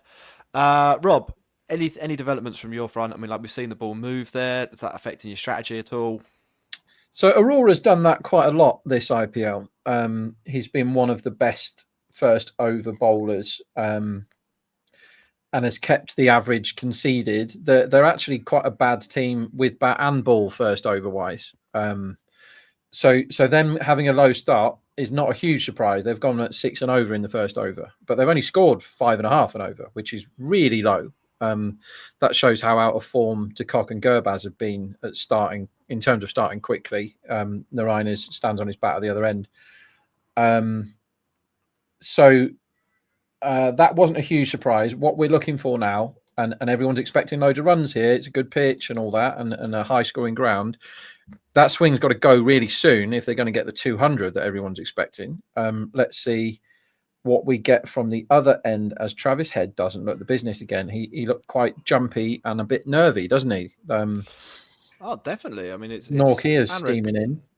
I mean, Northia is as quick as anyone, isn't he? I didn't catch the speed of that particular ball. It was back of a length, and it had Head jumping around. It would be interesting. Hopefully, but they bring it up if we can get another slow mo, see whether there's any movement or anything unusual there. I mean, Norkia isn't a big swinger of the ball, but if he's getting it to go even a little bit, that's a big indication, I think, that it could be a difficult power play, or perhaps not, as he drops short. Travis Head. Wowzers. It's him miles over square leg on the back foot. What a hopefully shot. That's the first of many sixes. So when you're facing someone that quick and you get it out of the screws, it can go bloody miles. And that's what happened then, because that was right out of the middle, full-blooded swing from Travis. And it says 89 meters, but bloody hell, that looked good. Yeah. That must feel much, much better for Travis Head. Oh, and that won't. Norkia goes short again. Looked like it kept slightly low. I don't know whether that was Head making it look like it did. Somebody doesn't like sunrises because they're no longer favourites. What happened to that ball, Jack? So Head tries to clear the front leg and smack another 6, basically. It does keep really low, and it hits him in the thigh pad, I think. He mouths "ow" in Norkia's direction, so it obviously didn't cushion the full blow. But yeah, I think that probably should have got up at least another foot. Yeah, so that makes me think unders. Do you know what I mean? Yeah, yeah, definitely. We'll see Norkia come through again. He goes length. It's hit back over his head. Did he time it perfectly? Maybe not quite, but it'll go away for 4 runs anyway. It's a good shot from Abhishek. It's sort of like a straight pull. And it'll get the runs moving. 10 from. Okay. Kind of a very Anric start. A ball that I would describe as near enough unplayable, and 2 that very much weren't. And I think that's what you get from Norkia nowadays. I think the injuries that he's had have turned him into a shadow of what he was. Yeah. Uninjured. He was so good. He's like Lucky Ferguson these days, isn't he? It's sort of like you get the odd good ball or the odd good spell, and then quite a lot of sort of interesting other stuff as he bowls. Bloody hell, it's going to be 5 massive wides. 5 wides. Someone's put a trampoline in the middle of the pitch. And so what I would say is this is variable bouncy. So whilst the run lines are all rocketing up everywhere, I'm not quite so sure. I haven't bet because I haven't made my mind up yet, but he's bowled one that's gone about a foot lower than the batsman thought, and one that's gone at least a foot higher than the batsman thought. Yeah. And whilst the net result has been SRH have got boatloads of runs off this over, 15 off the, how many balls has he bowled now? 4. 4. It doesn't mean that they're a shoe-in to get 200. Whereas the last game, when the swing went in the first innings, you're like, bloody hell, this looks easy. Hot day, ball's not deviating, it's not doing anything. These 18 runs have not been scored because the pitch is great, right? Yeah. I am absolutely sat on my hands now. It's 205. I'm not tempted to back overs, even though Abhishek has just played a one-handed two What bounce even is that four. shot? But again, Jack, right? That's one where I know the result of the ball is a 4, but that he didn't look comfortable, did he? And I know they're carting it everywhere, but he didn't look comfortable at all. Yeah, I'm assuming most people are watching, but if you're not, he stepped away to the leg side. Norkia has followed him. He's got in a really bad position and played an inside-out aerial cover drive, which, more through luck than judgment, looks like it's taken quite a large amount of the middle of the bat because it's flown. A couple of bounces, 4-4, but it's not in the textbook, is it? And then to finish the over, I think that's a slower ball. It's short, it dies, and bounces twice before it gets to the wicketkeeper. So, if we're on variable pitch watch, we've seen it sort of do everything in that over. We saw some swing in the first over. Upshot of all of that is 22 for no loss, which is a decent start, I'd say, for the Sunrisers. 20 off that Norkia over. And I guess we'll go back to Vibav here, who had the ball talk in the over before. Sunrisers down to 1.8 on match odds, which I guess is reflective of their decent start. Yeah, I think the market is sort of thinking about is this pitch as good as we thought, even though there's loads of runs. So it's a bit conflicted, if you know what I mean. Yeah. Yeah, it's a weird one. I'm not sure yet. Well, that ball 6. Okay, that ball should be 6 every time. Again, the pitch. I'm not learning much from the pitch. That is just leg side utter filth. Travis has said thanks very much. I think they might get quite a few 6s today. Yeah, he's gone. You can tell from the way he's released that he's looking for the big away swinger, and he started it outside leg, I guess, to try and get the stumps in play, and it didn't move at all. It just went straight on. It's a foot outside leg, Rob, and he's helped it on its way, basically. Absolutely filthy he's just picked it up. Not good. Not a good way to start the over. Here he comes again. That one starts outside off stump, holds its line. Travis Head off the back foot, carves through extra cover. That'll be 4 more. Sunrisers, it's beginning to look ominous. Sometimes you watch Sunrisers and things are wobbling, and sometimes this happens, and you're like, we thought the score might have a 2 in front of it. Could this be the 300 day? I mean, let's not get ahead of ourselves. I think the pitch probably will rein that in, but it might flatten out. I'd be scared if I was KKR right now. Yeah. The thing with KKR is you've always got Narain to look after you if it's getting a bit silly. Let me just check what options they've got today. As Travis Head gets a 1 into the leg side, 2 if he's quick, which he is. Bad throw. So they do have Narain and Chakravarthi as just 8 overs of gun. So that makes me think, how does 300 happen? But KKR can throw in a stinker. Chak has had the odd one in the first innings where people have got hold of him before. It can happen. But it's hard to see 300 when you've got those two guys bowling 8 overs between them. They've got 2 of the best 5 spinners in the competition. You could say 2 of the best 3 or 4. As Vibav's in, and that is an incredible shot. Bloody hell. Travis Head, how do you do that? It's like a straight flick. I mean, the bat speed on that, Rob, that's like a hockey shot, wasn't it, basically? I mean, he's just got that through the hitting zone so fast. Back over the bowler's head, 6 runs. And you're in trouble. Here's a question. So if we're thinking about this from a betting point of view, we've seen, at first, I think our impression was maybe this pitch isn't quite as good as we thought. Now it looks pretty good, but the 2 batters, they do this quite often. Like even on bad pitches, sometimes this will happen with these 2 guys in. How do you kind of process this from a batting perspective? Like what's going through your mind at the moment? Are you, how do you keep a cool head? I think that's what I'm trying to get to the bottom of here? Because I'm thinking like 300. That seems mad. That seems like an overreaction.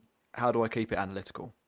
Yeah, it's constantly trusting your eyes, basically. So you and I watch a lot of cricket, Jack, and talk about cricket all the time, and try and work out thing. So we come at it from slightly different angles, don't we, you and I? But we're both thinking about very similar things, and it's saying, was that a four because of the pitch is great or batsman ability, or was it lucky or whatever? I don't think there's been many lucky runs other than the obvious 5 wides, but there have been a couple of balls that have misbehaved a bit.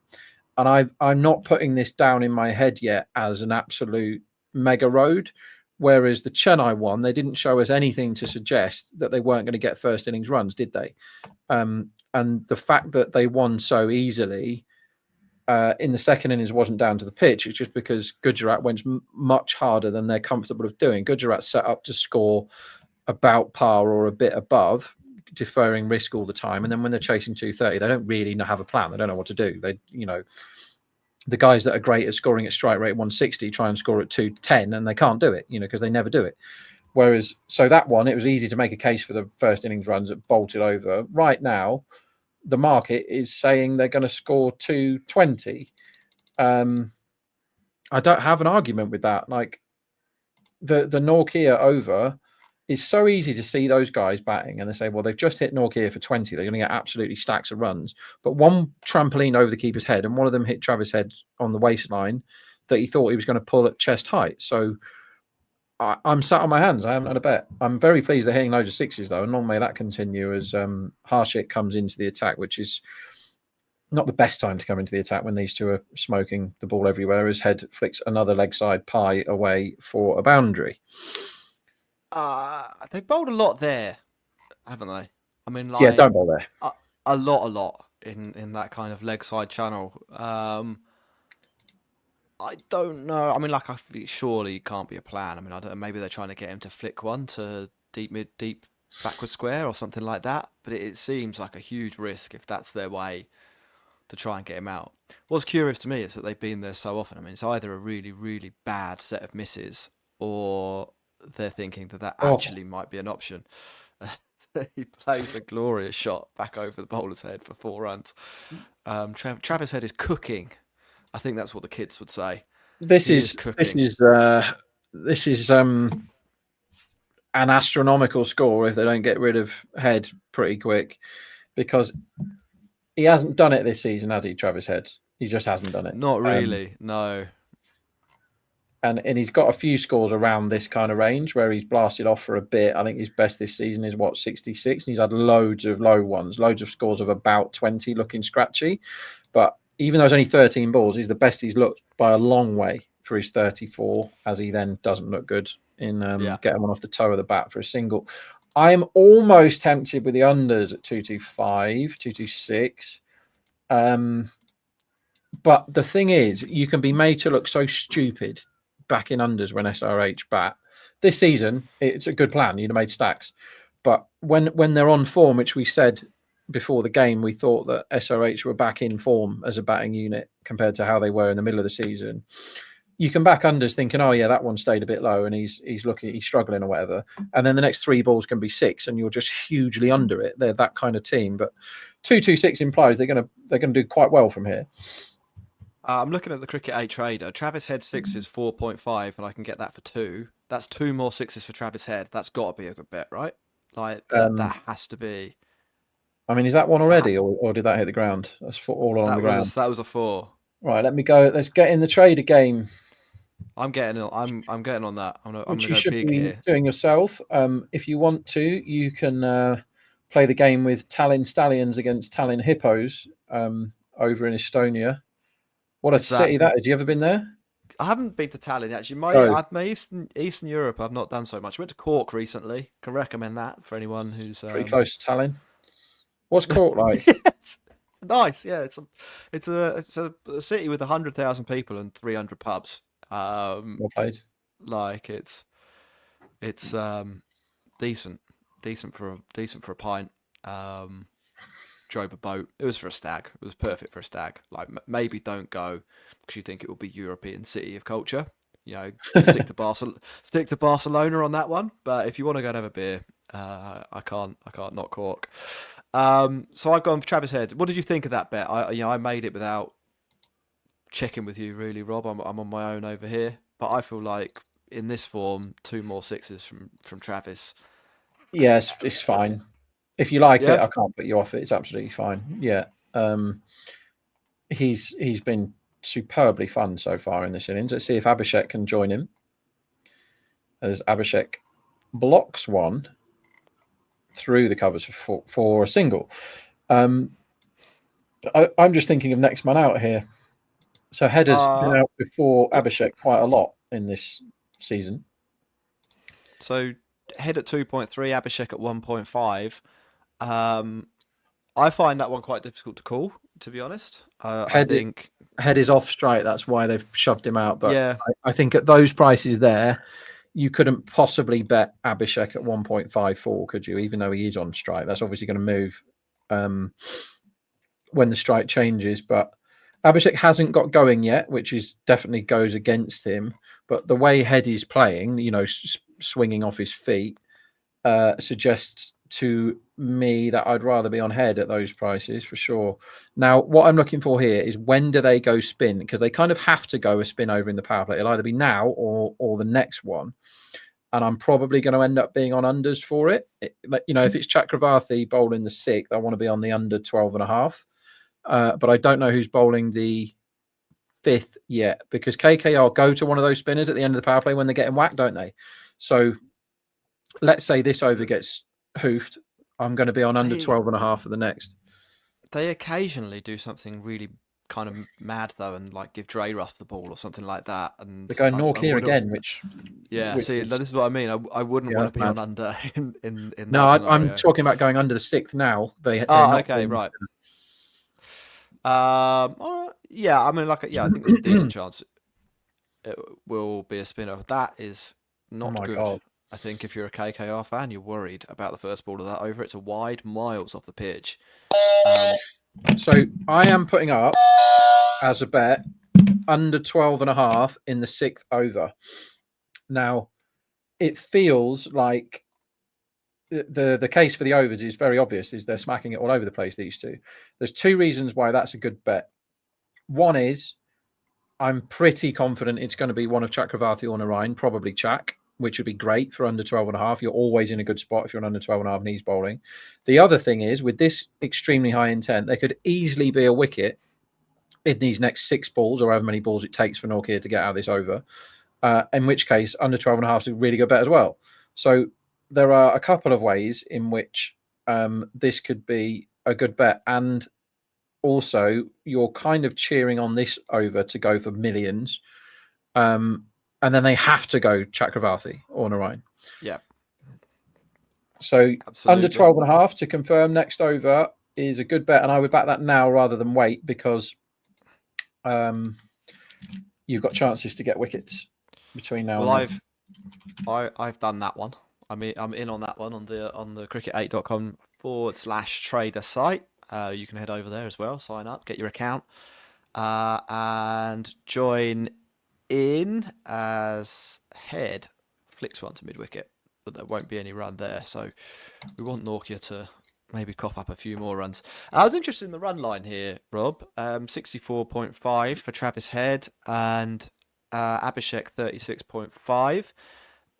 Any interest in either an over or under on either of those, or do you think we're in the ballpark there? So that's what, another 26 runs they're giving Head and another 25 for Abhishek. Feels maybe a little stingy.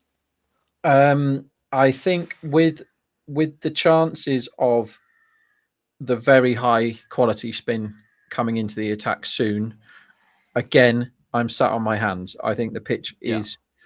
I think it is good rather than great. I don't think this is the mega road, and you're not going to learn much about Nortje's from Nortje's full tosses. But he's putting together an okay over so far here. I'm no bet for those runs. The thing is, when you have player runs bets, you're usually betting with juice attached. So you're betting at 1.83, or if you're lucky, 1.91, and that's still a fair edge to give the bookie, as Abhishek mistimes one. Was that a full toss and just sort of edges it away for 4? It looked like a good shot, but it also looked like he mistimed it, if you know what I mean. Like It looked like he was trying to hit it. It looked like he was trying to hit it straighter, but I think he might have opened the face, to be fair. Okay, I think he plays like I a think you're right. slice. Yeah, that's deliberate, isn't it? So he's just using the pace. I think this is great for my under 12.5 next over. I think that is 3 full tosses for the over for Nokia, who it's probably fair to say hasn't found his radar so far. Is Nokia one of the players who's going home after this match? Well, I suppose he is, isn't he? 'Cause he plays for KKR. What a ridiculous question that was.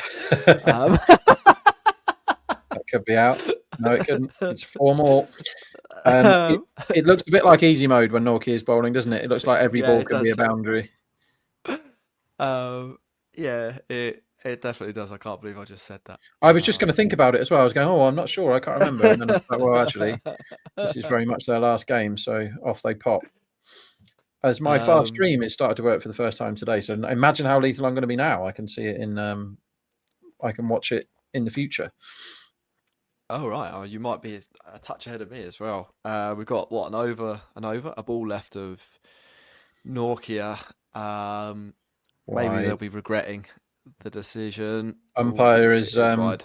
That was absolutely Sunday in the park umpiring when the 12-year-old son of the, visiting captain has had an over and he can't get out of it and he's just bowled another wide and the umpire's gone, do you know what, mate? That'll do.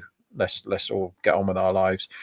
Shouldn't happen in the IPL, of course. You should have wided it, but they could have reviewed it and they didn't, and it looked like a wide to me. Either way, it was another full toss, and if he'd have put the bat out, it would have been a 4 over points head.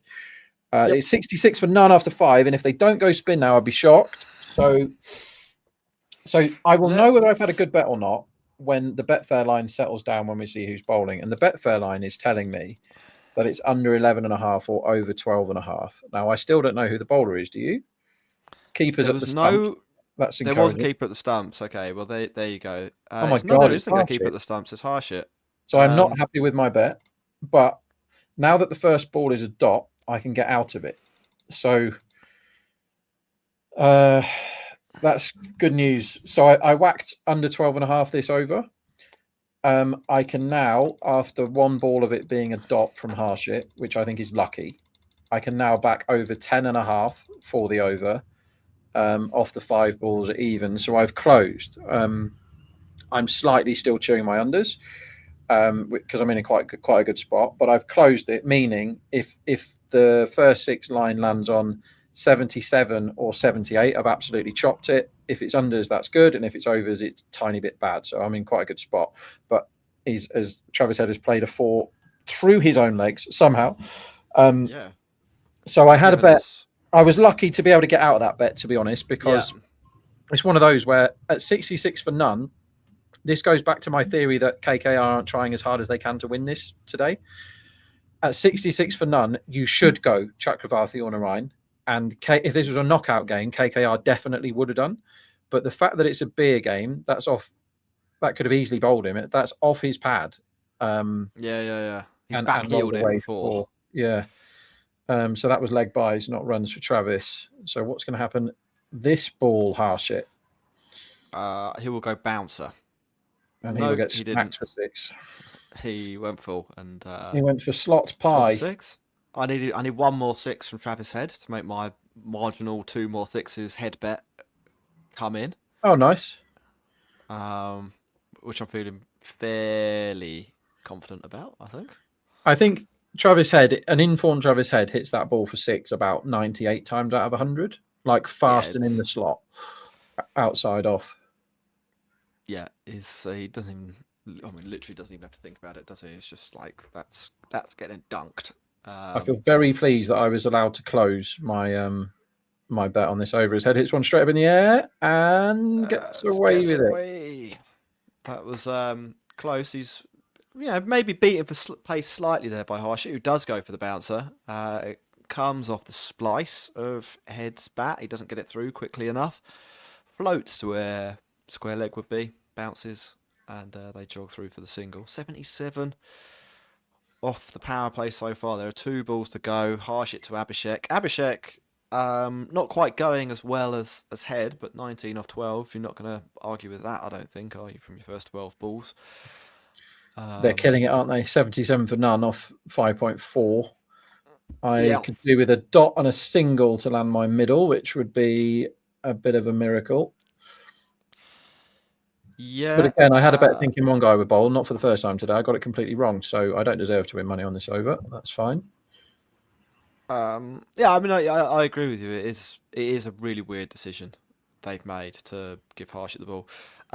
What was interesting, I mean, like if you're not watching the stream right now, they're drying the ball. They've got the purple towels out, so there must be a little bit of dew or wetness out there. And so maybe they're thinking, maybe both spinners were like, no, I don't fancy it against these two in the power play. I don't trust myself to be able to land Fair it. Maybe enough. that's the decision that they went through. I'm not sure. Into the pads, and that'll be a single. So that goes with our theory that first ball that we both thought was 4 off the bat that stopped, that's Dew holding it up. And first innings Dew means second innings Dew is going to be absolutely ridiculous if the temperature drops as we get into the night. So I am on. I do have a chance of landing my middle if this ball is a dot or a wicket. That would be extremely welcome.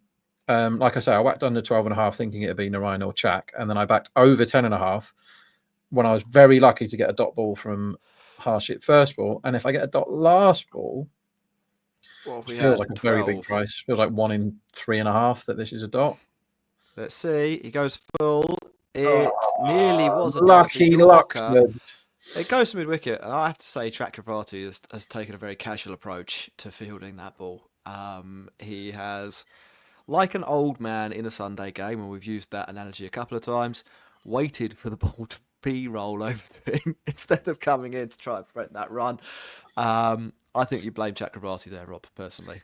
Yeah, we've had a really good day, so I'm not going to moan too much about the universe, but that could have very easily been a dot, and that would have been lovely stuff. However, 79 for none off 6 is a tremendously good start for the batting team.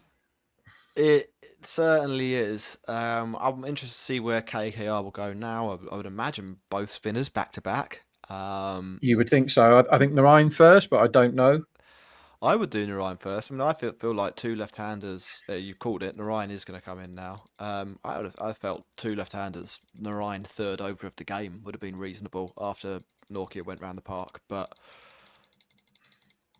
it is what it is. There are potential reasons why you wouldn't do that. We've talked about Dew. We've talked about sort of this being a beer game. We'll see. Maybe they just wanted to try something different. Narayan first ball floats it up there, spins it past the bat. Travis Head, I mean, he's still swinging now. He really went for that. He's going to get bowled if he keeps playing that shot. I'll tell you that for nothing. Blimey, he's had a yahoo at that one. Here comes Narayan again. Much more circumspect. He'll take a single off that. So you've got open bets, Rob. Let's just go through them really quickly. We've got Travis Head bowled. We have 6.5 is huge. 6.5 on bowled for Head. We also have Ishan Kishan, man of the match. Cummins, top bowler. Rinku under 22.5 and Narayan under 19.5. Ishan Kishan, man of the match, is a little bit under pressure after this start. Abhishek, that is a thing of beauty. Another 6. We're on SRH most 6s at 10 to 11, which has started rather well with 5 in the first 6.5 overs. Yeah. It's just back. It wasn't even really back of a length, but he's played it off the back foot and hit that over sort of cow, I guess. So that's such a good shot. Is that going to be a wicket though? It's a one-handed 6. And that's a one-handed 6. So Abhishek is very good at playing shots with one hand. I think something happens with the ball in flight where he thinks, "Oh bollocks, I've got to take my other hand off this." But the purity of the bat swing allows it to still fly off the sweet spot for 6. I mean, that is remarkable. This is Sunil Narayan he's doing this to. And if this is happening, Jack, that Yeah. Narayan is getting who for back-to-back sixes, your shout of 300 can actually be back on. That can actually happen. Well, let's see, as that's going to be out. Boo. That was fun Boo. while it lasted. Yeah, it was actually in the slot. Abhishek went for it. It was a fair ball to go after, but he picks out. I think it was Rinku Singh running round, and has to go. So it's 92 for one. Narayan with the breakthrough, and it couldn't come soon enough from a KKR point of view. Absolutely. Just as those fateful words 300 came out of my mouth, Abhishek's fun stopped, which puts a lid on it. I mean, the run line is still 222 or something, but it was just about, the market was just about to believe that the 286 or whatever they got in the second game was under threat. I assume they're going Klassen number 3 here, which is a bold call, Jack. That is this really highlights, I think, the fact that they think that this game probably doesn't matter. Like maybe they just want to give Klaassen a go. Maybe Klaassen felt like he wanted a bat today. It doesn't make loads of sense. I don't think, if you were going to argue it from a cricket point of view, you'd probably say right hand, left hand combo, two guys who can take the ball away from a left hander. Maybe we want to break that up. Ishan Kishan obviously is a left hander, so that, this move does achieve that. And Klaassen is pretty vicious against spin. Like it's he's up there as best. I think that's where the decisions come from. I think they've gone, if their plan is to bowl, they could bowl 8 world-class overs of spin in a row in the middle, and it's easy to get tied up if that's happening. Yeah. Klassen could, if anyone's going to disrupt that, it's Klassen. I feel like you can disrupt that having lost another wicket or even 2 wickets, though. Like, I don't feel like you need to disrupt it in the 7th over of the game when you're on 92. Like this. That's fair. I don't think anyone batting now is necessarily an appalling decision. I think if you send Pat Cummins out, who can hit sixes off spin, if you sent him out, I don't think that's a terrible decision either. You just go Pat. He's got the 18 off 4 already this season. The ultimate innings, the ultimate lad innings of 18 off 4, and if he came in and got 18 off 4 now, it would be a brilliant thing for the batting team, wouldn't it? Brilliant. So I actually don't really think that anyone's the wrong answer. I think Nitish Kumar Reddy is probably the wrong answer, given that he hasn't done anything explosive for the whole season. All he's done is he's done a rebuild when they failed at the top and got 20 and then got out. So I think he would be I'd rather put a Nadkat in now than Reddy, given Reddy's form this season. But I don't think anyone else would be a wrong answer. I think they got so many good options for the 90 for 1 start, this team. Yeah, we'll see how it goes. It's interesting. I mean, like if I got to choose as a fan, I would want Klaassen in. I think it's fantastic to watch. Like I think you have to acknowledge the entertainment value, or the entertainment factor behind the decision making, and maybe Sunrisers are just giving the fans what they want. As Chakravarti's in, he's the new bowler. Turned around the corner, they'll pick up some runs. Here, Rob, what are you looking for at the moment? I can hear you clicking away. Yeah, I think once again, with the bowlers bowling who are bowling, I'll try to say bowling a few more times if I can. Klassen has an issue with being bowled to high class spin. I can think of 2 occasions off the top of my head where he's been bowled by spinners, and everyone could be justified in saying, why do you keep talking about bowled all the time for people? I do it for certain people. Narayan will be one later. If they want to put up 7 that Narayan gets bowled again, I'll be absolutely hoofing it, because he's not 1 in 7. He's 1 in 4, right? So it's a price thing as well. It's not just I think Head's going to be bowled. If they put up 4.5 for Head to be bowled, I wouldn't back it. 5.5, honestly, I probably would, but I think about it. 6.5, I don't have to think, like as he hits another 6. I don't have to think. 6.5 for Head to be bowled in any format on any pitch is a bet. Because look at his stumps playing that shot for 6. He starts his stance showing the bowler all 3 of them, right? So if a good bowler, which Chakravarti is, who just bowled a half tracker, but he's a good bowler, and Narayan and Chakravarti keep the stumps in play. So when they're chucking out 7 for Klassen to be bowled and 6.5 for Head to be bowled, I know it's too big, so I'm happy to tuck in. And if they're both caught in the deep, like Abhishek was, no problem. I've had good bets. So that is what I'm clicking away at and looking for the prices. And I can guarantee you that Klassen is bowled more often than 1 in 7 against high-class spin early in his innings. And I know that Travis Head is a huge bowl candidate because we flagged that up in the early days of Cricket8, and he kept getting bowled all the time. As Chakravarthi showing signs of getting a bit angry. Dropped.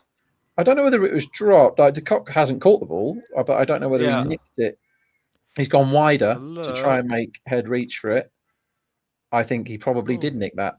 I can't see Snicko. He's got a 50, and he got the 2 6s I needed to win my trade on Cricket8. So good I'm stuff. happy. He can walk off now, as far as I'm concerned. We'll see the next guy. He doesn't. He takes a single.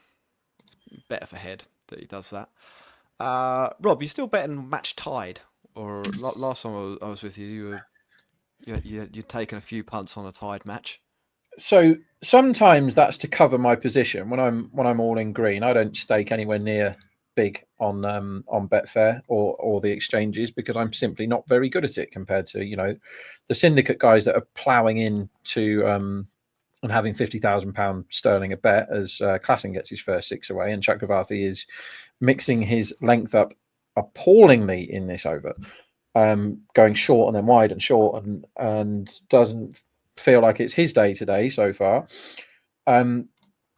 So I can be green on the match winner sometimes and think, well, if this is a tie, I've got to give it all back. So I back it quite a lot in those situations. But I'm not having much. I might be having 40 quid or something on the tie to cover a bit of my match position. Whereas if you're ploughing away in 50 grand, you probably not you don't even look at the tie because you can't get enough money away to cover yourself. I think for a small staker such as myself on this, like now the tied matches at 80, that feels fine, and there's nothing wrong with having a tenner on or whatever. It's something that if you've got 140 playing 140, you're obviously way more likely to have a tie than you would do in this innings, which is due. We must be north of 230 again now, are we? 235, yeah. I do consider it sometimes. I think teams have actually been quite dumb off that last ball when it's been close in this IPL. We've had the one, haven't we? Rajasthan Delhi, was it? Yeah. And then Rajasthan did the dumbest thing you could possibly do and didn't let Jaiswal open in the super over and didn't let Archer bowl it. Like, what the hell was that? Like, no one's asked him that question. What the hell did they Parag batted instead of Jaiswal? Come on now. It was bizarre. We've got a strategic time out. So if we get my screen up, we can have a look at the trader site, Cricket. Games. /trader. We've exhausted, Rob, unfortunately, our quiz questions, and we've done the spin. So we're down to the trader, which has been up a little bit during the live stream. Are you going to spin? How do I spin? If you want, you go to cricket8.com and then you click play, which is in the middle. Yeah. And then you have today's. Well, I've got today's spin winnings up, but you could have spin. Here we go. Yeah, I can't share my screen because I'm very thick when it comes to using computers. You can probably hear it. Yeah, we can hear a hissing sound. That's for sure. I got 500 coins, and I get a fanfare and a trumpet and all sorts going on. I'm obviously going to try and triple them by answering this question, my away question. Right. Which I will share with you now. The first ever televised T20 match took place between Hampshire and Sussex in June 2003. Who hit the first 6? Brett Lee, Jack Callis, Wasim Akram. Great question. I think Wasim. Who do you think? Waz is a good bet, I think. Yeah, because he played for Sussex. Waz is correct. Yeah. I think he played for Sussex. Playing for Sussex back then. Maybe not. Maybe that was too early for him. Chris Nash. Nash dog. No, I think Nash was a bit later than that. Yeah, he would have been, wouldn't he? Good guy, Nash. Yeah, I'll be on a stag do with him in a couple of weeks, off to Lisbon. Oh, really? Yeah, I've not seen him for ages. We don't cross paths all that often, but he is a good lad, and we will be on a stag if he turns up in a couple of weeks. Yeah, it'll be fun. Decent. Lisbon's a good city. Get yourself. Yeah, lots of fun. I've done Lisbon once or twice. I can ask you another quick fire question while we've got a minute. Do it. Yeah. How many wickets did Joffrey? Oh, come on now. We've had that. 11. Let's see if I can fit another one in before the timeout ends. Got Keep 2 racking the coins seconds. up, though. I've got over 1 million coins in place, and my balance is really low on the coins. It was the current captain of the Punjab Kings, when we know that is Shreyas. You're on beginner mode. Take your stabilizers off, mate. I've done really well to get these 3 questions in 9 seconds. In the 16 seasons that CSK have competed in the IPL, how many times have they made the playoffs? 10, 11, or 12? Feels like 10. 12. You're going 12. Go on then. Yeah. I'm going for it. Well played. I did well to defer to your knowledge. We're 100% on my quickfire questions. I'm going to keep going. In which year did the first edition of the IPL take place? Was it 09 or 08? I traded it. I think 08. I want to say 08. 05 to 08. I think it's 09. I'm going to click 08 anyway. It's 08, yeah. 08 is correct. I traded it, should know. Next question. As Narayan gets blocked into the leg side for single. That's his single ball, isn't it? The RCB, they've got 2 of it. The RCB v SRH match this year was moved from the Chinnaswamy to which other stadium? Was it Lucknow, Mumbai, or Delhi? I think it was Delhi, wasn't it? Right, you got me there. Oh, bollocks. Got it wrong. First one wrong. We've got 3 questions left. We might as well do it. Cool. How many matches in IPL history have been tied? Well, we were just talking about that. 15, 20, or 25? Surely it's only 15. I would go for the lowest number, yeah. There's a lot of seasons where there wasn't one. It is 15. We're doing well. Back on track. Another 50 coins for me. As Klassen gets a really easy boundary off a straight ball.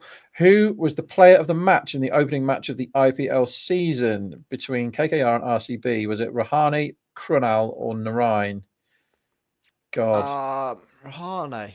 Krunal won, didn't he? Didn't RCB win the first game? I didn't press it fast enough. So I was going to press Krunal, but I didn't press it in time. Oh, sorry. Who plays at the Sawai Mansingh Stadium, please? Punjab? Nope. Chennai, Lucknow, or Rajasthan. That's Lucknow, isn't it? No, it must be Raj. It's Chennai's cheap pork. Oh, well. It told me I got 8 out of 8, which definitely isn't true. So if you can scam the machine like I just did, because we got at least 2 wrong there, and it's told me I got 8 out of 8. Do so. But yeah, play those. You get 50 coins each time. Spin the wheel and triple your money like we just did. And then you can use your coins for games like USA Canada, which is in play. Spain women against Germany women, which is in play. As we've already mentioned, the Tallinn Derby, Stallions versus Hippos.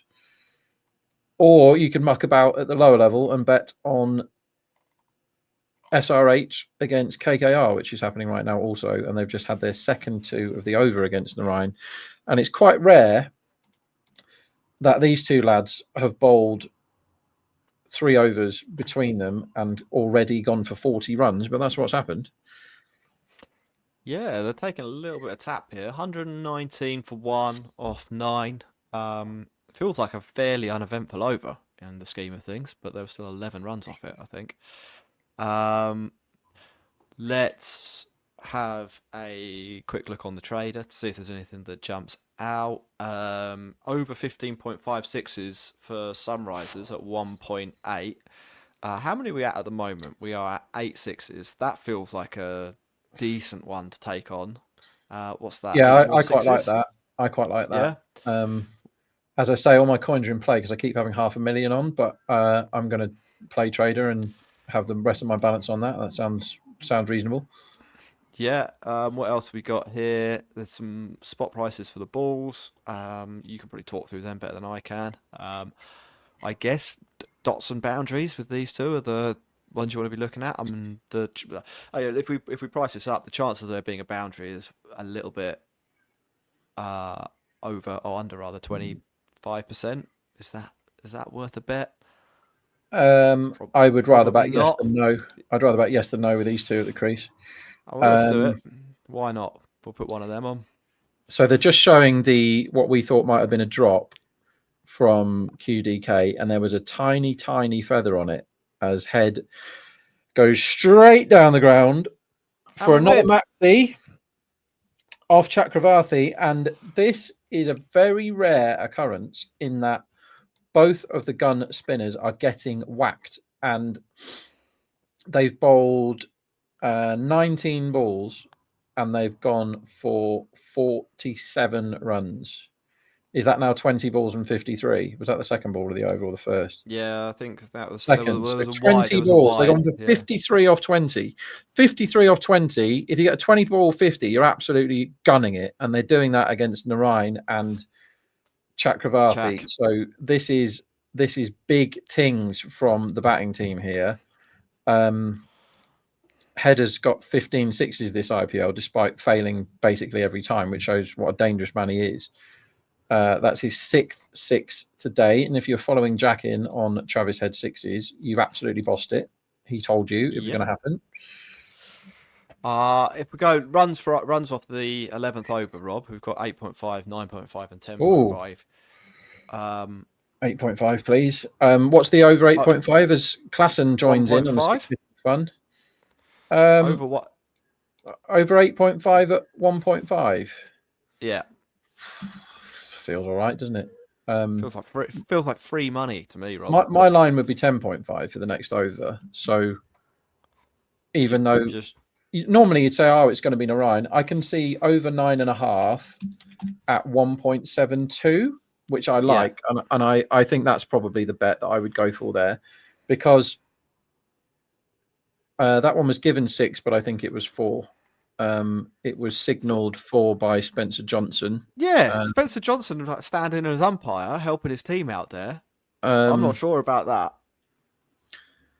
So that they didn't take the fielder's word for it when he spilt a 6 yesterday, but today they're taking the fielding team's decision that it didn't go for 6, as Klassen steps across and hits the ball for 4. Now, over 9.5 at 1.72. The thing is, you could be like, well, Narain's going to bowl it, and I don't ever want to be on over 9.5 for a Narain over. But Narain's gone for 24 off his 2, right?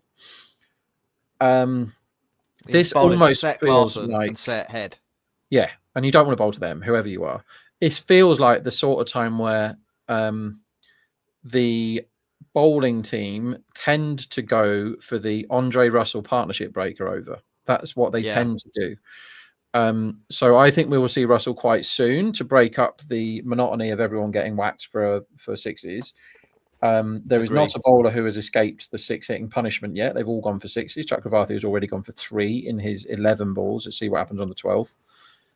And absolutely hooning great big 4 down the ground from Heinrich, who moves to 28 off 12. Make a case for under 9.5 the next over if you can, because I bloody can't. I feel like you basically can't. Yeah, here's a question. I'm still going through the markets on the trader. Runs in over, odd, or even. Is there any strategy to this? Because it's just priced up 1.9 either way. But yeah, there's different number combinations in cricket, right? Like, so it feels like there should be more likelihood of one than the other. So Andre Russell into the attack, by the way, as advertised. And quite often he gets a wicket really early in this over, in his first over, and then he goes for boundaries. That's happened quite a lot. So I'd say the wicket percentage of this over is quite high, because what happens is they're going at 14 and over now. Maths fans, well, 13.9 if you want me to be accurate. And they are going to definitely see Russell as somebody that they can attack in this over. But by the virtue of that, if Russell can land his slower ball or bowl one that hurries them up, he could get a wicket here, like, quite comfortably. So this is an over that's due loads of runs and loads of wickets. To go back to your by loads of wickets, I mean like 0.4. To go back to your odd or even question, the angle for that is first ball is 4. That's very good. What a shot.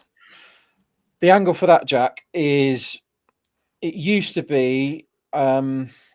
I answered this from somebody recently. I can't remember where. It used to be that if you had a bowler that was able to bowl maidens, then even, which used to be maiden, became a great bet. So you'd have Murali at one end or something, and you just hammer away at the even, knowing that it could land on 2 or 4 or 6, but it was actually really likely to land on 0, which was jackpot. So if you could ever get 10 to 11 for him, that was a bet. The other angle is if there is strike farming towards the end and you've got a big hitter. So Andre Russell will be a great example of that. If he's batting with Aurora, then it's going to be even because it's ... 664 or Andre The other way Russell round. or Romario to a spinner, for example, someone that just stands there and hoofs every single ball. That's another one. But the thing is, you've got the wide that can kill you, and you've got the nick in the strike at the end of the over that can kill you as well. Like, it's never the best bet of all time, but there is definitely a couple of angles there which I've just taught you through, and that's what betting is all about. Is just constantly looking for angles. Right now, it's are the bookies going high enough for their overruns, and I maintain whether I win or lose this bet, the over 9.5. This over was a very good bet, as it is cashed after 3 balls and they have 11. So that 9.5 was a bit of a gift, and I thank you for the money because I've got bills. That's a heck of a strike from Klaassen just to talk about the cricket for a moment. He's absolutely pulverised. It says 78 metres. I just cannot believe that's true. It must have gone further than that. I refuse to believe the numbers on the screen for that ball, as he does find the Yorker there, Andre Russell, and fair enough. Keep them to a single. Looking through some other markets, it's obviously the different, over lines that we could take a look at. Fall of second Sunrisers wicket, we've got over 177.5 or under 177.5, priced at 1.85. What is the score at the moment? It is quite high. It is 150. 151 for 1 as Head carries on with the boundary hitting. I feel like that's an over for me. That doesn't feel like enough runs. Yeah, it's who do they throw the ball to? The 300 is in the game here. The 300 is in the game. I don't actually want them to get it because I am on them highest score in the IPL at 6.5, and the 286 is lovely. And if they get more than that today, it means that KKR have got a chance to beat it. So I don't want that to happen. It'd be funny if it did. I'm sniffing around for bets here. Usually I've got loads of bets on the last day of the season on things like overs and total goals multiples in various leagues around the world, but I haven't done it for once this time. Talking about the football there, I guess. Yeah, sorry. Last totally pointless and irrelevant last day of the Premier League where everything's pretty much decided, isn't it? Maybe there's somebody can get in the Champions League. Forest Chelsea would be a good game, perhaps. Yeah. Interesting one here. Travis Head, his run line is now 97.5. That's just 23 more runs, which I feel like is a more likely than not thing to happen. I agree. You talk me out of it. No, because that's a standard line for somebody that is bashing it everywhere. But the ease at which these boundaries are coming, and it is incredibly easy. And they've tried all their bowlers, so it's not like they're going to throw at somebody that stops the boundaries. There were 3 boundaries in the last over. There were 4 in the over before that. There was a couple of 6s when Chakravarti bowled the 8th. It feels like he could get his century this over against Harshit, and he's on 75. Have I made a bit of a mistake here, though? Because I've just got up on the screen. Batsman runs 97.5, and to reach 100, which is just 2 more runs, and I get a much better price. Well, maybe not much better, but I get a better price for the extra 2 runs. Have I made a rookie error by not looking at all the odds there before I? No, I think you're trade? okay. I think you're okay. That those prices are derived from a clever model, right? And they will factor in the percentages in a better way than I can explain here. My maths brain isn't good enough to explain the intricacies of that one, so I'm not going to bluff and say that I know how that is calculated, because they use Standard deviation is something that I sort of understand, as Klassen flies another 6 straight down the ground, maybe a 1 bounce 4. Umpire's giving it 4. You can see it better than me. Standard deviation is something I understand, but when it comes to working it out and putting it into models and stuff, no. There's a fella called Charlie who is my boss here at Decimal, and his maths is unbelievable. And sometimes when he tries to explain his maths to me, I can feel my eyes glazing over because I just don't get it. I don't know how to do these algos and really clever stuff. So yeah, I just trust that geekery is correct, Jack, in short, as the run line goes up towards the 270 mark. Yeah, 161 is the live score. So what have we got left? We've got Bloody hell. We've got another 53 balls. For them to get 133 runs for the 300. That doesn't sound outrageous, I have to say. Like I'm sniffing around the 300. I feel like that is. I called it as a little bit of a joke earlier on, after one good over, and now having seen another 6 disappear over the ropes, I am wondering whether we might be on for some history here, Rob. It's got all the signs, hasn't it? Because they've used all their options for bowling. They'd have to go proper wild card if they want to give the ball to somebody else. As that is an outrageous straight 6. That's a 17 ball 50, if you don't mind, from Klassen, who was the correct choice at number 3. 17 ball 50. He has hauled one from a hard hit is aimed outside the wide line. It was going about 6 inches outside the wide line, and Klassen has just stepped across and belted an extremely long straight 6. And it feels like boundaries are so bloody likely, doesn't it? Yeah. And people put 11.5 out, and you're like, 11.5 sounds like a high line. Does it hell the way these lads are going? I'd be at least 12.5 for these overs, because they're hitting every other ball for 6, Jack.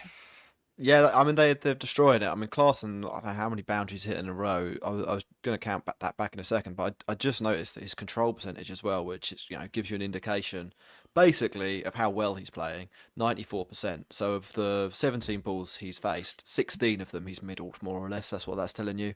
That's nuts. When he plays like this, but yeah, there's one that'll knock that percentage down a little bit as he misses one outside off stump. But that gives you an indication of like the level that he's playing at. And when he does play like this, like really, what's the answer from a bowling perspective? Like bowl a ball at 120 miles an hour or something? Like it's not human. This cricket is really, really good. Yeah, there's not many better sights from just an armchair fan's perspective than full flow Klassen, and I'm glad we're seeing it, because we've had 30 and out Klassen a few times in this IPL, and we haven't had the really big one yet, have we? I don't think Klassen, for all his extraordinary abilities, ever got an IPL 50, which is 100, you mean? An IPL man of the match is what I meant to say, and my brain said 50. Right. I watched him score 50 2 seconds ago. He's never got a man of the match in the IPL. I'm going to ask my sheet that and see if he has. Ah, yeah, that's good. It could be true. Well, it was an amazing game that we did, Cricket8 Towers, last year. It might have actually been this matchup, KKR v Sunrisers, and Klassen dragged them from nowhere to nearly win the match and was out with a few balls to go, and they kind of fumbled it. The rest of the team couldn't help him out. How he didn't win man of the match for that, looking back on it, I can't remember. That was one of the most incredible innings I've ever seen. He's motoring here. I mean, like he might end up with something near a century. Is 63 off 29 you're talking about? I reckon that's his only man of the match. I think he has got one, and that's his only one. Who did they lose? Really famous? Did they lose? Because they lost the game that I'm thinking about, Rob. I'm going to have to look it up. He got 63 off 29. Okay, I think he got near 100, so I don't think it's that game. Let me have a look. Oh, Russell trumps Klassen as KKR hold on for win. Is the Yes. so that's right. I remember doing it with you. Yeah. Andre got man of the match because Andre got 64 not out of 25, and Klassen got 63 of 29. So I'm pretty confident Klassen has never got a man of the match in the IPL. Oh, really? Somebody can correct me if Yeah. I'm wrong there. Another interesting non-winner of man of the match. Ben Duckett has played. That's a big swing and a miss, Travis Head. Ben Duckett wasn't the player I was expecting you to say there. I'll be honest. Like I was 72 matches for England, and he hasn't got a man of the match award. Does Ben Duckett have a double century as well? Well, he got 140 the other day, and I thought it was a chance. I also thought Pope was a chance to get man of the match when he got 160 or 170 or whatever he got. So what's his highest scores? 182. 182, that was it. That was against Ireland. So presumably someone else did something in that game. Ryan's pulled a couple of dots here, and that's going to have 6. It's nowhere near out. The market has just readjusted for some reason. Why is Head walking off? Was that out? Is he out? Well, we're not sure. Like it disappeared I think behind he's the out. sight screen. He's out. That massively looked like a 6. Oh, the cameraman has completely done us. Done us there. It's spinning away from Head. He's gone after it. He stepped across. It looked for all the world as if it was a 6, but the cameraman didn't show the fact that there was a massive, great big bloke called Andre Russell stood on the rope. And we now know that he's out. So that is a loser on Travis Head. On Travis Head's dismissal method. And if you were betting virtual coins like a raving lunatic, like Jack is, you've done your money on his innings runs as well. Yep. That's tragedy. Klassen is in very good shape to get his first ever man of the match in the IPL right now. And Narayan has come back with an over from the gods. They're going at 14 and over before this over started. And he's now gone 1 ... wicket. And that's extraordinary, as Kishan, who is probably not the guy I would bat a number 4 in this spot, comes to the crease. I just keep whacking. Who would you be sending? Roy, not Anakoy. I think Varma, yeah. Let him try and hit every ball for 6, which is what he does. I'd be okay if Kishan comes out with full intent, maximum intent. That'd be fine. Yeah. Well, we'll see. Look, there's still a little bit of time. I mean, like I want to see the 300, and I think it's still on if they go for it. But whatever happens, they're in good shape. He nudges his first ball. You're allowed one sighter. You're allowed one sighter. Yeah, that's it. I want to see. Yeah. Imagine this over, right? The previous overs of the partnership had just gone for 13, 14, 16, 10, 20, 17, 18, 1.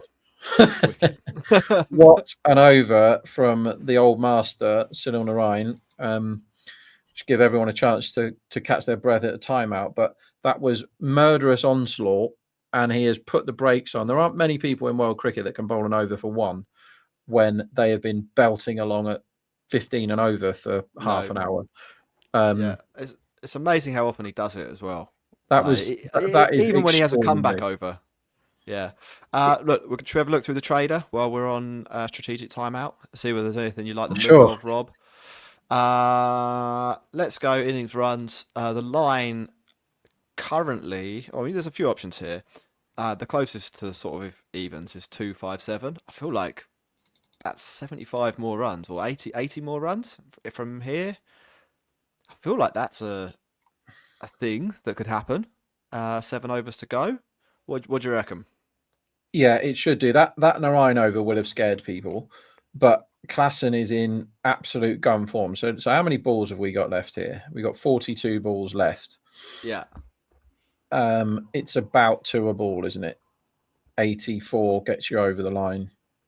They really should get that the way they've been going. They really should get over 257.5, shouldn't they? If that's evens, I think so. That's fair. Yeah, we'll put a trade in there. Then we've got the runs brackets. If you like a little bit of it's something to aim for. I don't really like the look of any of those options.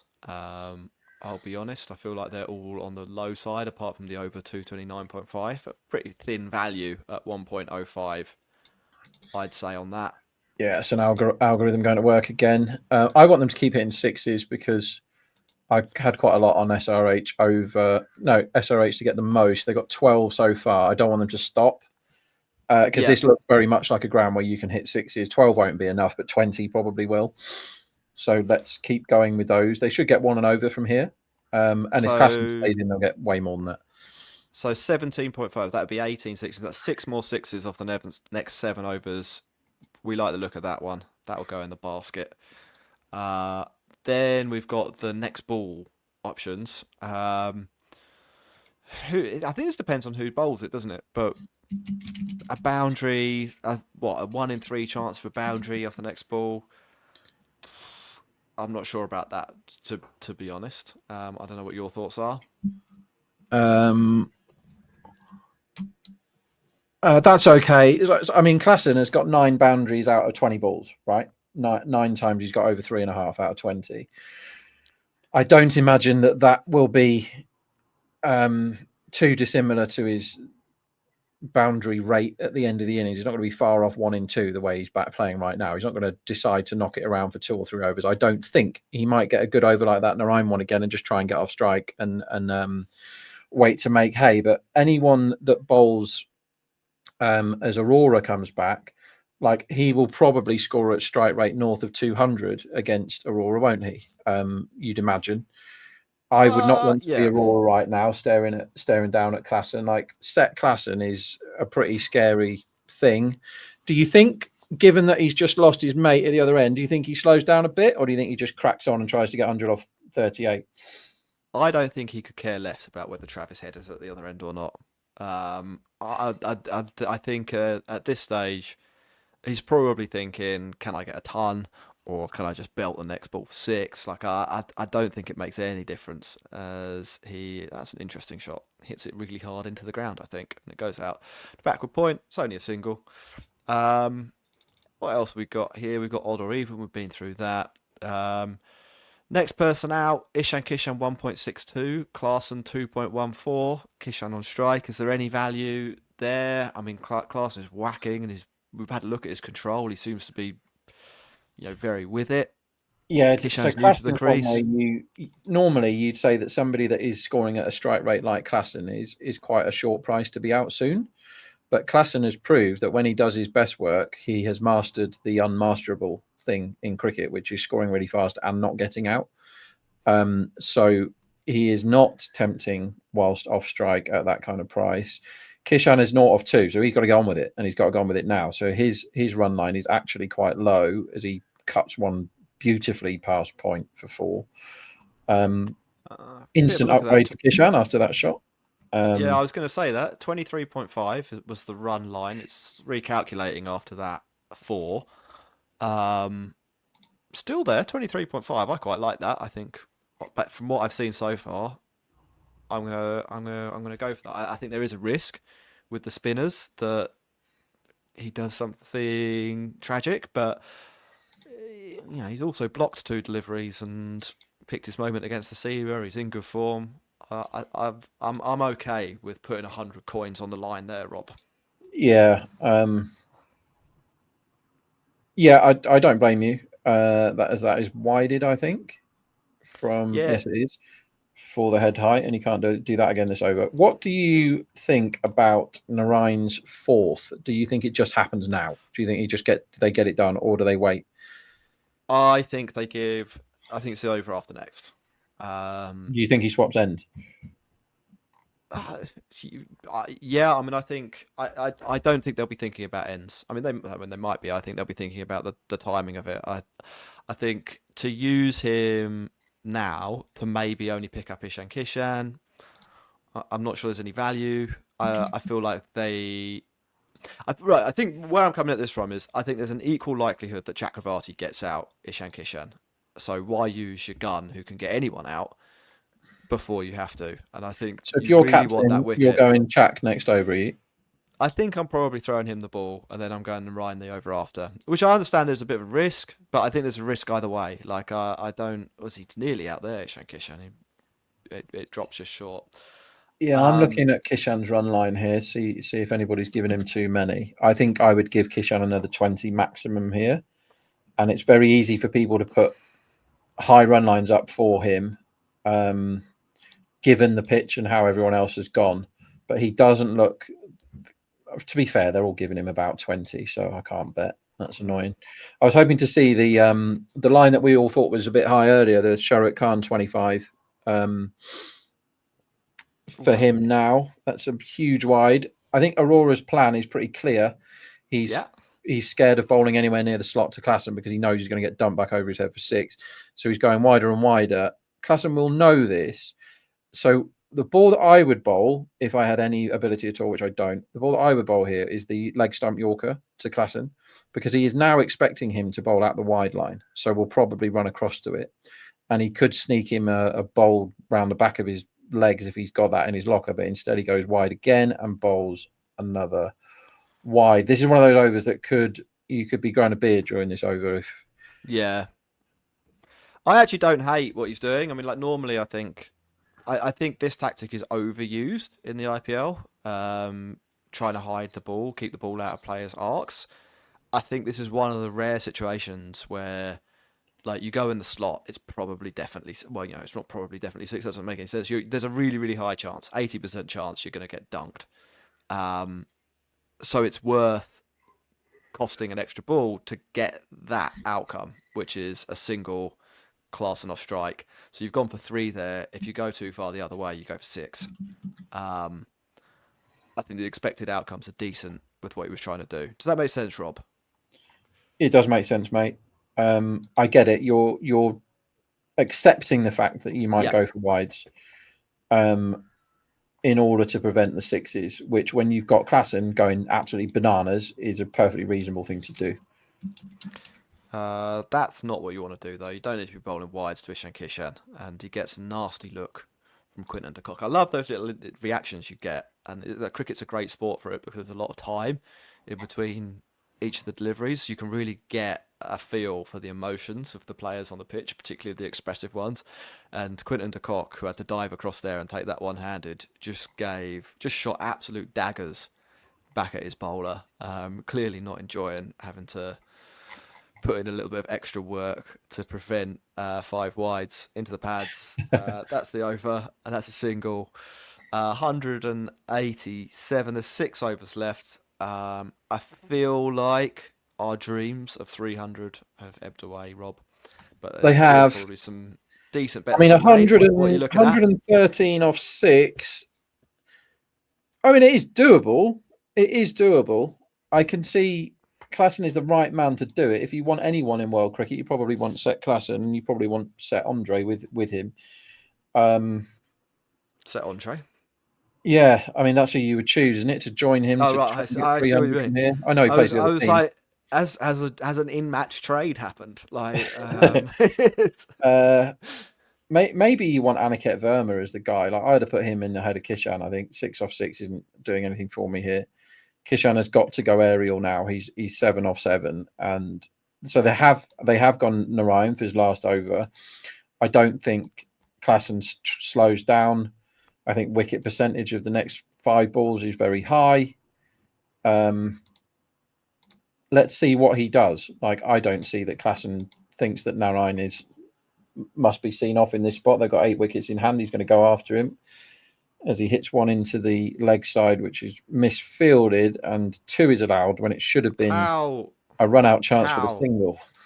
No one can field anymore. Have you done that? Jack, no one can field. That's Chakravarti, to be fair. He definitely can't field. He has been. He might be the worst.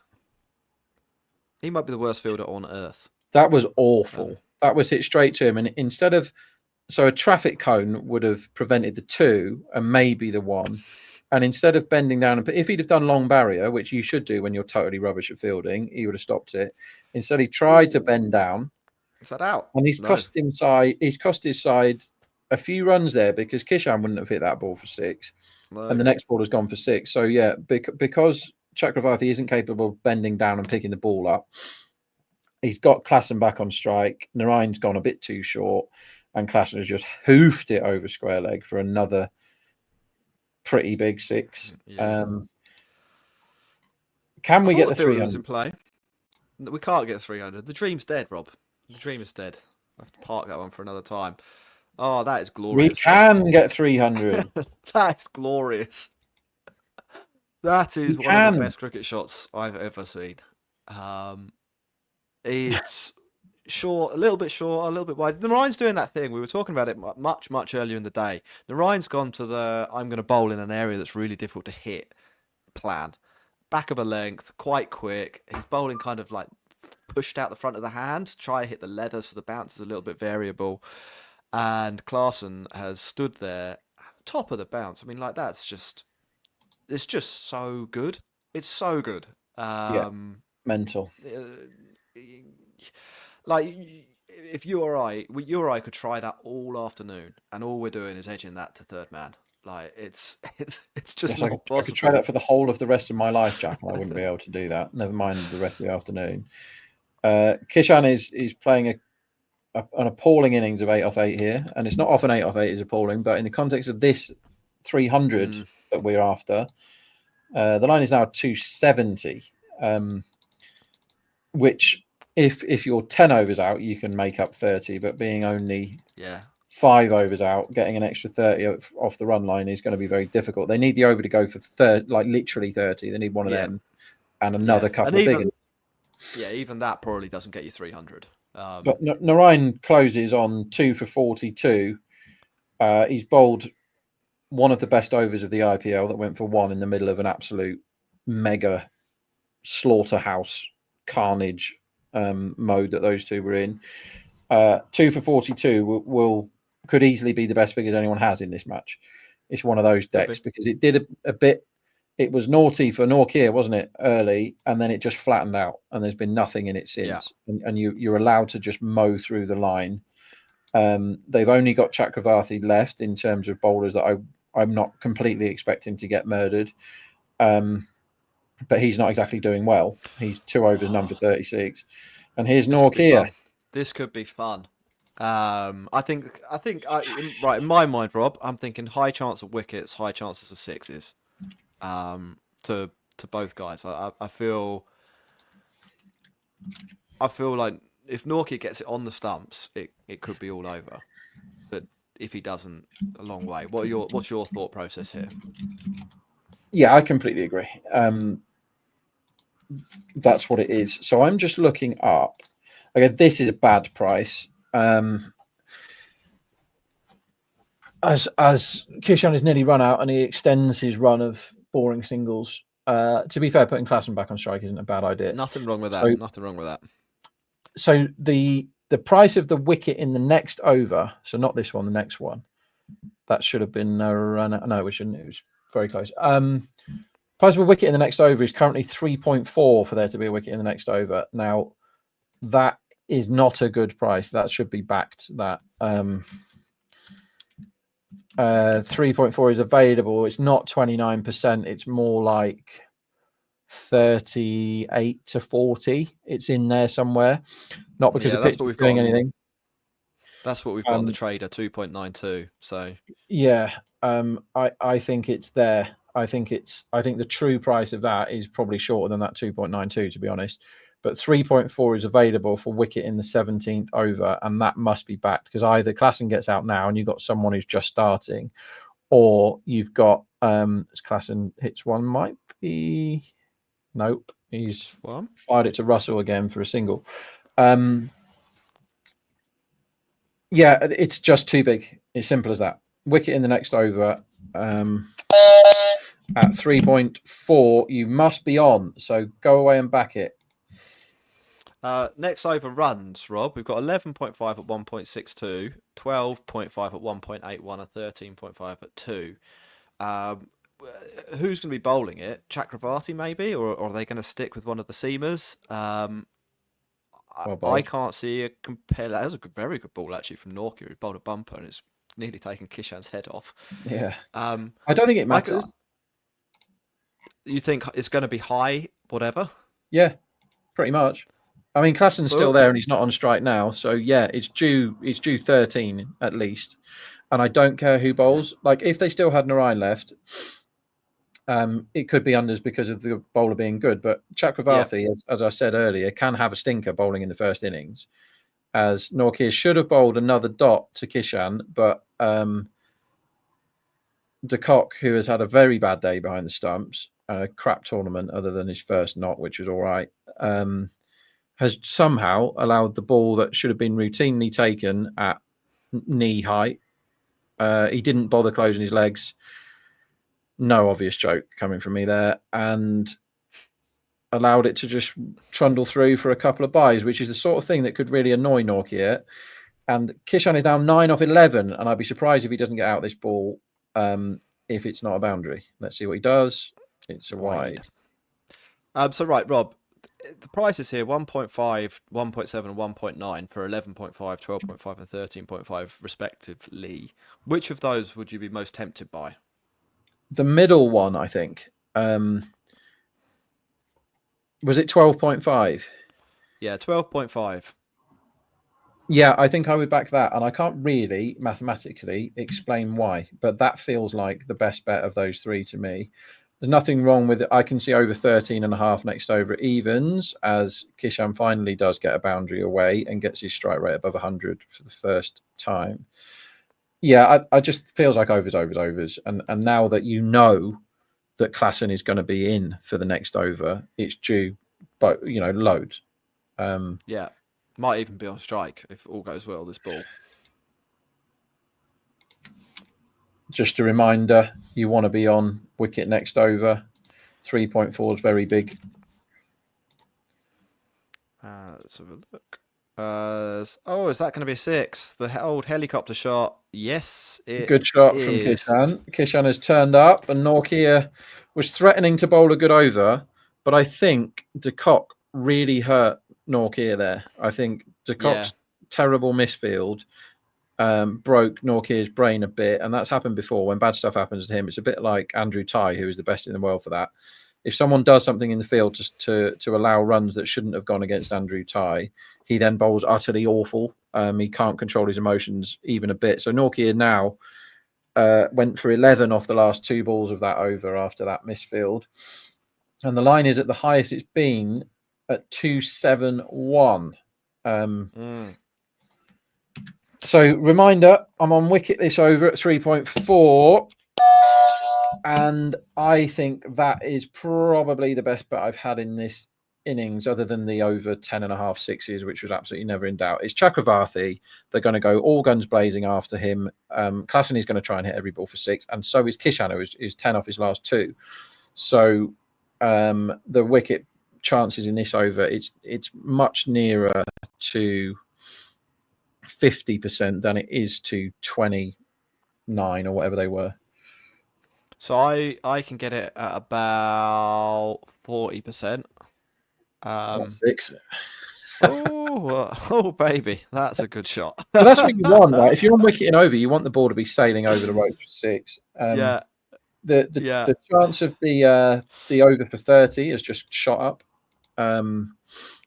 So I've got he's bowled team up there, by the way, Chakravarthi. He's just bowled a half tracker. He's bowled a medium pacer, half tracker.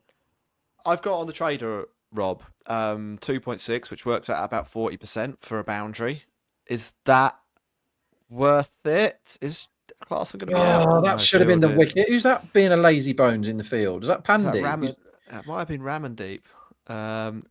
Doing an expression like he couldn't see the ball. I think that's Pandey. So that should have been out. That should have been my cash. And that's what annoys me about cricket, because that was straight down long off's throat.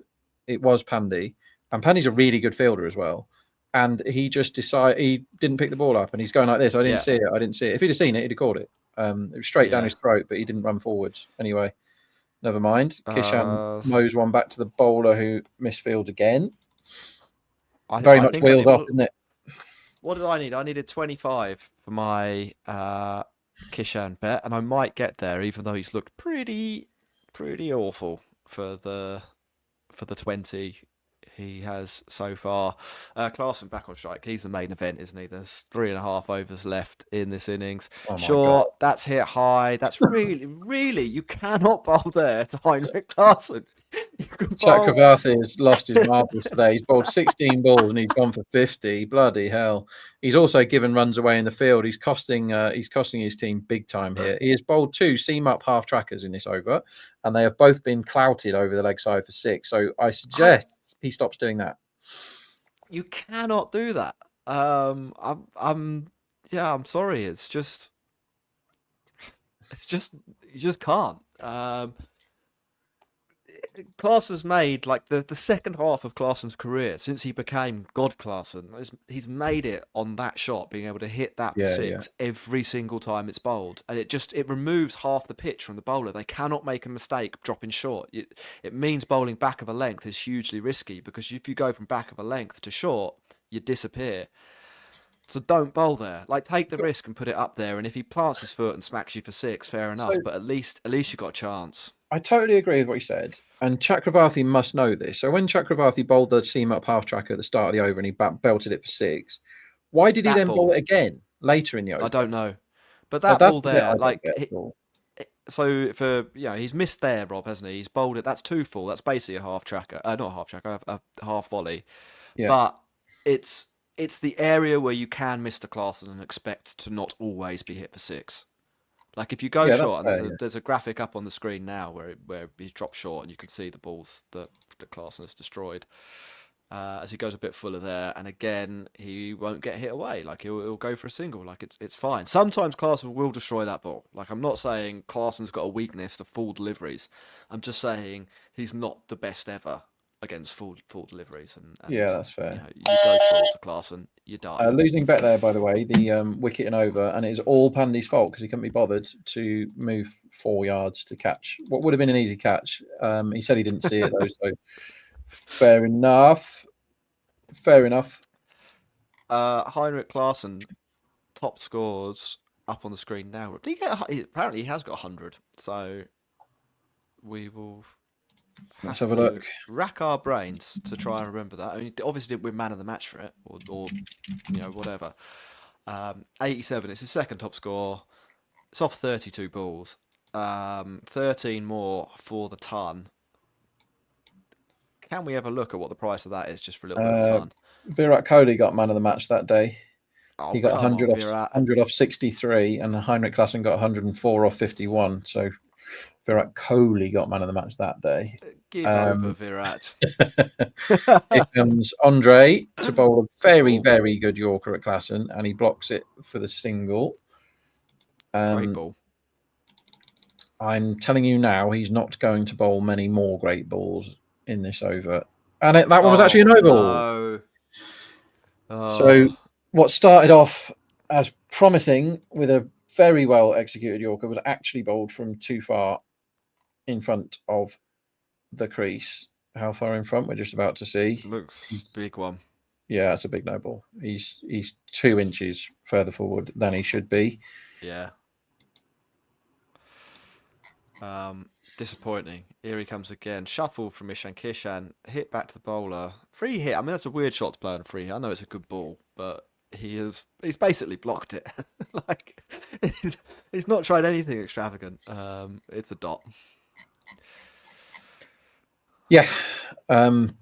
Weird outcome to a free hit, because he didn't look like he was trying to hit the ball for 6, which is what you should always do with a free hit.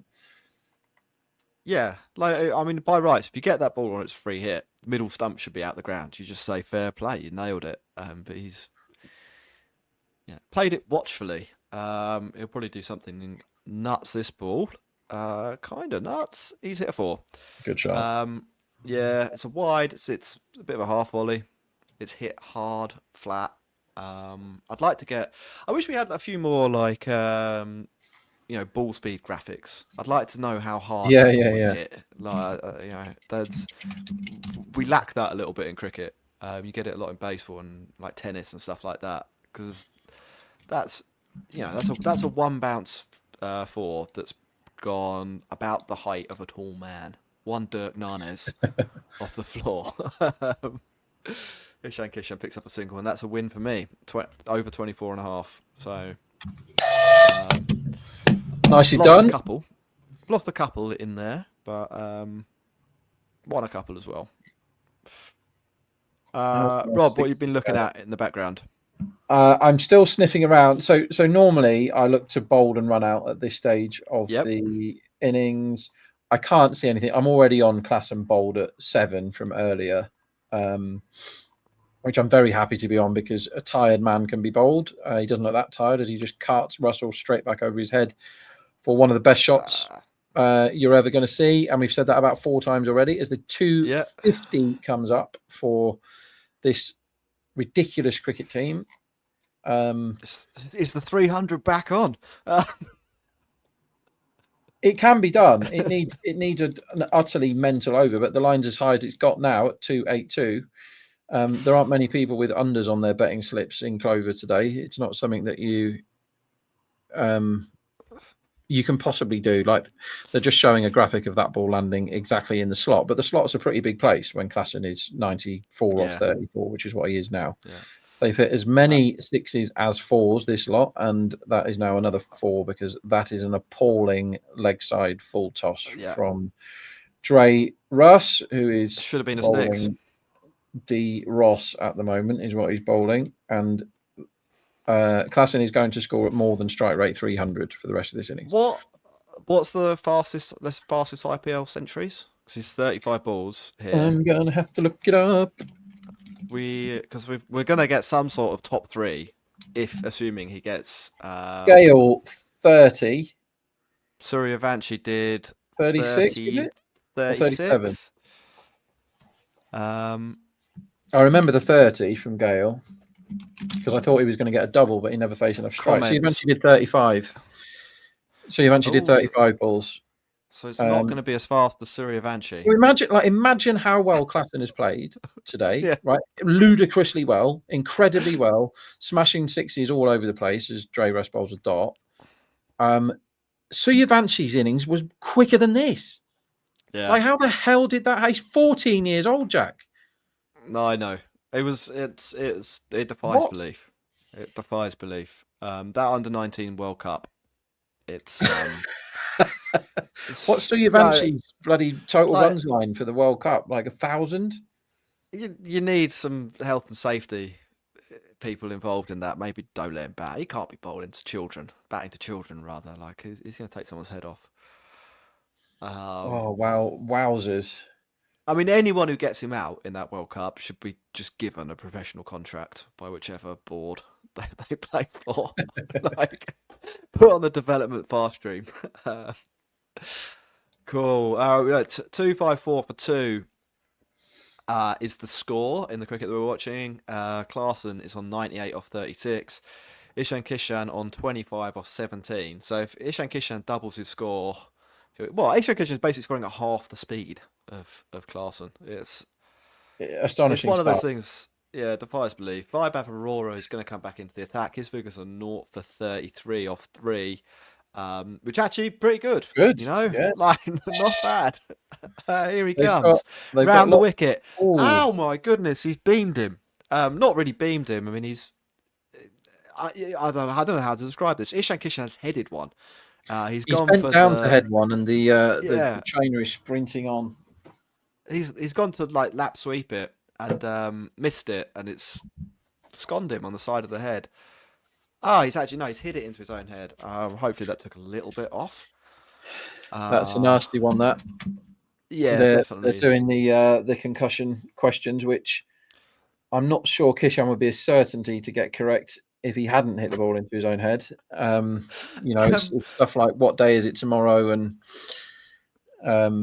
where are you, and that sort of thing. And Kishan spends that much of his time playing computer games that he is no certainty to know the answers to those questions. Is he a big gamer? Oh yeah. Did you ever watch? You probably didn't. The Netflix documentary on Mumbai. I've seen this. I've seen this. Like Kishan kept being late for training because he'd been up all night the night before, late for training at 1 p.m. because he'd been up till 5 o'clock in the morning playing bloody computer games, and they couldn't stop him. And it's like, Ishan, you have a huge opportunity to do something that everyone in India would cut their right arm off to do, and you're buggering about playing on your PlayStation at 5 o'clock in the morning instead of going to bed. Like, you don't have to do much when you're in the IPL. You must turn up to training and like try and sleep before you play cricket. And he was just constantly playing computer games like a little kid. He's now 26, so he should know better. He's nearly 27. Yeah, it really made me laugh. So he's just whacked one into his own bonce, and usually that knocks a run off. As in, it knocks the run off someone's expectancy because they're quite likely to get out the ball after they've been hit in the head. That's one of the most unintentionally hilarious documentaries ever as well. Yeah, it really is. I haven't seen it. Is he out? No, I can't see that. Has he hit that for 6? He hit it in the air. It went in an area where there's sometimes a fielder. 4 has come up on the graphic, so we'll assume it went for 4, somewhere through the point region. They keep on trucking. It's not a very good ball, to be fair. I mean, I feel like KKR, the collective heads have gone here. It's a bit toweling, isn't it, this? Yeah. End of season, can't really be bothered. Yeah. It's one of those ones, you've only got 10 balls left to bowl. That could be a wicket. It's gone high. Yeah. Deep third, runs round, takes an easy catch. Throws it in. It is a wicket. Like, no one was reacting to that in a particularly happy way. No, hitting head. I wondered. Yeah. Hitting head, 4 and out. It's absolute pub cricket, this, at the moment, isn't it? That was a half tracker again. He's off his feet. He's tried to hit it for 6, but he's gone too high and not far enough. And Norkia takes a very easy catch, and quite right. 2, doesn't celebrate because nor should you. I am trying to make a case for the 20 on KKR, whether I should back it or not. I think probably small bet at 20. I mean, Russell can do this. Narayan can do this with his eyes closed, with a fair wind and all that sort of thing. The thing is, it's been so easy to score runs for everybody. And Kishan, whilst he got 29 off 20, he actually chewed up quite a lot of balls there. Are they 5% to chase these? I don't know, like SRH is bowling, if it has a day off like KKR's, like nobody has gone for single figures in an over. Like nobody has gone for less than 10 economy. No. Aurora bowls a dot. There's 3 balls that have resulted in 0 runs from this over. There's 8 balls left. If they contrive to go for less than 16, I think there's a chance. No, I think I'd actually I'd go a little bit lower than that. I think let 12 or fewer. I can see there being 20. I wouldn't be another one. Someone else is hitting the head. Aurora's bowled a really good death over here, Jack. Really good. Really good. I'm happy enough being on at the 20. He bowled 1 full toss, which got dispatched. Otherwise, he's gone into the pitch, back of length, fast. It's been a bit difficult. So I backed Klassen to be bowled about a week ago, and I'm still somehow live. Yeah, that could happen in the last over. That could definitely happen in the last over. On a massive one there. Sorry, West Indies. Kesey Carty, who I said was an informed man earlier, scored 170 in that game. Decent. That is decent. They went off for rain. Did they play the full 50 in the end? Their target is 363 from 46 overs, Ireland, and they're not going to get it. I'll tell you that. Klassen sets off a couple. We'll get them century. And that was a deliberate 2 to go from 98 to 100, which I will allow. He thanks somebody in the sky. International Space Station. Yeah, it could be Elon Musk's Mufasa or Darth Vader, or who the other ones in the Simpsons. Anyway, that's a bit too niche, probably. Yep, they're putting together. That was a really, really good over from Aurora. Like, fair play. Yep. He got rid of Kishan. He didn't get hit for a 6. That was really good. How many did that over go for? 7? Like, that's unreal. Like, that over was expected to go for about 16. So that's a huge win for his side. He has probably stopped the highest IPL score this year from happening. I think worst case for me would be something like 283 here, and then they can win it with the last ball 6 to get over the 286 for my season longs. But that's a big price. Good century from Klassen, and all the people that I know that are on over 8.5 centuries breathe again. Is that the 7th or the 8th this IPL? I think that might be the 8th. I'm gonna have to look that up. So somebody went up with a line, Jack, of 8.5 centuries for the IPL, which was a terrible line. It should have been 11.5. 3, 4, 5, 6. So that's the 8th. So they should win. They should be punished for that line. Because Nortje bowls the last, and it's due 18 in my head. Is that going to be a wicket? How Third has of the that gone for runs. 6? Third of the runs, first ball. Yeah, Anric is not very good at keeping runs down these days. I think the post-injuries version of Nortje, when he doesn't get it right, is very, very hittable. And Varma's one of these guys that's turned up on the scene, is just has insane 6-hitting numbers, doesn't he? Yeah. I mean, that's incredible shot. I mean, I still don't really comprehend how he's managed to get his hands through that far. It's it shouldn't be possible to do what he just did there. Fair play. Is he going to pick up 4 through point here? Yeah. I feel like that's a poorly set field that's let Nortje down a little bit there, because it's a good ball. He's bowled, I think, where he wanted to bowl, Rob. Wide Yorker. He's opened the face. He's not even really timed it, and it's just rolled for 4. Interesting. There's not really anywhere he can bowl here. He's not landing it, so there's no ball he can go to that prevents stacks of runs. This is a weird one. This feels just like, I don't know how he doesn't go for runs unless he gets a catch long on or something. And then well, yeah, we'll see. Here he comes, third ball. It's a full toss. You definitely don't want to be doing that, but he's got away with it. Dre Russ runs round, which prevents a second run. Aniket, I think, fancied a few more. He throws his head back in frustration. But the crowd, we want, really, Rob, we want 3 more balls of Heinrich Klaassen. I want a bold. That's what I want, Jack. I want him to get bold. Yeah. I want 2 6s, then a bold. That's fine. I'm purely in it for the entertainment at this point. I've really enjoyed the innings. I'd like to see more of it. It's the first ball over cover for 4. Poor Nortje. We're 276 now. The record so far this season is 286, so he can level it or beat it. If he gets 2 6s away, there's also an extremely high chance that Nortje bowls another extra. The wickets have been taken by Narayan 2 and Aurora 1, and everyone else. Did you say the record was 276 because they can go 2 higher than that? That's not a bad ball. No, 286 was the highest so far, so he could have beat it, with 2 6s. Yeah. He now cannot beat it, and he will be not out unless he's run out. He will be not out at the end of this innings. 9 6s he's got in his 39 balls and 7 4s. Some hitting. They've got 19 6s in this innings, which is pretty good if you're on most 6s, which we told you to back. Let's make it 20 then, Varma. Why not? Just want to take a look at one thing. Is that going to be it? No. 1 run. It was full toss, 1 run. He wants to come back. Heinrich says, nah, mate, I'm going to take my knot out.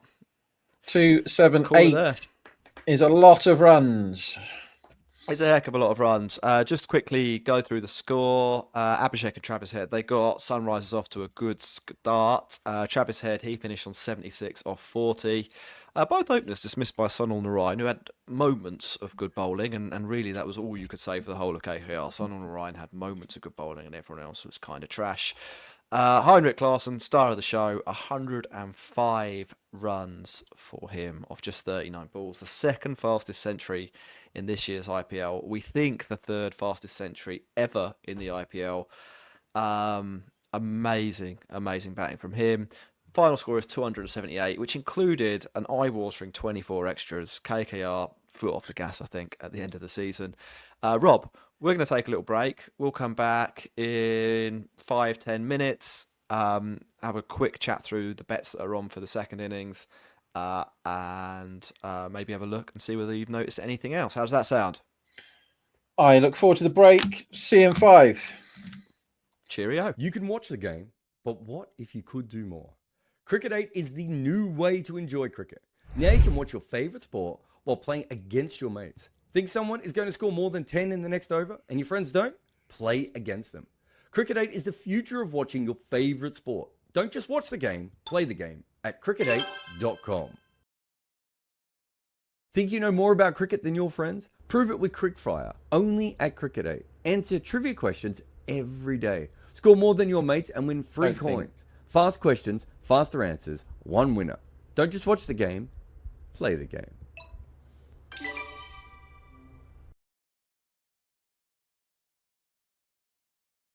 The big threat, because I don't think anyone else should worry him too much. Now, why don't you go have a break, and Go ahead. I will show everyone the trader game for the next 10 minutes. Sounds so good. I will share my thing, and I'll show you guys. This is Rob can vouch for this. Obviously, we're getting paid, and we love, and we've worked with Cricket8 for a while now. Well, I don't know. I mean, obviously, it's maybe not the best call, but we're getting paid, and we're doing this. But Rob can attest. When I got on this trading game the other day, I had more fun than anyone's ever had. It's absolutely awesome. We'll talk about it in a moment. Rob will nick off, and we will. I will do this on my own. I will show you all my trader game. Rakshit, I've just put it into the room. If you want to bring it up, my second screen, or do I press it up? There it is. All right. So I'll try and talk you guys all through this. This is fun. I'll go back to the start. So obviously, if you go to the Cricket8, you need to sign in. You got my thing here. You actually start by getting as many coins as you can. And one of the best ways to do that. Oh, I just got 1 million coins. Did everyone see that? So Brooks obviously woke it up to that there. So we spin the. Have I got my right Wi-Fi on? Because that looks a bit slower than it needs to be. Oh yeah. Well, apparently I don't want to spin it. Try again. Here we go. So we spin the wheel, and the wheel gives you a certain amount of coins. So I get another 2K coin. Not that I need them with my 1 million bet there, right? And then I can then play a home question, which is the easy question, or I can play an away question. And let's see if I can get this right. This is live on air. They don't give you a lot of time here. Which of the current brothers has not played ODI cricket for England? Oh, okay. So this one's easy for me, but might be harder for might be harder for others. I don't think it should be though.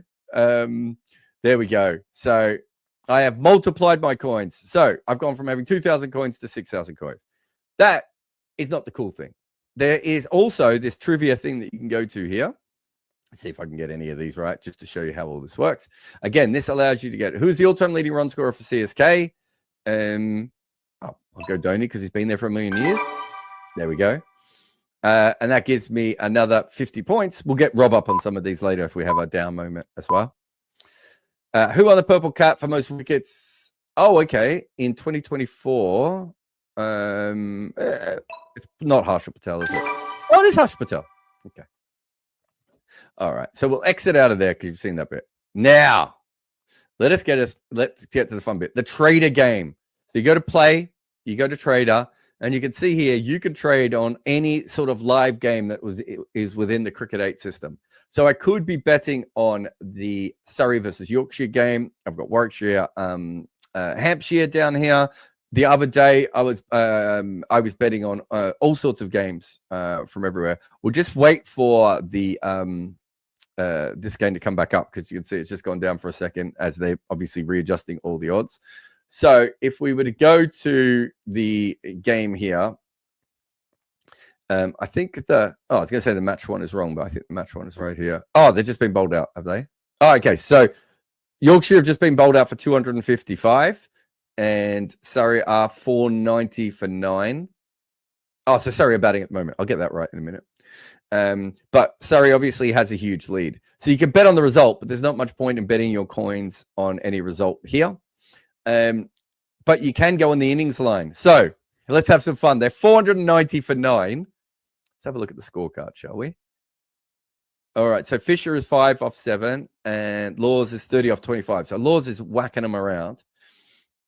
I'm going to go on the fact that I think they're going to lose a wicket in the next 14 runs. So the partnership is, for that last wicket, pretty handy, isn't it? Yeah. No, I'm going to go on the fact that eventually they're going to get that. So I go in here. I've got my unders, and I'll bet 1,000 coins on under 504.5. So if they score 504 or fewer, I'm in. And if they go over that, it's really bad bowling from Yorkshire. Let's be honest here. But you can see here, we can also look at the fact. So if you could work out, and obviously I don't have the Surrey Yorkshire stream in front of me, but if you could work out who's likely to face, you've got a number 11 batting with a number 10 who's on 30 off 25. So if you had the number 11, if you knew the number 11 was on strike, you could probably go under 1.8, but you could bet on dot balls if you wanted to at 1.31. And if you could work out when the number 10 who's smashing the ball everywhere was going to be out, you could do it that way. You can also bet on who's going to be next out.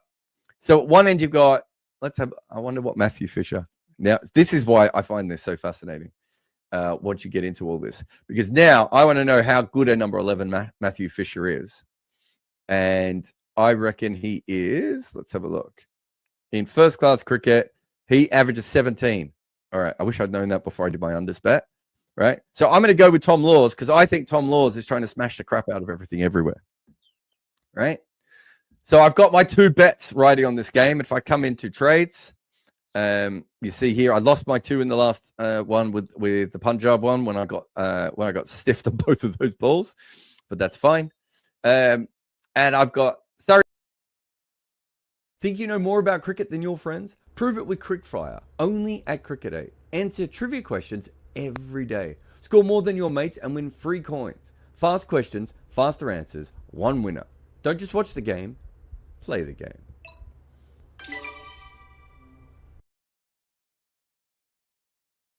Welcome back to the Cricket8 live stream, everyone. We're talking about the Sunrisers Hyderabad and the Kolkata Knight Riders. We've just seen a Heinrich Klaasen masterclass, and we're on for a Rob Barron masterclass of betting, I hope, in the second innings. Rob, where are we at? Where are we at with some bets? What are we looking for in the second innings? I remember some from earlier in the game. Have you spied anything else? I'm just reading the 100 Years of Old Trafford from 1957, which I appear to have on my desk for some reason. So I've backed under 70.5 in the power play, which feels quite dangerous given the cricket that we've just watched. But 70 is a lot, and I don't feel like they have enough form in the batting for me to assume that they're 50% to get that many runs. It's a lot of runs that KKR need. So they have breached 70 thrice this season, KKR, and this is game number 14. They got 79, they got a 71, and they got a 90 where everything went absolutely correct for them. I'm not saying it can't happen. And Sunrisers are definitely a team that can get belted in the first 6. I mean, they gave up 70 last time, for God's sake, and they've been whacked for 70 a few times. But I think they have to survive the first over or 2. And De Kock hasn't played for ages, and he wasn't in form when he did play. And Narayan is a walking wicket early in his innings. So yes, sure, they might come off and they might get 70, but it doesn't feel like 50%. So I am on under 70.5. I can see the line dropping in front of me, back down to 68.5, which is more reasonable. So I'm going to cut a bit out. I can see some bookies are 70.5. And when you've got, they could score 70 for none and it go really well for them, this power play. They'd be quite happy with 70 for none, I think. That feels fine. So as I can see the line has moved down, I am actually hedging some of my bet and hoping it lands on 69 or 70 would be absolute jackpot. But yeah, that looks high to me. I think 9.5 seems very high for the first over, for example. KKR are a team that have got above 9 twice in their 13 goes so far this season. They got 12 in the first game. They got 10 in the rained off game, but all the others they haven't got anywhere near 10 by the looks of it. It's really hard. It's really hard to just assume because they're chasing 260 or whatever it is, 280 or 500 or however many they score, 278, that they're going to get boatloads of runs. But they know they have to score at loads every over to knock these runs off. And it doesn't mean they're going to do that. They're not going to necessarily score at 14 and over right from the get-go. That's not an easy thing to do, Jack, is it? No. Yeah, that's notoriously hard in cricket. Like I would say to try and get 14s from full dot. So yeah, market says they're going to come out absolutely blazing, and I say, well, I've got wickets running for me here. I'm quite happy to be on the under 70.5. Put it that way. Cool. So I had it in the first game we did. I went for a strategy of unders on the opening batters on the trader game, cricket8.com/trader. I hope our audience are having a little bit of fun. We've got Quinton de Kock at 24.5 and Sunil Narayan at 17.5. I'm not absolutely sure I love either of those. In the first game, we were in the 30s. Obviously, it was Gill and Sai Siddharthan, but I'm less confident on those two. With those two numbers, is my gut right, Rob, or not? Or do you think I should be hammering the under there too? Like I said, I backed under 19.5 for Narayan. Yeah, pre-match. I'm not disappointed that I've got that bet, but I didn't know it was going to be the road of all roads, which it certainly looked like it was after Nortje's first over. We thought might have been a bit naughty, but it wasn't. If the pitch was spitting or staying low, it definitely didn't for the whole of the rest of the innings after that. So that was a bit of a red herring. I'm not devastated, but I wouldn't be piling in either way. 17.5 looks perfectly reasonable. De Kock, I think, has probably been added a few runs for the pitch. I don't necessarily think you should do that for players, give them more runs just because they're playing on a good pitch. I get it, 1 or 2, but if you'd have told me before the game I could bet under 24.5 for De Kock, I would. I'll take your word for it. So I think, if I was betting virtual coins, I might as well. So what did my balance go to after that innings? I think I got 500,000 bet right and 1 wrong. So settle me then. All my over 6s won, basically. What am I going to pile in on here then? Well, I've got a little bit of a challenge as well, Rob. I'm at 5,772 virtual coins. I would quite like to get up to 10k virtual coins by the end of this inning, so I'm going to be quite actively trading. Hopefully to leave myself a little bit of a shot, and then might have to take a few punts later in the inning. So I'll check in with you as we go through the 20 overs, but 10k is my target. On a scale of 1 to completely unrealistic, where does that challenge come down as far as you're concerned? How many have you got now? 5,772. So I'm looking at roughly doubling my money. Now I could just go like 150-50, couldn't I? Like I've got to keep that which open, I wouldn't recommend doing that if you're really trying to get it to. I'm just seeing who's definitely opening. They keep showing different people. It's Narayan, isn't it? It's Narayan and De Kock and no one else. Yeah. You can absolutely do that, Jack. We just need to be careful and selective with our bets. I quite like the De Kock unders to start with. Let's see how he bats, but he's not showing me anything to suggest that he's going to get 25. Like he's not suddenly going to be awesome. If his first ball is a booming great big 6 straight down the ground with excellent foot movement, I'll revise that. Do you know what I mean? But he's not been that guy so far this season, has he? Pretty far from, actually. Pretty far from. He's struggled is probably fair. We've got the teams coming out now, so be off to their various fielding positions. Have we had any substitutions? I haven't seen anything come up, but we'll update you on that. Looks like Harsh is in for SRH. Okay, so there's one. We don't know who the batting sub will be until the batsman comes to the crease. We assume it's either Venkatesh or Raghavanshi. Raghavanshi has not done anything this season to suggest that he should be dropped. But Venkatesh gets paid like 150 grand a game or something. So I don't know where they'll go, which direction they'll go in there. Yeah, good question. Cummins is going to open the bowling again. So reminder, we're on him at 4.5 top bowl. I think he's actually looked quite a big wicket threat this season. I think he's got 16 poles. He's got top bowler 4 times. Let's hope this is number 5.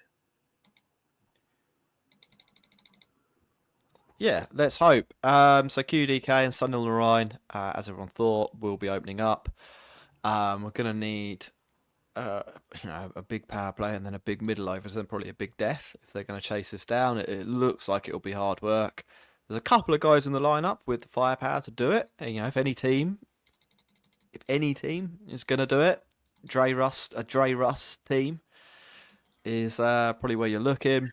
Pat Cummins has looked pretty good with the ball. I like that bet, Rob. I really like Pat Cummins. I like, particularly now that KKR have to go from ball 1. I think it kind of looks even better. Let's see how we go. 279 to win from 120 balls, as usual in a T20. Such a silly number, isn't it? Such a silly number. Come and get your 14 and over, lad. First ball will be a single into the hip. De Kock just gets himself off the mark. Nothing extravagant to kick things off. I think now more than ever, Jack, what you do with Narine is you bowl either at his head or at the bottom of the stumps. That's your 2 lengths. I think for him, it's short or very full, and he's quite an easy guy to get wrong. There's one cardinal sin that you mustn't ever do, which whoever he plays for, they always get it wrong, is bowl Ashwin to him at any point for any reason. And Chennai did it loads, and Rajasthan have done it loads, and it always results in absolute mayhem in favour of Narine. But we're not going to see that today. I think Cummins should bomb him and bowl, throat or head height ball in the first couple that he bowls at him, and we'll see how, as he aborts his run up, we'll see how Sunil fares against it. But it's one of those pitches that if Narine is going to get big runs, it's one of those where he can, because you can mow through the line here. And if he gets through his blind first 5 balls that he usually has, as he had a big swing straight down the ground for 6 first ball. Wow. If he can get through his difficult phase, he could go big on this deck, because there's no demons in it, is there? And there, yeah. Rather than doing what I said and bowling either Yorker or head, Cummins is elected to bowl slot, and he's got Met, and that is a very short 69 metres straight. So if he keeps bowling there, Cummins, he's going to get whacked over and over again. But he's been quite smart this IPL. I'm not giving up on Pat just yet. He could easily get him this ball. No stranger to a 6 and out is Sunil, as he is beaten on the 3rd ball. So there's a real heavy lean towards Sunil Narine being the first batter out. Obviously, he's on strike, but 1.37 v 2.82 is the most extreme split, I think, of the day. I can see there was a poll. Audience poll says 60% against me ending the day with 10k coins. Right, we'll make that here's the thing. Words, won't we? I have Brooke's phone number, so worst case scenario. I've got an out card as another dot ball comes in from Cummins. That's funny. So that wasn't our audience poll. That was the IPL poll that came up on the screen, and that's 48 million people voted on that. So I'm in the 40%. Jack's going to do it. 7 or 4 we are, but it's been everything you could have wanted this over. It's been a single, a 6, and 2 dots. This will either be a boundary or a wicket, this ball right now. Wicket in over 2. How about this? 3.25 for yes. So what's that? That's a 1 in 3 chance with these 2 on strike. It shows how good a bet the 3.4 was in the 17th earlier, when they were both trying to hit everything for 6. As Narine nearly nicks off, has another lazy swing at a short ball. And that's the length that bothers him, where that last one was, because he can't hit through the ball, which is what he wants to do with no foot movement. He's all hand-eye, isn't he? And he hates it at the body. Cummins worked that out quite quickly, and he's recovered well here. If he can get out of this ball without a boundary, I think Cummins has won the over. Yeah, I'd probably agree. Here he comes. Oh, is that going to be a six? Another big six. Oh, just over the fielder's he head. leaps, but doesn't get it. 6 runs. 13 off the first is a win for the batting team. 2 sixes from Narayan in that over. I'm allowed 19. I don't want too many. That over has gone very well for the batting team, it must be said. He's backed away, and Cummins, instead of just bowling it on the off stump where he would have bowled him, he's followed him, and Narayan's just flicked it over the leg side for 6. So Narayan outthought Cummins there, which I didn't think would happen, to be fair. Narayan's on 12 and de Kock isn't. 6. The line for sixes in the innings. I'll throw this one out there. 12.5 sixes for the Kolkata Knight Riders, so 13 to win. They've got 2 already. Feels like an over, doesn't it? It does feel like an over. It's the only downside, 1.67. So I'm not getting loads of value on that bet. Is that still worth pulling the trigger? Probably not at 1.67. Although I think that's at least 1.62 low as de Kock blocks the ball and takes the single, which, when you need 14 and over, is not a wonderful plan, I would say. That would not be my strategy. I don't think you can leave it all to Narayan because his wicket percentage is very high. I think that's a bad effort from de Kock to be nudging ones in this power play. They want to be getting multiple boundaries. Just looking at the overruns, it should be 12.5. These overs they should be in for. I'll wait a bit later in the over before I hit the over 11.5, which I can see now for over number 3. Well, I like that. I'm going to take that in a second. I'll wait another ball, but there's Narayan edges 1 away for 4. Yeah, I like over 11.5. Did I make that bet? Let's just make sure I did. That one's in. I'm going to wait 1 more ball before I hit over 11.5 because I'm scared that Narayan's going to get out, basically. I think I need to, for this 10k challenge, I need to have a reserve of 1k so I can make a couple of punts late if I have to. Yeah, you've got to have something for the Hail Mary at the end if you go behind. As the cat bowls on the stumps, but it's a full toss, and Narayan guides it between 2 fielders for 2 if he's not the slowest man in the whole history of the world, which he is. So it's a single. How is that 1? I can't tell you, Rob. So I am having a bet on over 11.5 in the 3rd over because Narayan will probably still be there. I don't particularly care if de Kock gets out as far as that goes because Rahane is due a higher strike rate in the power play than de Kock is in my head. Yeah, fair. Here's Una Cat. Stop getting singles, de Kock, you boring swine. That's taken a single. The 3 identical shots as well, I think, aren't they? Like soft hands. Off we go. Nice. Here's a question, Rob, from a betting point of view. How much havoc did the week break or the week delay in the IPL place on, or create, or not really that much from your perspective?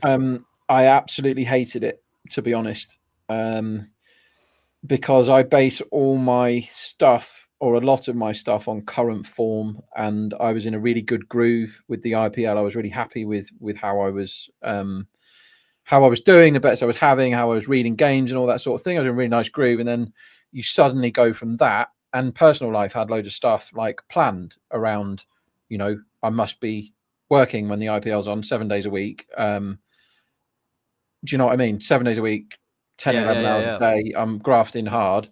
And then I've got like a wedding planned for the week. Well, not my own wedding, but someone else's wedding, who's a cricket guy, planned for next week in Spain and all this. And everything was going very nicely. And then they suddenly, half the teams change half their players, and you don't know which ones are coming,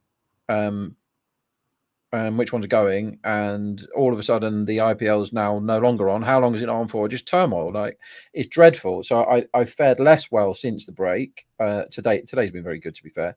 But I fared less well since the break as an ad cap goes for 7 in his power play over, which is borderline miracle stuff. So yeah, I hated the break. There are plenty of people worldwide that hated it a lot more than me. I must, let's put things into perspective here. But I hated it. It disrupted my flow and my punting and my work, and I was unable to pick up where I left off because they changed all the grounds and they changed all the players, and people's form. People's form on Wednesday can be very different if you suddenly give them 10 days off, and it can go up or down, and I don't really know which. So yeah, I hate it. I much prefer to get into a big groove, do every game, do every day. I know kids these days are very different from that, and they worry about burnout, and they don't like working multiple days in a row. But I'm old, and we're used to doing that sort of thing. So I'd much rather do 40 days in a row than do 20, then 10 off, then 20. Do you know what I mean? I find that very difficult. Yeah, no, that kind of makes sense. Yeah. Here Cummins comes gets a Cummins. second. He's going to carry on. Swipe. Oh, we got some intent from De Kock. Yeah, he is still 4 balls, 4 singles, though. Boring sod. It does feel like Narayan is a certainty to be out next, which makes me perversely want to back De Kock, because all the bookies will be thinking Narayan's a certainty. So I'd imagine that the De Kock price is too big somewhere. So I'm sniffing around for that now. Actually, I can see 1.57 Narayan, and I'm sorry, but that is too big. I thought I'd be betting the other way, but I'm backing that. 1.57 Narayan is a bet to be the next man out, because he is on strike and he is trying to whack every ball, and the other guy isn't. As he hits one straight to, who's that? Somebody. A fielder. Or no run. So that's what, 4 dots in a row for Narayan, which rockets his wicket percentage right up, because he knows he's just faced a load of dots, and he knows they are miles behind the rate all of a sudden. Having got 13 off the first over, they have now got 8 off the next 8 deliveries. So yeah, they've slowed it down. He's quite a short price to be out soon, is old Sunil, as he whacks one up in the air, and it looks like it's carried for 6 just over the fielder's head. Yeah. Pat's getting done here by the Narayan slugging, and he's not quite sure what he should be doing with it. It's funny. It's always like high octane cricket when Sunil is on one like this. But it is a pitch where you can just trust your eyes and hit through the line, and you are going to get hit for 6s on this deck, as we've seen everybody in the first innings was belting 6s all over the place. So Pat must keep the faith and remember that he has a Yorker. Yeah, it's a 60-metre boundary on the leg side for Narayan. Good call, Rob. He does bowl the Yorker, and Narayan nearly out-bowled. So on Narayan's leg side, he's left-hander, the way Cummins is bowling, 60 metres. That's short. That is short by international or by IPL standards. And I feel like you've got to keep it out of the particular arc that Narayan is hitting his 6s in. Like you've got to be keeping the ball offside, basically. Absolutely, yeah. It's a cat and mouse game, isn't it? You've got to do what the batsman doesn't want you to do, as that is wided. I'm not sure about that one. No, was it wided? I don't see a wide. It's saying wide on my stream. It's saying wide. Yeah. Pat doesn't like been wided. We didn't catch a clip of the umpire, but it has been wided. You're right. Who wided that then? The standing or the square leg? Doesn't matter. Sure. It's been given a wide. Yeah. I didn't think it was, but they're much closer to it than I am. Yeah. Take a look at it. Let's see. It's the slower ball, like the dug-in slower ball. I don't feel like that was a wide. I feel like that's probably worth a review. If they had 5 overs left, they'd have reviewed that, but never mind. 2 more balls to go in the over. Scores 28 off 2.5 overs, 2.4 overs. Sunil Narayan has 23 from 12, so he's going okay when he hits the ball. Good ball. Is that going to be another wide? No, that's good. No. Yeah. That was so last over, Narayan did the full back away to Cummins, and Cummins followed him and got hit for 6. So this time he's done exactly the same thing, and Cummins said, you know what, I'm just going to bowl it on the wide line then, and I'll take the dot. Now, what Cummins could have done is gone wicket hunting there. When he's seen him back away, he could have gone, right, I'm going to bowl on off stump. But Narayan could still have a swat of that and get a boundary. So what Cummins elected to do there is bowl dry. He was like, I've got a free dot here if I just nail it. And he went for that as a good bit of bowling. Let's see what happens now. This is quite an interesting matchup, this. and he's bowled a full toss and got smacked for 4. So basically, that's a win for Narayan. They've seen off 2 of the biggest threat overs of Cummins. They've not got away, but it is a good start. Yeah, it's not bad. We will. Yeah, like it's set up. We're starting to roll if we're KKR. I mean, obviously we're behind the rate, but you're only a big over or 2 away from this potentially coming back into range. We'll see. It's a silly number of runs, isn't it? Like it's only because we've just seen that number of runs scored that you even know for sure that it's possible to get 270 odd. Sunrisers are a proper wagon when they get going. Rob, I had a winner then. I backed over 11.5 that over, and they got 12. Oh, well, there you go. That's nice. Nice. Is this a wicket? No. De Kock has continued his utterly pathetic run of 5 out of 5 singles. Yeah, that was weird. It was a full toss into his legs, Chasing and he 200 and what was it? I keep forgetting. 278. That's a lot of runs, isn't it? Chasing 278, and the man is 5 off 5 with 5 singles, and that is a big black mark against his name from me, I'm afraid. Yeah. A Nadcat keeps it going. It's an unconvincing 5 as well, isn't it? Like, you can hit 5 good shots that all happen to go for singles, or you can have 5 nurdles. Is that going to go? Oh, it is. I mean, how that's gone there, only Narayan knows. That's the Narayan scoring area, isn't it? The one you can't set a field to. He's not trying to hit the ball there. The bowler's not trying to bowl to be hit anywhere near there. And squirts is what it does. It squirts away. As I'm backing under 30.5 for Quentin de Kock. And I'm doing it because he's trying to score in singles. He will start playing big shots soon, and he hasn't got one away yet. So I can't say he's worth 26 more runs. I can't have him in for 25 more. Narayan has come off, and he's been done what is always happens to Narayan. We did tell you this earlier, and has been bowled. He's a very high bowl percentage man. Is Sunil. That was fun while it lasted, wasn't it?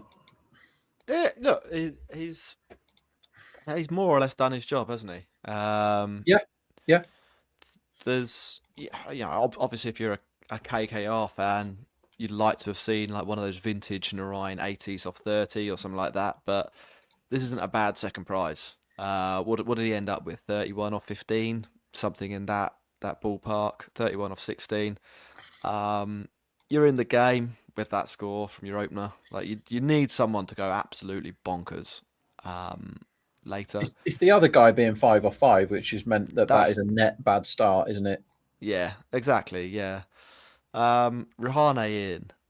We've seen moments from Rahane over the last couple of years, haven't we? Where you think perhaps there is some sort of crazy score, but he's been awesome. Rahane, considering what his whole career was up until that point of being a really good accumulator of runs, he's now a basher and he's very good at hitting sixes.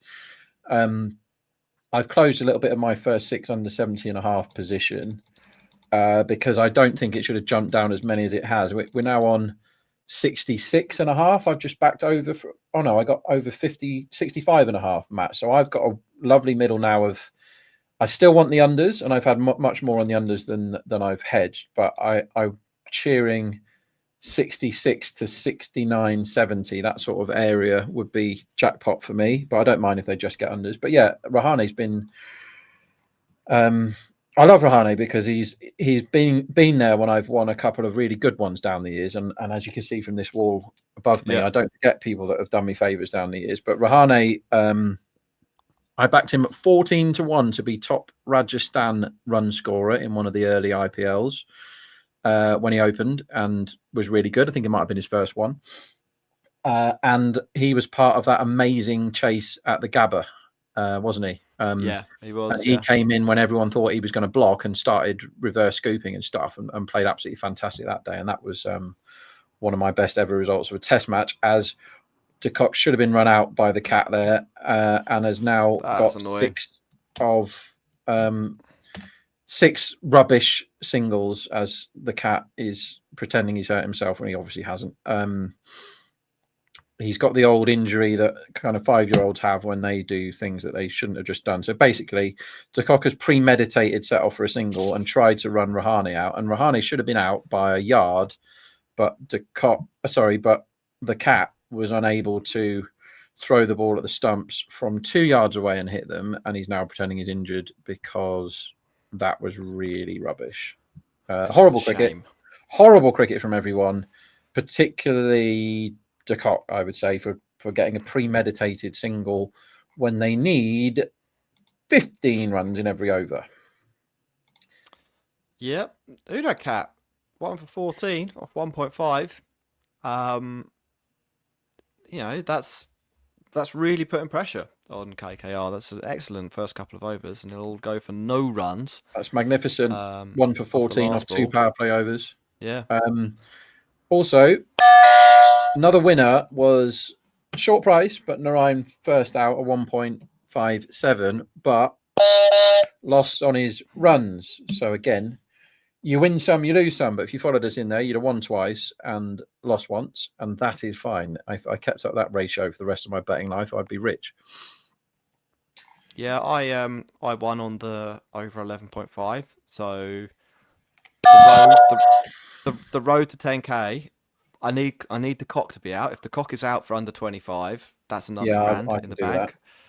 And then I have 13 sixes, which would be another grand, and that would get me up to 7. So they're 2 outstanding ones. 5.5 I have in my virtual wallet at the moment. So Harshal change to throw around. Harshal, I think, is looking a lot older than 1 year older from last year. Where did he purple cap it up last year, or was that the year before? I think he might have blagged it last year. He was really, really good in terms of wickets, but this season I think he's been a lot more hittable as Rahane scampers through for the 1. Does he? My stream again is telling me lies. Yeah, single. It was a single, I'm pretty sure. Yeah. Okay. Yeah. Look, so this leaves De Kock, and can De Kock break the run of 6 pathetic singles in a row? It's either going to be 6 or out soon for him, surely, as he gets another single. So he's now 6 off 8. He must have had a dot in there somewhere that I missed. All right, that first ball they didn't run the single. So De Kock didn't run. So De Kock is 7 off 8 in a power play where they needed 14 and over at the start of it, and that is a full disgrace. There is no excuses for that, because he's not 7 off 8 having played 8 massive swings and like under-edged them for singles. He's blocking ones, right? He's not trying to hit the ball for 6, and that is unforgivable in a power play where you need at least 70 to be in with a shout of winning the game. All right, Rob, here's one for you. KKR under 60.5 at the end of the power play. So they've got 10 balls. Will they get 21 runs? Probably. No. No, it's. I meant over 20. It's fraught with danger. Like I said, I don't think the run rate required or the run rate due should have dropped that much for Rahane coming in, because Rahane does get on with it. Yeah. How long De Kock keeps his nonsense up, I don't know. I really don't. As my stream disappears. So I'm now watching this. I'm no longer watching this miles in the future. I think if anything, the 62.5, 18 off 9, 2 a ball seems about right. They should get overs if they don't lose a wicket. I don't know who's going to bowl the 6th. That's an interesting call. They could go spin if they want to gamble, as Rahane tries to hit a 6 and hits a 4. What I don't want is them to get 70. That would really upset me. Why would that upset you so much? Because you've got the middle, the dangerous middle. Yeah, so I whacked under 70.5 when the line went up, and since then I've been fiddling around backing unders and overs, and I have absolute jackpot from 66 to 69, and I win quite a lot if it's just under 70.5. So I'd be upset if they get 71, and I wouldn't be over the moon if they got 70 because I break even on Betfair if that's a 70. But yeah, I got one of those. I would share my screen, but I don't know how to, and I'd break my computer if I tried. But I got one of those where every number means a different amount of cash. As Rahane goes straight and high and is dropped by Pat Cummins, I think. Yeah, it was dropped. I thought that was an absolute moonshot. I actually went shot. Cummins blames the lights for that. That should have been a wicket. That was a good piece of bowling from Harshaw. I think that was slower ball that he didn't pick. And he's gone full slower ball. Rahane has timed it too well and hit it up rather than straight. Cummins, to be fair, is looking over his shoulder, which isn't easy, but he should have caught it, and he did not. So that is 2 runs and not a wicket instead of a very dangerous man out. That was a good delivery. Big appeal, and there could be a run out, and he's missed the stumps, and Rahane literally doesn't even run back for the. He should have been out then. Twice in 2 balls, Rahane should have been out. De Kock has tried to run him out twice now, by refusing to go for runs. The next over 12 and a half. I mean, I'm allowed 19 off the next over. I should be okay, everybody. I should be okay. I know you're all massively concerned about how my bets get on. Yeah, I am concerned. I need 12. I need more than 12 and a half runs for my power play bet to come in, which would net me about 950 coins. Come on, the coins. Yeah, we need some coins. We want to make the 60% of the 100 million people that voted on this eat their words. Exactly. Exactly. We also need the cock out. So there's a few things going on here. My coin balance, I had 2.5 million in there last week. My coin balance is now 0 because I have loads on De Kock unders, and I've got 600,000 on over 30.5 sixes that I did as a bit of a hedge against my actual money bet of having loads on SRH. Oh, they reviewed this LBW that about half an hour ago. Yeah, they did. Yeah. I mean, I don't really know. I think they knew. I mean, like Pat Cummins was gesturing that it was too high, but has still gone for the review anyway. It looks pretty clear that it's going to be too high. I mean, they're really interested in whether he's hit it at the moment, which I suppose is important from an umpiring point of view. Whether he's hit it or not is crucial to the decision. So I'm not going to knock him. We are waiting our sweet time for the decision to come through. I thought high. Yeah, I mean, I thought it was really obviously high, to be honest. We're just about to see it now. That very high. Let's see again. Yeah, over the top. A few inches over. It's not. Yeah, I've seen worse reviews. I've seen much better reviews. Right, so I'm cheering a big over, but not too big, basically.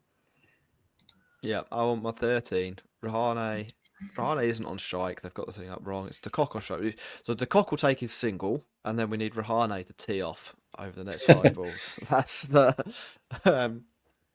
De Kock's got to have a swing now, right? So Betfair or the exchanges are saying this is either this over is due 12. They've gone back to the cap for a third over, which I get it. He's bowled 2 overs, 1 for 14. He's got amazing power play numbers. That is, given the context of this game, where he's gone for exactly half the runs that the bats needed.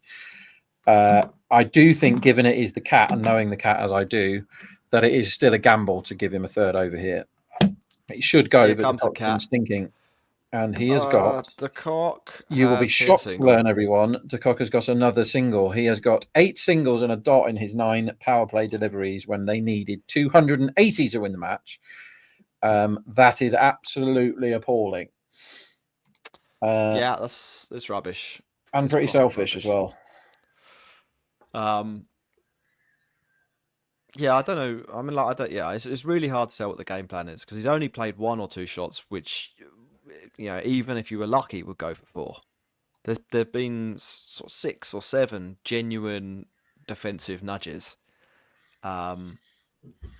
Like maybe just not super bright, can't count, something like that. That wouldn't surprise Full me. driven, that's glorious from That's what you do, Rahane. Rahane. Yeah, You hit the ball for 4.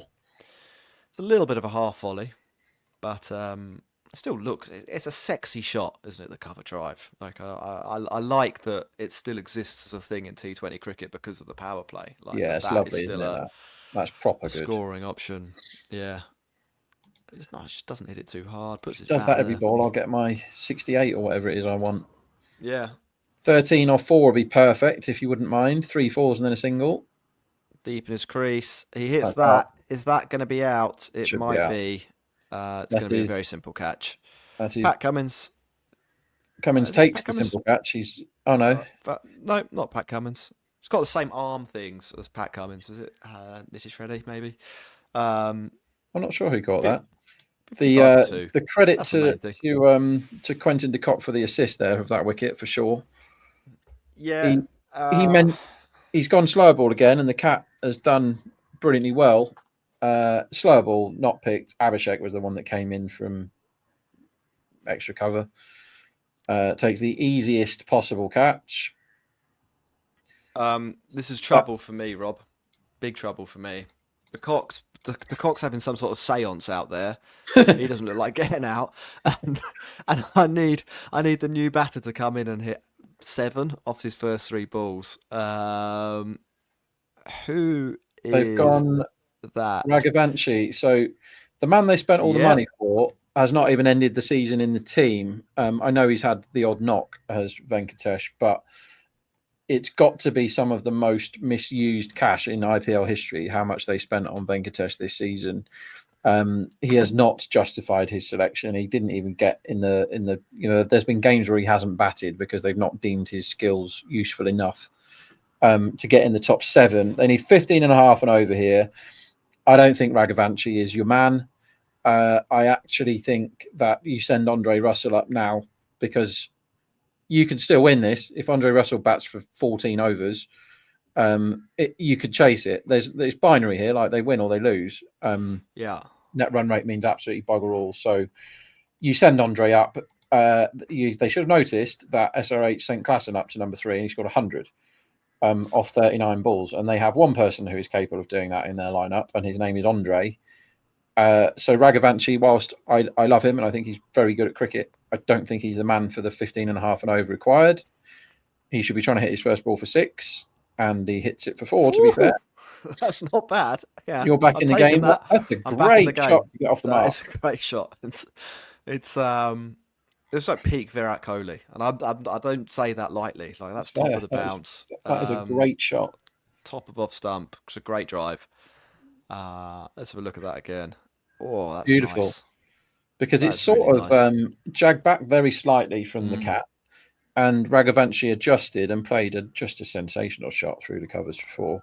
I'd love a 6. I could really get one if he hits a 6. He's not really a big 6 guy, Raghavanshi. He's more a 4 guy. Blocked it. So what can I get? Not a lot. If he hits a 4, I get a bit more. If he hits a 6, I get loads. But anyway, I've won because I hit the under 70.5. I need a 4 off this that'll do. Rob.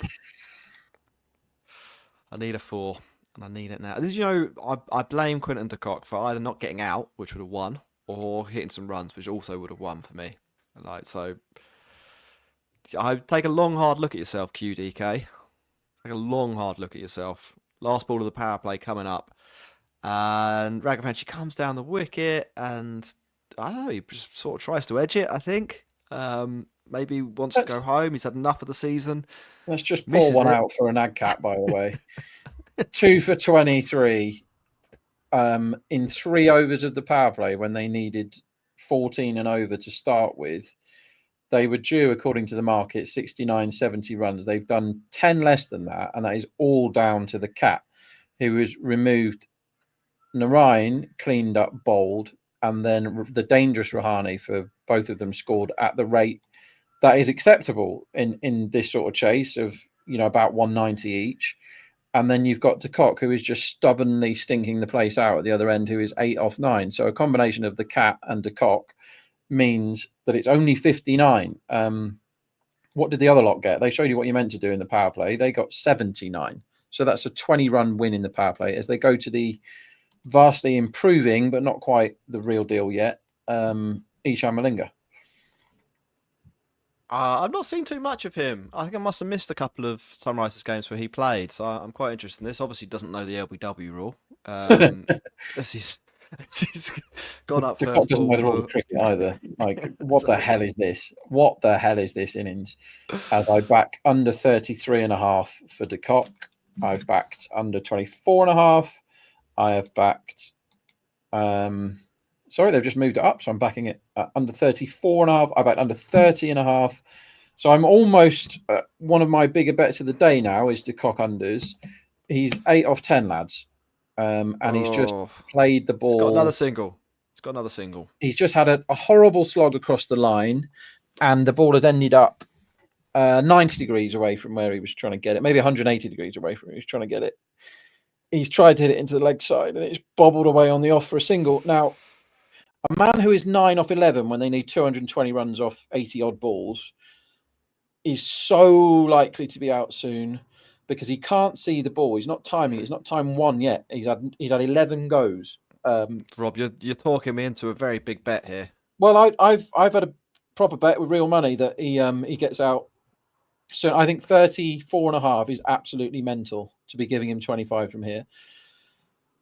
He may well hit one out of the screws next ball, in which case I'm going to stop backing his unders. But if they keep nudging him up for mistiming balls, hitting them 20 yards away from where he's trying to hit them, then I will keep backing his unders. I'm sorry. He looks terrible. On the road to 10K, I'm down to 3,600 usable coins. I have 1,300 on QDK under 33.5. Another all in. I'm not going all in yet. I'm going to go like it's 10K or bust. They're the rules of the game. So De Kock's shot selection, reminder that the equation is 218 to win off 81 balls. Quentin De Kock just played the leave. Incorrect shot. 9 off 12 is not what your team needs. You selfish, horrible man. Stop playing for your contract next season. Start playing for your team, or at least the crowd, or at least people that are watching the game. Like, you've got to try and give people entertainment, haven't you? As he gets a full toss, he hits a horrible slog straight to the man. He's out. Thanks for coming. Yes. Ding. He stands there complaining that it was a no ball. So let's wait a minute. Oh no! He's convinced it was a no ball and is saying, "I'm not going anywhere." The square leg looked at him and said, "Off you pop." He's now saying the ball. So Quentin De Kock went like this to the umpire. So that's dissent for a start. But he's gone here and has reviewed the no ball. So let's see if the ball was pitched here, which is what he said. So for people who are just listening, Rob is saying like heart high. Yeah, chest high. He pointed at his KKR badge, which is like where his heart is. Let's have a look. He's out out his crease. It's dipping. No, I think you're out, mate. Yeah. If he's out, that is a really, really good result for me personally. I don't see how he's got his back leg braced. He's a yard outside the crease. He's met it a yard in front of that. I don't see how that isn't a no ball. I'll be gutted if this is not out.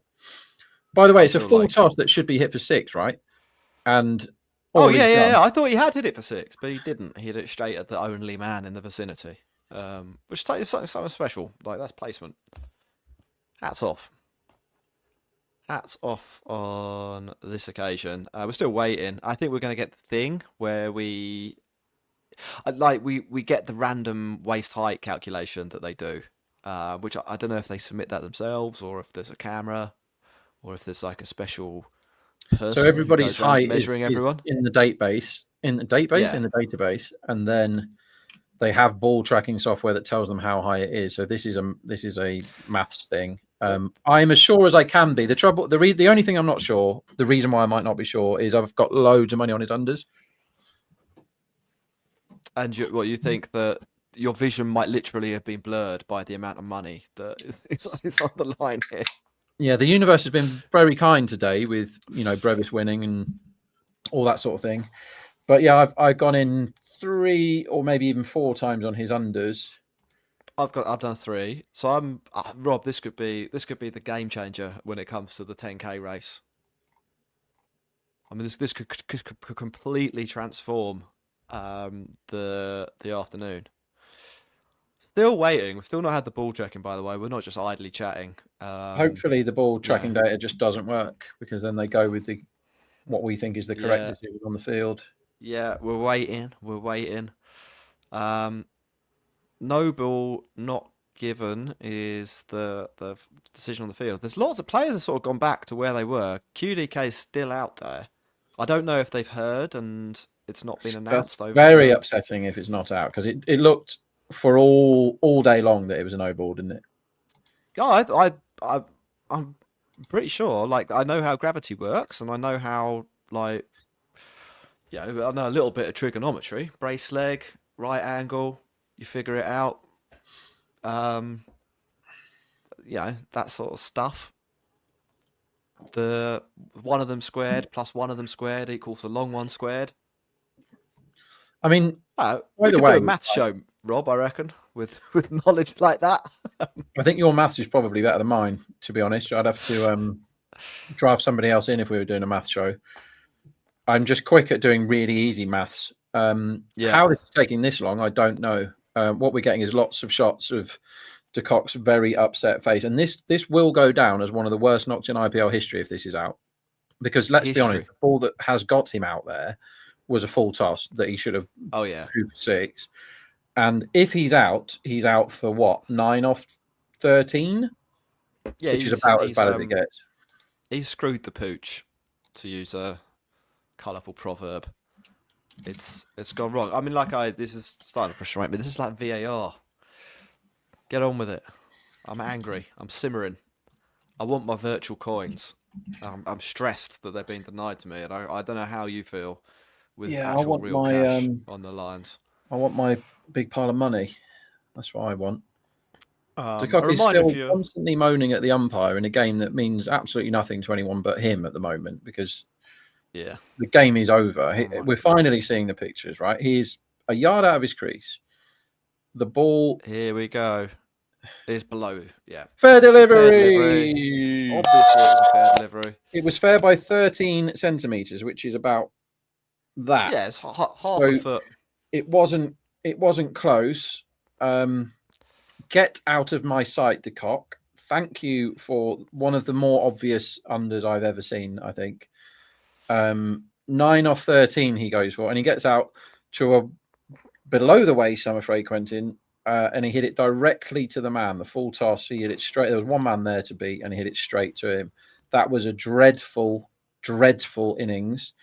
And that really should be him as far as the IPL goes. He walks off for a strike rate 69, 9 off 13, mostly in the power play when they needed 14 and over. That was desperately bad, and very profitable. So thank you very much. And now Rinku walks in. What happened to Gurbaz? Why is he not about? Yeah, but he was about. I don't know whether they said to de Kock, he batted like a man who was playing for a contract. Is how he batted. He was like, well, I can't get out here. So they might have said to him, look, we want to see what you've got, because we're not going to give you a contract for next season. Let's show us. What he should have done is come out and blasted as hard as he could, but instead he did that. And that's one of the worst innings I've ever seen. Genuinely. Absolutely awful. Yep. Rinku, they sent Rinku. Not great news for the under 22.5, but given the circumstances of the game, it's not a loss either, is it? I mean, no, like I'd rather not have the bet now if I could rip it up, but they need 16 and over, thanks to Quentin, and it's quite hard to come in and go at that rate. Rinku's one of the best at coming in and blasting, to be fair. And the reason I had the bet is because I thought there was a decent chance that he wouldn't face enough balls. Now that bit of the bet has gone. If I can close the bet, which I might be able to, like if I can back over 20.5 right now, for example, I probably will. But I had such a good time of it with the de Kock runs, not overly fussed. Yeah, fair. Just looking at my chats, I'm still waiting for my account to be credited with my Quentin de Kock winnings. Then I can move on make another bet or two. There's been a substitution in the meantime. So Harsh is in. Travis Head has gone out. Harsh Dubé. Have you seen much of him, Jack?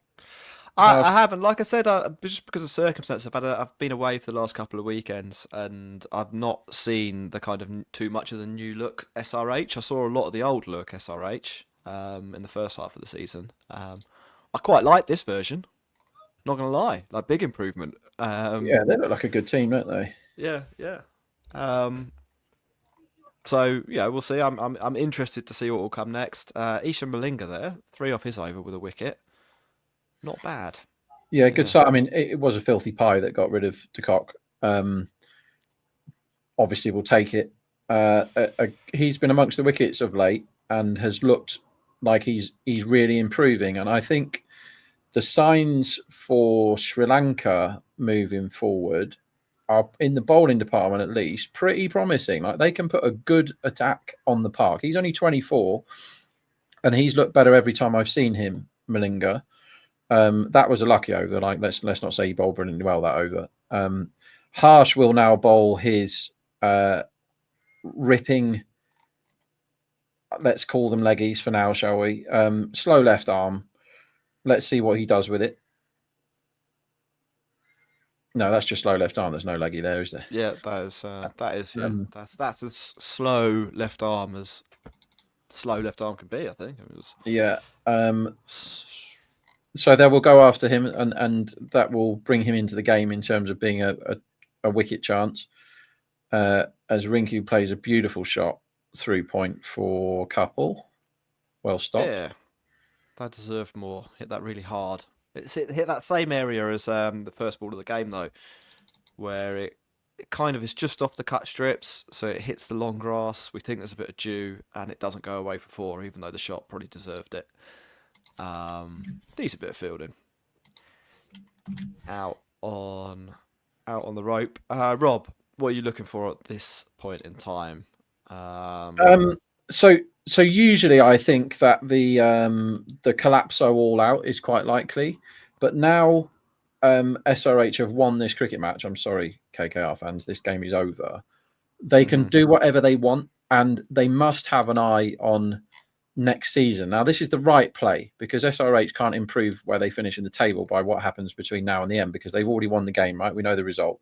Yeah. So it's perfectly acceptable as Rinku climbs into one from Harsh that he's overpitched and has absolutely belted him for 6. Is to have a look at as many people as you can. Bowl people in positions they're not used to bowling in. Like, they're not going to learn anything from rolling through Pat Cummins' next 2 overs, are they? So they should give Dubé the whole spell, even if he gets hoofed, and see how he reacts. If he goes for 20 this over, so be it. Bowl him again, see what happens. You'll learn a lot about somebody. Like, KKR aren't going to learn anything if Pandey comes in and scores 30 off 28, are they? Like, they're not going to learn anything. So Rinku tries to hit another 6, hits it straight to the man, and is Ka-ching. Out. So that is another winner. That was by virtue of him having to score at 16 and over. So another one that's de Kock has at least got an assist for. That's really good news, because I had a good go on that under 22.5. Today's gone really well, Jack, betting wise, like really, really well. Yeah, no, that's you called that one much earlier in the day. We were talking about that, I think, in the first innings of the first game. And even though he actually looked in touch, Rinku. 2 shots before, the great cut shot, fantastic 6, and a little bit like the Kock, but without the terrible lead in. He hits it to the one guy on the fence in that area. It's not a great ball, is it, to be honest? It's half tracker, and we're going to get some Dre Russ. And this is where, if you are a fan of ball prices, delivery prices, you want to be looking for dots and 6s, spin against Andre. And this first ball, he might well leave it, he might block it, but he rarely takes 1s in these spots. So I think, Rob, I might be able to get something on this. I'm just waiting for the market to allow me to bet. But I think, no, the market's kind of aware to this. So it says 2.78. What does that work out at? A 40% chance? Is that worth me firing on the dot, or not? So that's 36%, 2.78. For this ball right now, yeah, he's out, isn't he? That's out. LBW. Yep, Cheerio. kicks it off his stumps. Oh, well, so 1 out of 1 dots against the spin. And that's the end of Andre for the season. He got a top bat for us, 22-1 a couple of weeks ago. So it's been good for us this season, but bad for his franchise. Yeah. Didn't even have time to launch the bet. I'm still waiting for my money. Good ball, that. Good ball. Andre Russell has played the full block, and has been out LBW. Look at those lovely winners you got there for your thousands of coins. Are you up to 10k yet? No, I'm not. So that's 2,4, and then I've got another little one down here. There. So that's, I don't know, let's call it 3k. So up to 6. I still need a couple of big ones to come in. Do I have anything else open? I've got that, which is probably a lost bet at this point, over 12.5 sixes, especially with Dre and Rinku out. I thought that was a really good bet at the time. Yeah. To be honest. Yeah. What are you going to do? Has totally derailed this innings. They weren't going to chase it anyway, so it's not like it's not going to be Hall of Fame bad innings, because it's a game that, let's be honest, the result doesn't hugely matter in terms of this IPL. As Reddy comes into the attack, and this is the right thing that Cummins is doing now, is just letting everybody have a bowl. Anyone who's capable of bowling should have a bowl in this. I don't know whether Verma is. I think Manohar is. He didn't do anything today. Manohar has bowled 6 balls in his career and gone for 14, so perhaps he's not the guy. Can Varma bowl? Can't remember. Not seen it. Let's have a look. Nope, doesn't bowl at all. That's a nice gig, isn't it? Just come in and try and hit every ball for 6 and go home again. Okay, I'm trying to think who could bowl for this team. Travis Head could bowl just because it'd be funny. Abhishek could definitely bowl. Abhishek, I was going to say, is the other option. So that's, again, like, we've had a really, really good day on the punt today, and there's no point in just trying to manufacture bets here, because the game is won, right? It's finished. They need 3 a ball, and it's not happening. So what we might see here is a net, and Pandey just knocks it about. Or he might try and hit every ball for 6. I would try and hit every ball for 6 now, because why not? But he might just score 30 and think, well, I've got a chance to make my IPL numbers a bit better. It's a really good pitch. I'm just going to knock it around for 10 overs. Could be the most boring thing ever. I don't know what he's going to do, Jack. So I can't really bet, can I? If the lines are 8.5 or 9.5, which is where I think they should be, I can't go firing in. 8.5 is the line I can see. I need to at least double my 3.6 here. Okay, well, let's find a way of doing that. KKR innings runs. Where? Let me see where I would pitch it, and then I'll have a look at where the market is. So the all out is such a. Who have we got left to bat? Ramandeep and 3 idiots, right? I don't mean they're idiots before you all send me letter bombs. I mean they're idiots in terms of not being very good at batting. So it's Ramandeep, who's not really had anything to do this season. He's a very good player. I think around the 1. Again, it's so hard to get this number correct because I don't know who's going to bowl. Could be anyone. Anyone could bowl. I think the line should be in the late 150s, maybe even a bit lower. What is the line? I can't see it. 164, that can bugger off. I'm definitely backing under that. 165 suggests they're going to poodle around. 168 I've got here. Okay. Is that 4 or is that 1? That's an unders for me. If someone wants to lay me unders on Betfair for that sort of line, you can absolutely do so. I think that's your all-in. Well, I put 2 on that. And I've got my money's come through from Quinton to Cock, so I've got another 4-4. I could double up on unders, or do you think just go all in? I'm all in. I'm my whole balance. Yeah, that's under 168.5. We've gone, and whilst the run rate required is nothing in terms of this game to get them there, they need another what? What did we say it was? 168.5.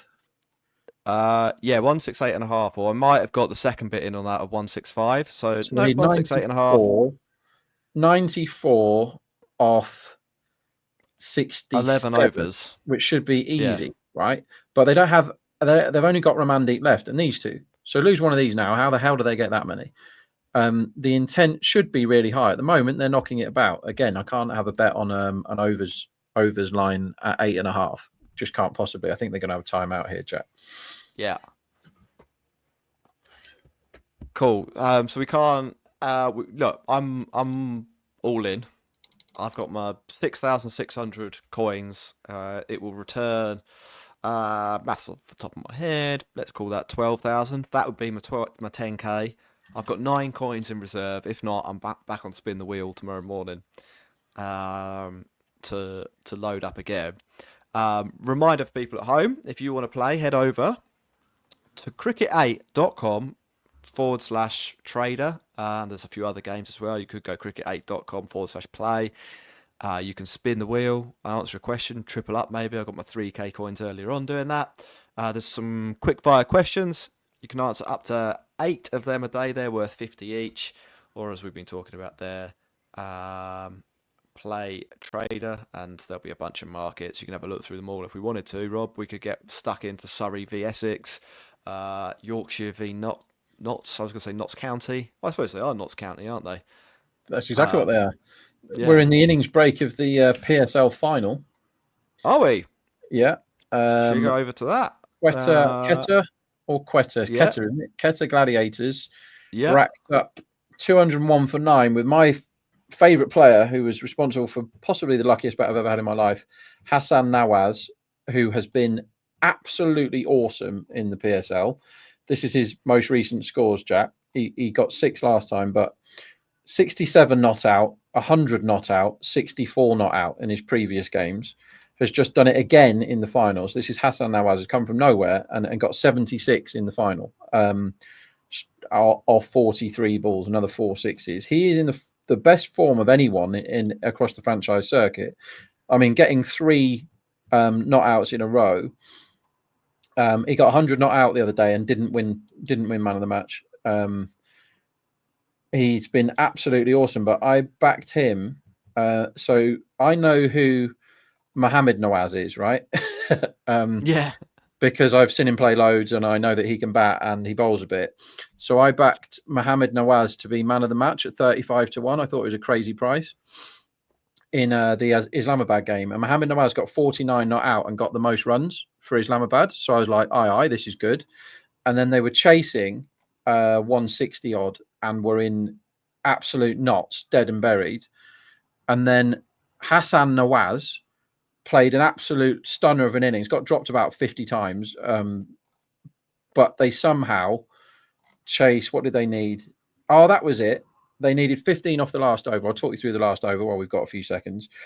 Hassan Nawaz on strike. I'm thinking I don't want him to do it because I want the other Nawaz to win man of the match.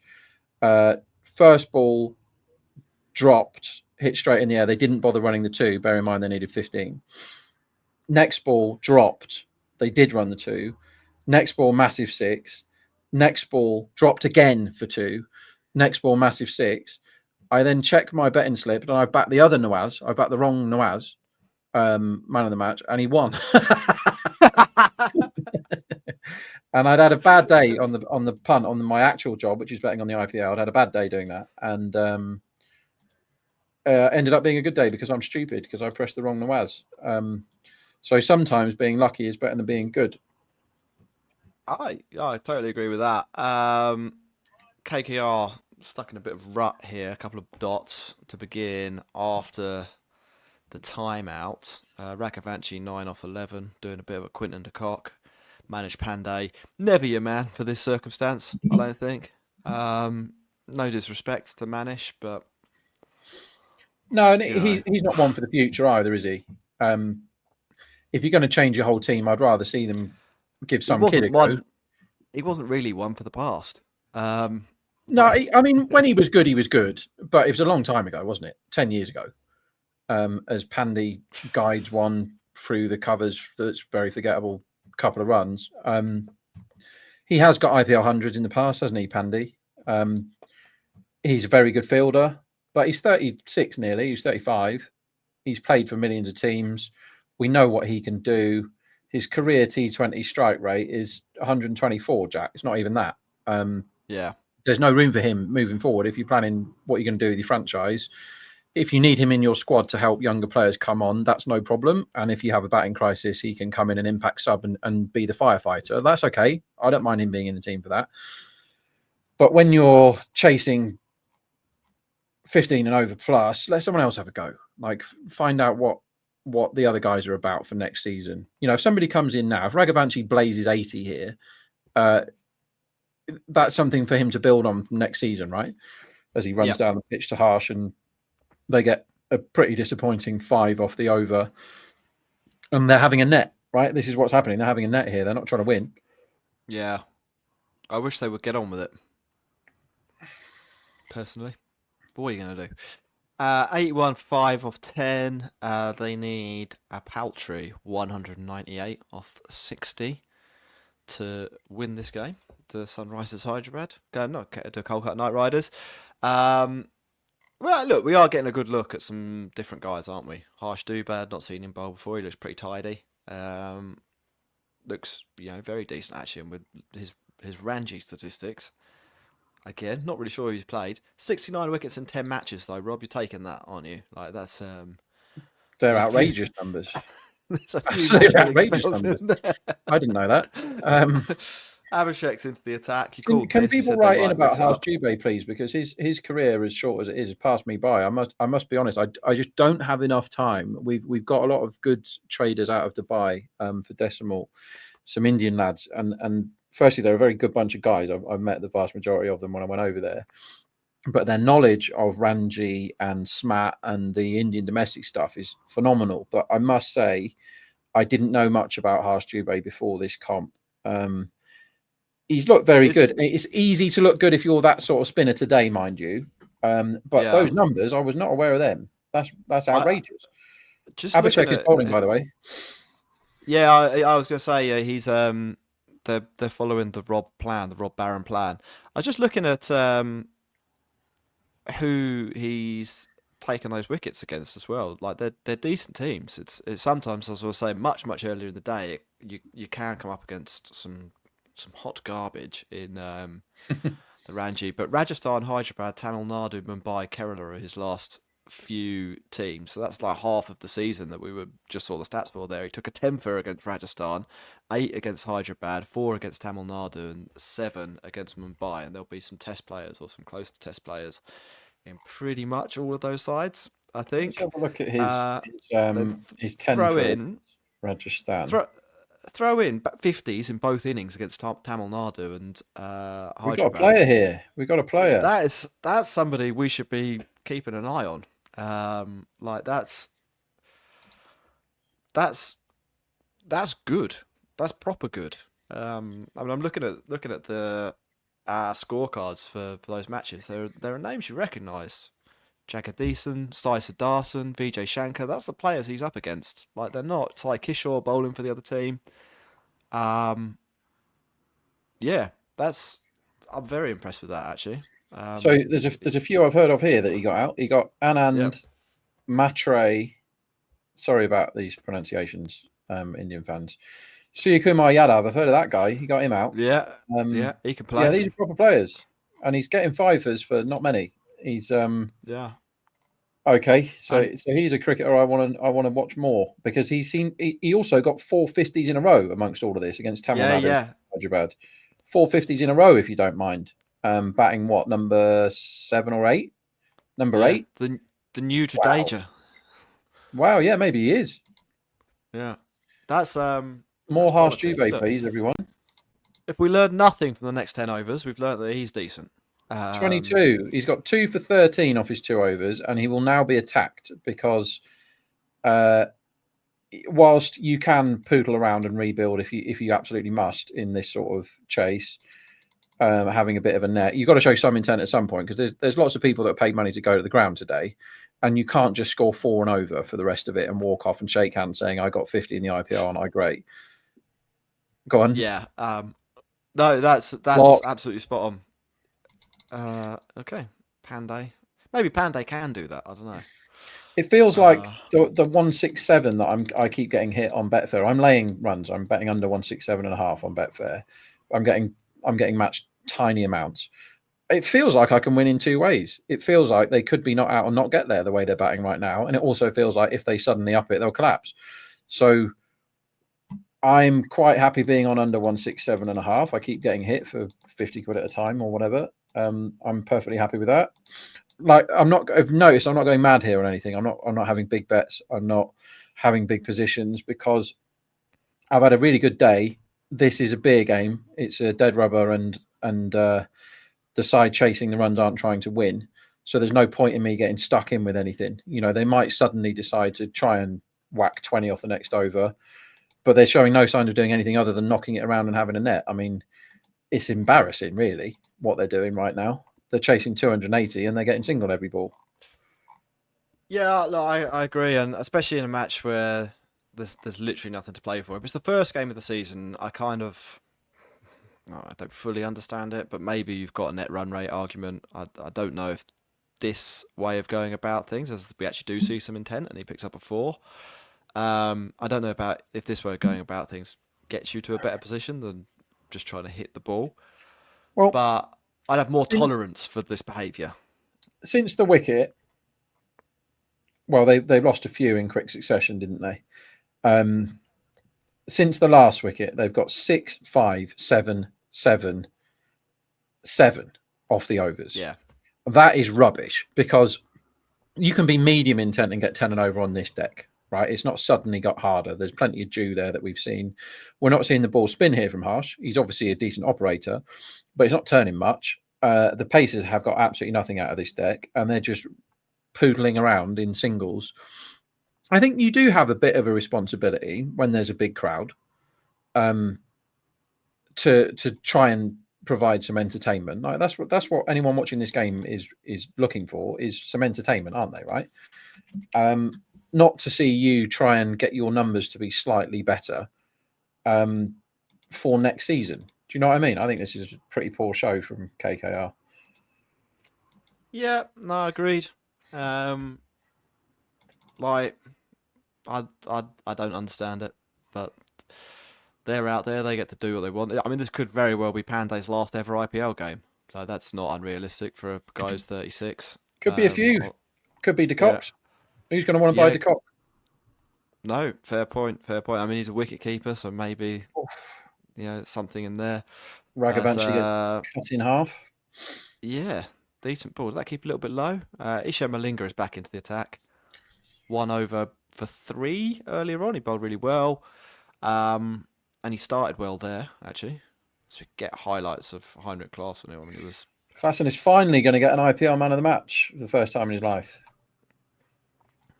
It'll be well deserved as well. I mean, like, you can't really do much more than what he did.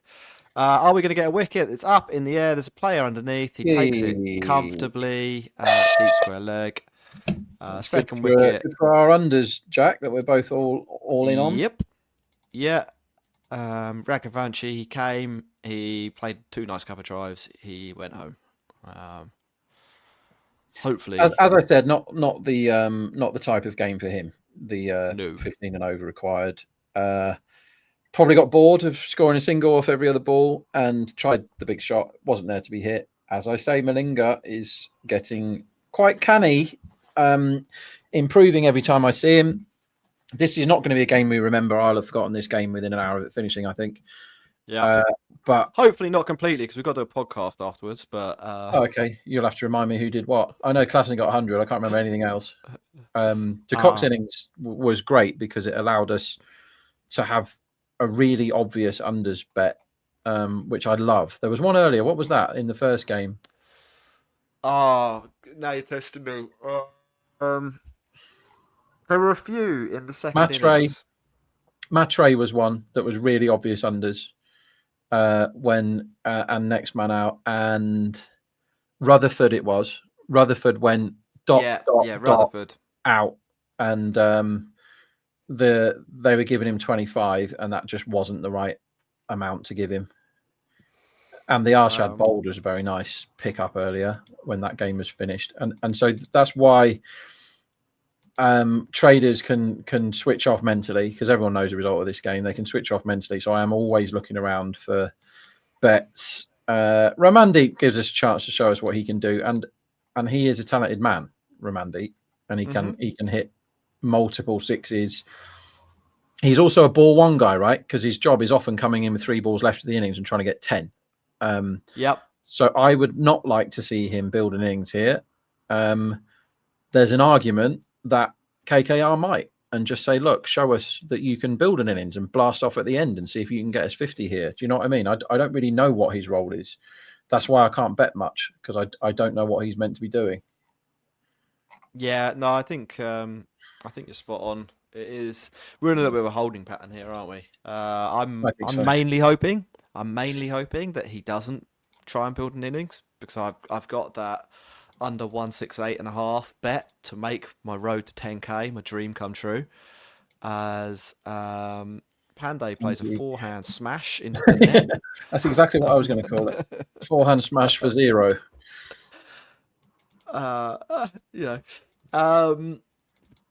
But otherwise, I mean, like that, I've got that's good, and it's similar to the first game as well. I mean, like we saw some kind of strange stuff. We saw 2 overs of Dubé,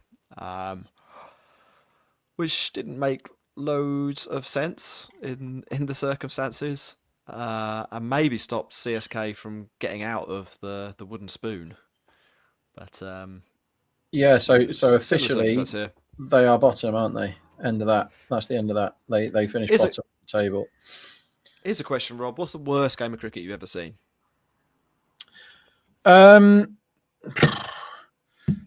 God, nothing sticks out. I mean, I've been to some appalling draws, and I went to England losing 5-0 away in Australia. That was horrible. There was a bit where Australia scored a 7, and without saying a word, about 800 people in the SCG stood up and walked to the pub. There was like, no, I'm not watching any more of this. That's all. It was awful, but the Aussies weren't saying the same thing. Worst game of cricket I've ever seen. The thing is, I've probably forgotten it. Some of these IPL games where it's just like who can drop the most catches, and it's decided on that. I mean, some of the IPL games are very forgettable. Worst game I've ever seen. It feels like I should be able to answer that really quickly, but I think the worst ones, you just forget them as soon as they've happened and think about the good ones. Yeah, I mean, there's a bunch of England in Australia games which were bad and miserable. I think. Do you remember when England were doing the thing where Rory Burns and Dom Sibley were just there to block for as long as possible? Yeah. Play soul-destroying cricket, and like what are we thinking here? I'm thinking about 4 years ago, New Zealand came over, and pumped England in every match, and in the final test, they set England like 300 to win in 70 overs, or 280 to win in 70 overs, like a really gettable score in a non-World Test Championship match. Yeah. Like, come on, guys, go for it. And Dob Sibley scored 50 off 150 balls. Like, oh my God! Like, what? Why do you play this for? You can't derive joy from this. Like, this is a meaningless draw in a meaningless game, in a game where the other team's captain has basically said, "Let's entertain the crowd," and you've gone, "No, I'm shutting this down." Like, yeah, I went to one. It was an Ashes test. Michael Clarke captaincy era. I think it was the Oval, and they had a last day sort of. We gave them something to chase. They gave us something to chase, and then Michael Clarke completely spat his dummy out when it looked like we might win, and went for the full delaying tactics. And it was absolutely horrible, but also really funny. That was a memorably great day of cricket, because the draw was like 1.1 on Betfair or something, and then they got together and we saw like Haddin putting pads on and all this sort of thing, and we were laying the hell out of it, and they contrived that it was going to be a result, and then it wasn't, and then it was, and then it wasn't. I think it ultimately wasn't, but that was really fun. I'll find that test match somewhere. But when one of the teams says, "Let's make a game of this," and you get quite excited as a fan, don't you? Like, well, this could be amazing. Like, I'm suddenly going to get a great game of cricket, and then the team goes, "Nah, we're all right. We won't bother." You're like, "Oh God!" Like, I've paid 60 quid or whatever just to come and sit here and watch this. That was tedious. We're back. We just had a strategic timeout. Rob, we've been talking about where you could snipe a bet or two. Have you seen anything? Nah. I would be sort of sniffing around a stumped angle here, because Harshy's going to bowl again, and he'll probably toss a couple up, but I can't get a price, so I'm not that interested. And Pandey is elected to block him back down the ground. Pandey is 15 off 15 here. Just a reminder, they need 182 off the next 41 balls. And Harsh is a young man bowling slow left arm, and he's vigorously wiping the ball on a towel every ball, and he's just dried his hands on the pitch. So it's clearly a bar of soap that he's bowling with. And Pandey, Mr. Experience, is studiously blocking him for noughts and ones as he rockets to 16 off 16. So there's no angle really, Jack, because whilst they are in the holding pattern and just knocking it around, there's no bets to be had. I can't see any. There's nothing stopping Ramandeep from just saying, well, I can't be arsed with this, and I'm going to try and belt every ball for 6. And then it all changes, but there's no sign of it yet. And the markets are basically saying they're going to get about 8 and over.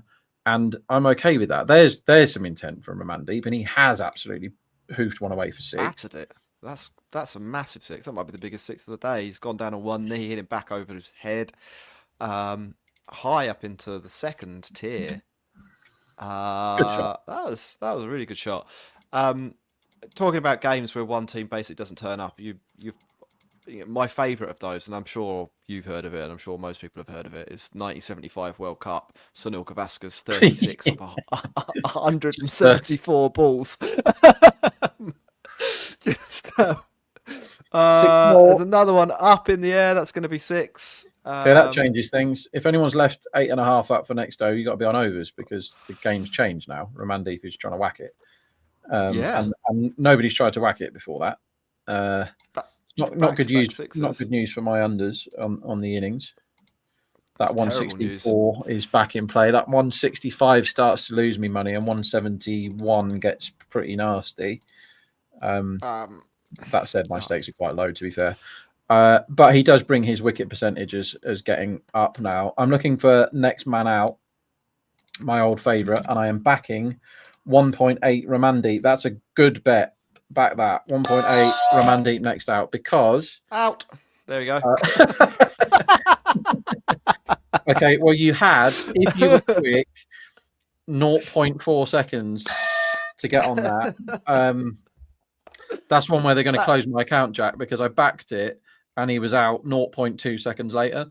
And they're actually really annoying bets, because the person trading that at the other end probably thinks that I've seen that quicker than they have. Do you know what I mean? What I saw was he hit 2 massive 6s down the ground and the other guy is blocking.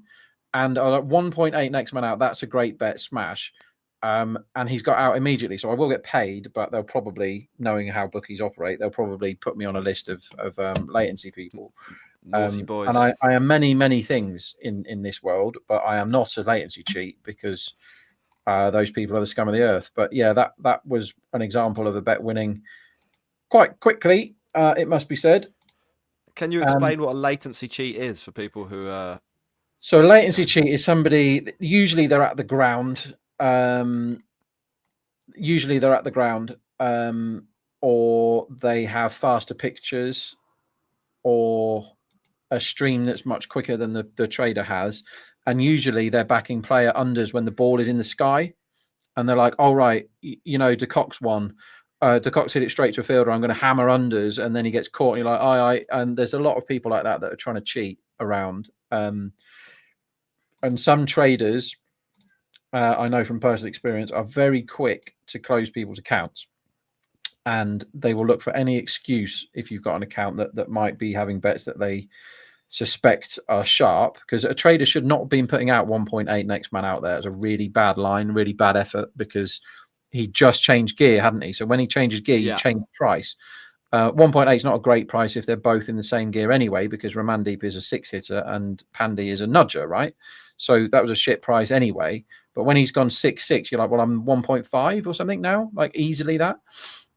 And they didn't. So yeah, a latency cheat is somebody that uses streams or court siding, which is literally being at the ground and going right unders when he's out or next man out or whatever. But whenever somebody is out, just like a half a second after you backed next man out or unders or whatever, it's not usually a good thing. Now we get some Abhishek freebies for Harshit, who can bat. Let's see what happens here. I'm still cheering my under 164 on. Under 165, sorry. Yeah, and I have a very similar situation. I've got 168.5, and I've put my entire wallet on it. So that's 6,400 coins. That's an entire week's worth of spins and questions there, all loaded on to under 168.5. So that's 53 more runs. Rob, you were saying I could win two ways here. The way this is going, like I can't see. I'm not sure how they're going to. Oh, that's how they might get the runs. Freebie. Get the runs. Yeah, the way they get the runs is by bowling clown bowlers. Yeah. Pat Cummins, come back, please. Or anyone, not that. Yeah, you want a proper bowler for a bit now because our 165 is in danger if they keep bowling the clown bowlers and tossing it up. So what Abhishek is doing here is he's wicket hunting. He's just lobbing it up in the air. By the way, if you bat the over 8.5, you've already cashed after 3 balls, as that one's steamed into the stands for 6 more. No, it's not. Oh, he's dropped it. Oh, it was a very angle as earlier. Yeah. And they ran it over. So the cameraman's done us up like a kipper. That should have been a very easy catch by one of 2 men or both. You know, one of them could have caught it and thrown it to the other one. Instead, they've elected to carry it over the. And when you're on unders, this is the sort of thing that can happen. This is why staking is very important. It's a really easy catch. It was dropped for 6 by Harshit, and the next ball has been out hit. Okay, so next man out here, Harshit is a borderline certainty, isn't he? Borderline certainty. I would have thought so. Yeah, Pandey looks like he wants to carry his bat. Like he might finish on 20 of 20. So let's see what price we can get on him. I can see 1.4, and that's correct. So no bet there. Anyone else want to chuck a price up? Yeah, drops for 6 aren't great when you're on unders, and that's going to be another one, I think. Nope. Oh no, single. It's fun. Harshit's not going to die wondering here. No, I've got 38 more runs to play with. I feel like I'm probably winning, but it was much more winny earlier. I'm only allowed once. Hang on, let me look. I'm only allowed 164, and I'm right on the line. That's about where the line is. 171 is where it gets messy for me. Yeah. Never mind. It's really fun. This. It's quite high octane cricket, sort of not knowing what's going to happen. It's bad bowlers bowling to bad batsmen who are now slogging. Do you know what I mean? It's fun. This you just need to keep your wits about you and see if a bookie had gone up 1.8 again, next man out, I'd be firing in again because it would be wrong. But they've obviously learned from their recent mistake and gone to 1.4, which I cannot argue with. Yeah, Harshit Rana to be out caught by a fielder at 1.8 looks quite juicy to me. Jack, what do you reckon? Don't mind that at all. Yeah, because he should have been out caught by a fielder twice already. Yeah. Bowled is the obvious other way he gets dismissed by just having a huge swing and getting cleaned up. As they're showing a lovely bit of bowling from Harsh, that last one that got the wicket, like really good. It straightened right back up. Absolutely no chance for the batsman who was trying to block it, which you shouldn't be doing when you need 30 and over or whatever they need. So Ishan Malinga, this is a real bowler. His figures are 2 for 6 off 2. I'm going to stop saying stuff, Rob, because every time I say anything, Andy joins in with the big 6. This is not good for the unders. We're going to have to win the wickets way, I think, Jack, if we're going to win. Yeah, definitely. I'm quaking. All you have to do is now my balance might end up on 0. It's either 0 or 2 million, I think. is message Brooke, and he gives you another 1,000,000 coins, and then we're fine. But Okay, he's yeah. not going to give me the actual money I'm going to lose if they score 171 or more, which is getting closer by the ball. So Pandy has pressed the button. So now we need to look for runs in over next over, right? Because they're both trying to score runs really fast. Yep. So 17th over runs, 8.5 looks like the wrong line to me. So I'm backing overs. That's the 17th over. It could be anyone that bowls it. Yeah. And I'm not overly fussed because the intent of both bats is really high. So I think 8.5 is a bad line. Sure, there could be a wicket now, but I don't actually mind that because we're on unders.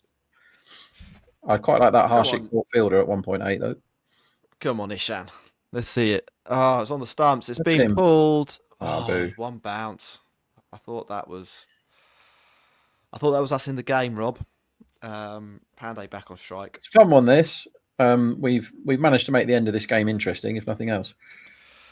Yeah. Yeah. At least they're showing full intent now, though, right? No, I agreed. Like, there was a good 5 overs where like nothing happened. You know, on the highlights package, it will just go from over 8 to over 16, and no one will ever know what happened. Is that 6 or is that going to get down? No more in the slot, 6. lads. Panday breaking out the big guns, maybe showing that he's got a little bit of life left in him. I said it might be his last ever IPL game. One more 6, and I reckon someone picks him up next year. Another dance. They've somehow got to 9 sixes. What's that? 28 for the game. What did we back? Over 30.5 with our virtual coins. 12.5. That's what I've got there. So I've got a slight. If they do get over the unders line, I probably win 850, and then maybe there'll be enough time to lump it all on some sort of 10-1 shot. See what happens. Oh no! Slot ball after slot ball. This is 8.5 next over is wrong, isn't it? They're both hitting sixes. Yeah. And now the next man out gap should close. I'd be tempted to back Pandy if they're leaving up 3 or something. Let's have a look. I've got Panday 3.2 next person out on the trader site. I've only got 9 coins, so I can't go on it. But if you've got more than that, cricket8.com/trader. There's a little bit of fun happening here. Like from a trading point of view, like it's a little bit wild. It's loads of fun. It's ruinous for the unders. That's done. Yes. That's 160 odd. I did not expect Ishan Malinga. I don't mind if the part timer is getting hit for 6 every ball, but 20. What was that? 21. Over 21 runs off Yeah. Malinga. Fair enough. Back to back 20s, I think. I've done some good winning of bets today, but that one ain't going to win. Unless Harshal can bring a hat trick to the party now. I'm just looking to see if that next man out is available, or they've decided to go home for the day, these traders. Yeah, that lot have gone home, who are offering the juicy next man outs. Harshit bowled becomes a runner if Harshal has spotted that he backed away massively. So the Yorker is now hugely in the game. If he executes, he can bowl him with either the slower ball Yorker or the faster one. That is hustles him through. Let's see what he does. Yep. Yeah, there's a big gap. He's batting on a skateboard basically. Harshit. He's got impressive power, hasn't he? He did this a little bit in one of the earlier games in the season. Knocked a few sixes. I think it was a similarly dead match, but he can really leather it when he gets hold of it. Doesn't get hold of that one. It keeps a bit low. Wide of off stump. Don't think wide enough to be a wide. So a couple of dots. I don't know if that puts any pressure on him to score. I don't know if we're like more likely to see something stupid. I think we're sort of seeing maximum intent already. I think we are. Yeah. They've kind of got, I guess, to the point where, like, if you're bowled out for 170, no one says that was an absolute shocker. What have you done? Yeah, true. Or 150 even. Like, it's just you got bowled out. Not the end of the world. So they might as well do what they're doing here, which is swing as hard as possible every ball. Like it's interesting. They've gone ... the first 3 balls.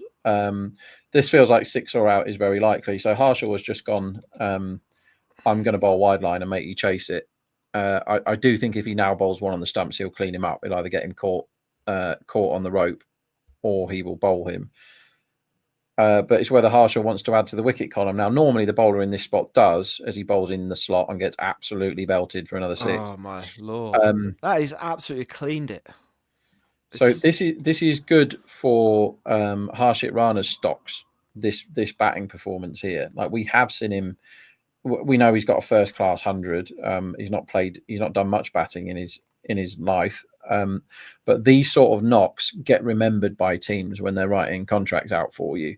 And whilst it means nothing to anybody other than him, really, this innings, the fact that he has now shelved 3 sixes off actual bowlers.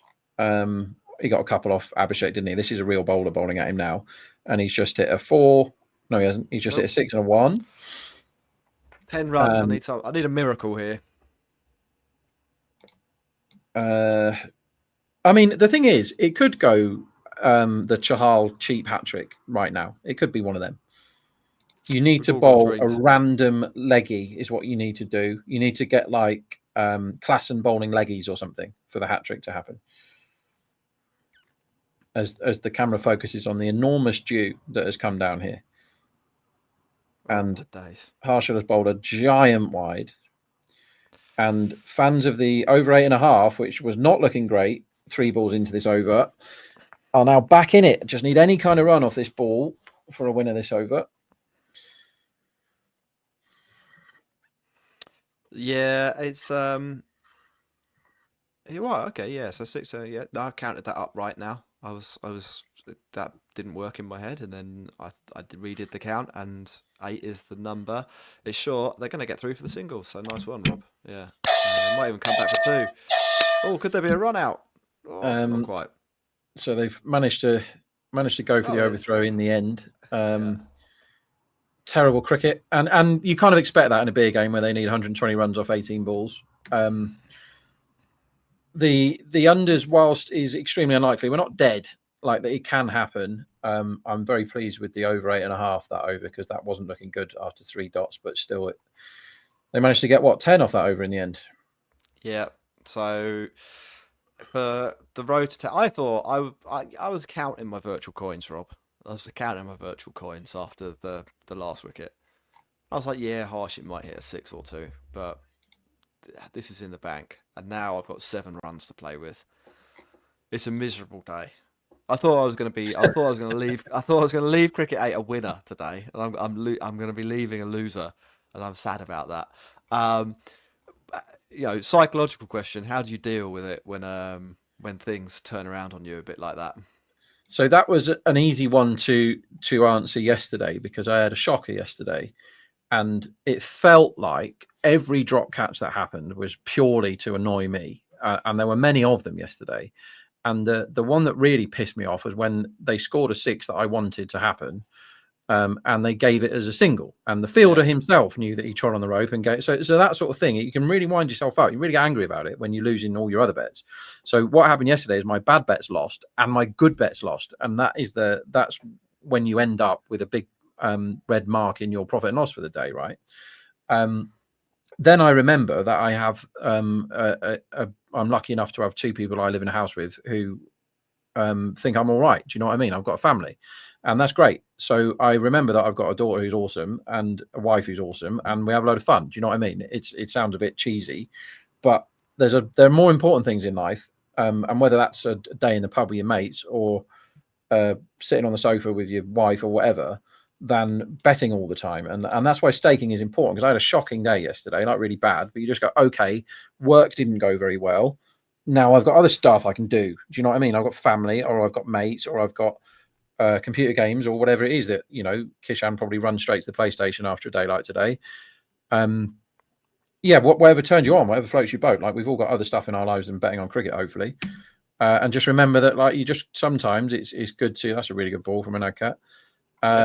Going for a walk is a legitimate thing after you've done your money in at cricket, and you just go, right. Sometimes the best thing to do when you feel yourself getting a bit pissed off with the world because of drop catches or carnage, or suddenly they bring on Abhishek when you're on unders or whatever, going for a walk and turning the computer off is the right answer. Is just like, no, I'm not. I'm probably going to make bad decisions if I'm angry when it comes to betting or anything else. So if you find yourself getting like that your temperature rises, walk away. Do you know what I mean? For sure, walk away as Pandy finally hits one to a fielder and is out. We're back in it. And the unders is just about still alive. Oh my goodness. You probably need wicket. We're all relying on the cat here. Come on, cat. I've always believed in you.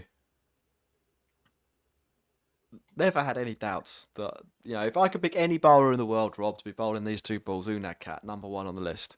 He's one of the funnest cricketers on the circuit. Is the cat? Yeah, that's Pandey out. Actually, not a bad innings, to be honest. I mean, like, he nerdled around for quite a long time, but 37 off 23, hit a couple of sixes, entertained the crowd in the end. Fair enough. Top batsman's a good market here. Okay, talk to me. I mean, I don't think anyone's up, but Harshit needs 8 to win, 7 to tie. I would have that as slight favourite Pandy to be top bat, but it's a good one. The market's giving this another 17 runs, seems like quite a lot for the total. You're going to take another under? Let's see what the market does. If someone goes under 80, under 180 and a half, I think that's... Yeah, I've got a bit here. Small bet on under 180 and a half. They need a run a ball, but they've got Vaibhav Aurora facing the cat, and I want to be on the cat, personally. Yeah, I think we all want to be on the cat here. Here he comes, round the wicket. Full How's LBW, that? surely. How's that? Referee. Must have been an angry run-out attempt here. There's something going on at the other end as well. They're all pointing. Very I angry think it might run-out be a attempt. run-out. There's some terrible camera work, but there's The cameraman's had a really bad day, hasn't he? Really bad. Show us a replay, please. Yeah, that'd be nice.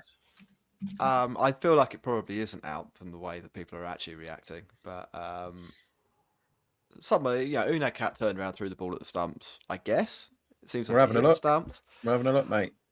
Perhaps Vaibhav wasn't looking. I don't know. That's the only thing I can think here. Let's see. Oh, there's no batter in frame here, but there's also He's not no running the ball. bat in, I think, is the issue here. So it's whether his foot lands before the ball gets there. This is going to be close. Foot in air, foot in air, foot in air. Out, I reckon. Oh my goodness, that's one of the most hilarious. That is under fives cricket. Is he out? He's definitely out. Yeah, his foot's Yeah, he's moving out. through the air. We're back alive here, Jack. The unders is back. Unad Cat, the saviour. So we have a run out. That's Harshit that's out, isn't it? It's Vaibhav. Oh, so Running to the Harshit's back on non-strikers. strike. Oh dear. Yeah. Okay. There's only a ball left in the over, and Unad Cat, like, you don't. Oh, there's 2 balls left in the over, so there's 2 chances for Unad Cat to get him out here. So that under 180 was good. We could now burgle the under 171, which would be tasty for myself, and the under 16. What are you on? 168.5. So my coins is all in under 168.5. I've got 700,000 or something. Oh, Rob, we're going to absolutely take Cricket8 to the cleaners if that comes through. Who is on strike now? Harshit is on strike. Is that right? Harshit's on strike. Harshit is on strike. I mean, Norkia's not the guy that's going to get too many runs at the other end. You wouldn't have thought. He looks like a medieval knight with all that armour on. I don't even know how he can move. Has he got a run this IPL season? I don't think so. I think he's batted once and got naught. He went through the whole of that Abu Dhabi comp without batting, so he's got nothing. He's had a huge, big swing and a miss. Wild swipe at this has Harshit, and he's completely missed it. As the run line is 170, which I'll accept 170 exactly. It means I don't do my spuds on innings runs. Be a small win if they get under 170, and it'd be a small loss now if they get overs. If you go over 180, I'm in trouble. I feel like we're safe there, Rob. Like, What a load of fun this has been, though, this second innings. Yeah. This is what you should do. Is you should load up on coins, cricket8.com/trader. Oh, I thought that was it. And... we did not need that. No! from Kishan. So let me just talk you through that ball. It I is didn't see it. an attempted slower ball Yorker from the cat. He has executed it absolutely brilliantly. Harshit has had the wildest of wild swings at it, completely missed it. It's missed off stump by 3.5 inches. It has gone directly to the keeper, and now all we need the keeper to do here is stop it, and then we get Norkir on strike to try and get the whole lot, to try and get all the unders home. And Kishan has fallen asleep behind the stumps, or is it Kishan behind the stumps, or have they made? I think so. I think think it's Kishan. I'm pretty sure I've seen Carson in the outfield a couple of Right, times. so- Which is it's strange because you'd have Travis Head as your fielder over Carson, but whatever. Not my circus, not my monkeys. So yeah. Anyway, through the keeper it went for the bye. So the net result of that, which was so nearly a wicket, the net result of that was we get Harshit back on strike to Malinga, and he's shown us that he really likes being on strike to Malinga, as Malinga bowls another rubbish pie that he has belted for 4, and this is no fun for our unders. Oh, He could clean up the 180 here. Yeah, so they're giving him exactly what he wants here. We kind of need the wicket this ball, don't we? Yeah. I've got 1 run to play with. Okay. Otherwise, Cricket8's rich.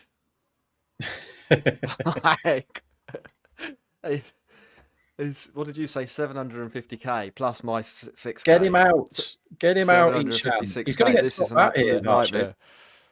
Oh, Just missed that one by miles. don't be a wide. No. He's wided it. I am allowed 0 more runs for my Cricket8 balance. Review.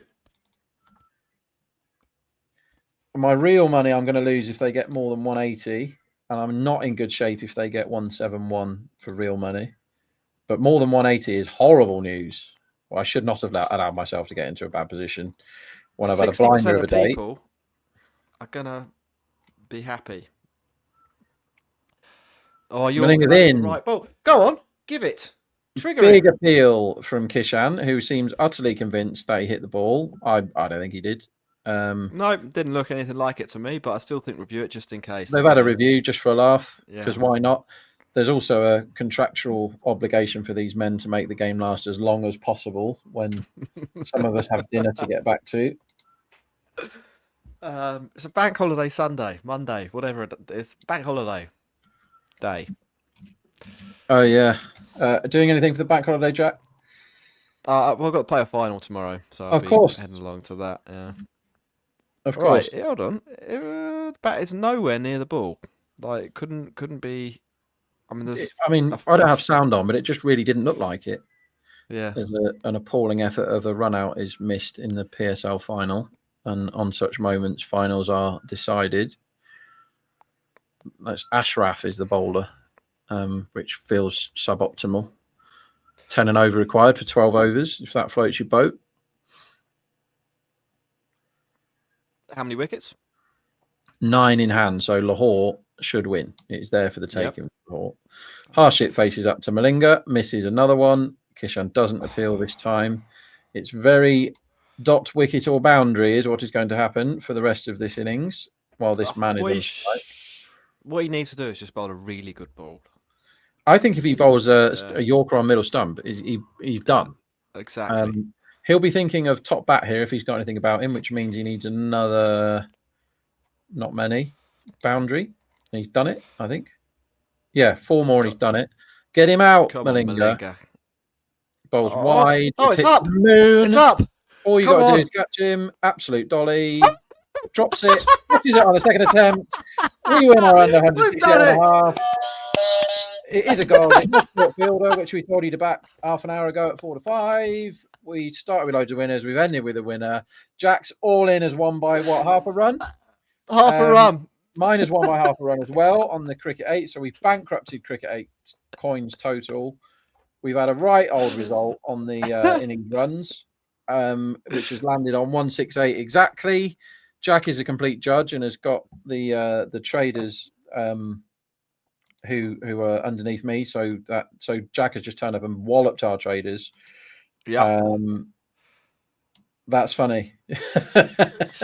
Look, Rob, 60% of people said it couldn't be done. But what happened? I did it with your help. Yeah, with you the showed thoughts of them. that. And a hilarious catch to the bowler who was called for it. Probably should have left. Yeah. He's gone like that, which is appalling technique. Go like that, or you go like that. You probably do that. He's gone like that somehow. It's clanged off his hands. No, he's done that. Sorry, he's done that. You either do that reverse carp or you catch it like that. In front of your eyes is where you're meant to catch it. So he's done the worst thing possible and done that. He's clanged off his hands, like boom, and then he's caught it sort of falling forwards. Very, very funny. That is a great end to a profitable and amusing Cricket 8. That's really good. Cool. Well played, Jack. Yeah, thanks. I'll run through the game really quickly. Sunrisers Hyderabad, they bat first, 278 for 3. A great ton from Heinrich Klaassen. If you didn't see the highlights, check them out. 105 off 39. That's quality stuff. In response, KKR, well, it was a bit miserable, really. Quinton de Kock, 9 off 13, summed up the early part of the innings. A few runs from Sunil Narayan, 31 off 16 for him. Then we got, a little bit later on, we made some bets. I thought we were going to win our bets. And then Manish Pandey and Harshit Rana turned up, blasted a few sixes, entertained the crowd, made everyone happy. Rob, I think I fell 1-6 short of the sixes bet, so I was a little bit unlucky losing some coins there, but did win on my road to 10k. From your perspective, big wins for the day? Yeah, really good. We told you what to back all day, and if you followed us in, we've chopped it. Like, really good. The SRH most sixes was never really in doubt when they got 19. That hosed up. The de Kock unders in that second innings, we talked you into that. I about that 3 or 4 times. That was a really obvious unders, which he obliged by hitting a full toss straight to a fielder. Winners all day, really. There was a bold in there at 5.5. Lots of player unders. Good one was Rutherford when he got naught and showed us how to back unders. A few losers in there as well, as there always is. Narayan got too many, but he did get bowled, and he always gets bowled, so that was good of him. That was a great day. Like, that was one of the best days for me of this competition. Brevis, 7.5. Told you to back him at 12s and 14s. We've given you winners in the last 4 shows on here of top bats at 14s, 22s, and 70s. So level stakes on everything, and you'd be buying houses, never mind winning a couple of quid. That was a really good day, Jack. I enjoyed it as well. I enjoyed your company too. It was a lot of fun. Loved it, Rob. Yeah. The coin stuff is really funny, and Jack has got the traders by the spuds by hammering them under 168.5, which was absolutely never in doubt. And as they were rolled for 168. You want to wrap us up, Jack? And we'll go for a line down. Let's do that. We're going to go over, do our post-match show. You can find that. See us on the post-match chat on the Cricket8 YouTube channel. I'm going to take 2 seconds before we record that. Thanks very much for joining us, Rob. Had a great day. And head over to cricket8.com, get yourself involved, get yourself an account, and you can trade along with us next time. Think fast. It's cricket, but it's all in your head. Quickfire is Cricket8's brand new trivia game. Coins power every game on Cricket8, and Quickfire is the easiest way to get them. Play for free every day and build your balance. Can you keep up when the pressure's on? Every second counts. Every answer matters. Don't just watch the game, play the game.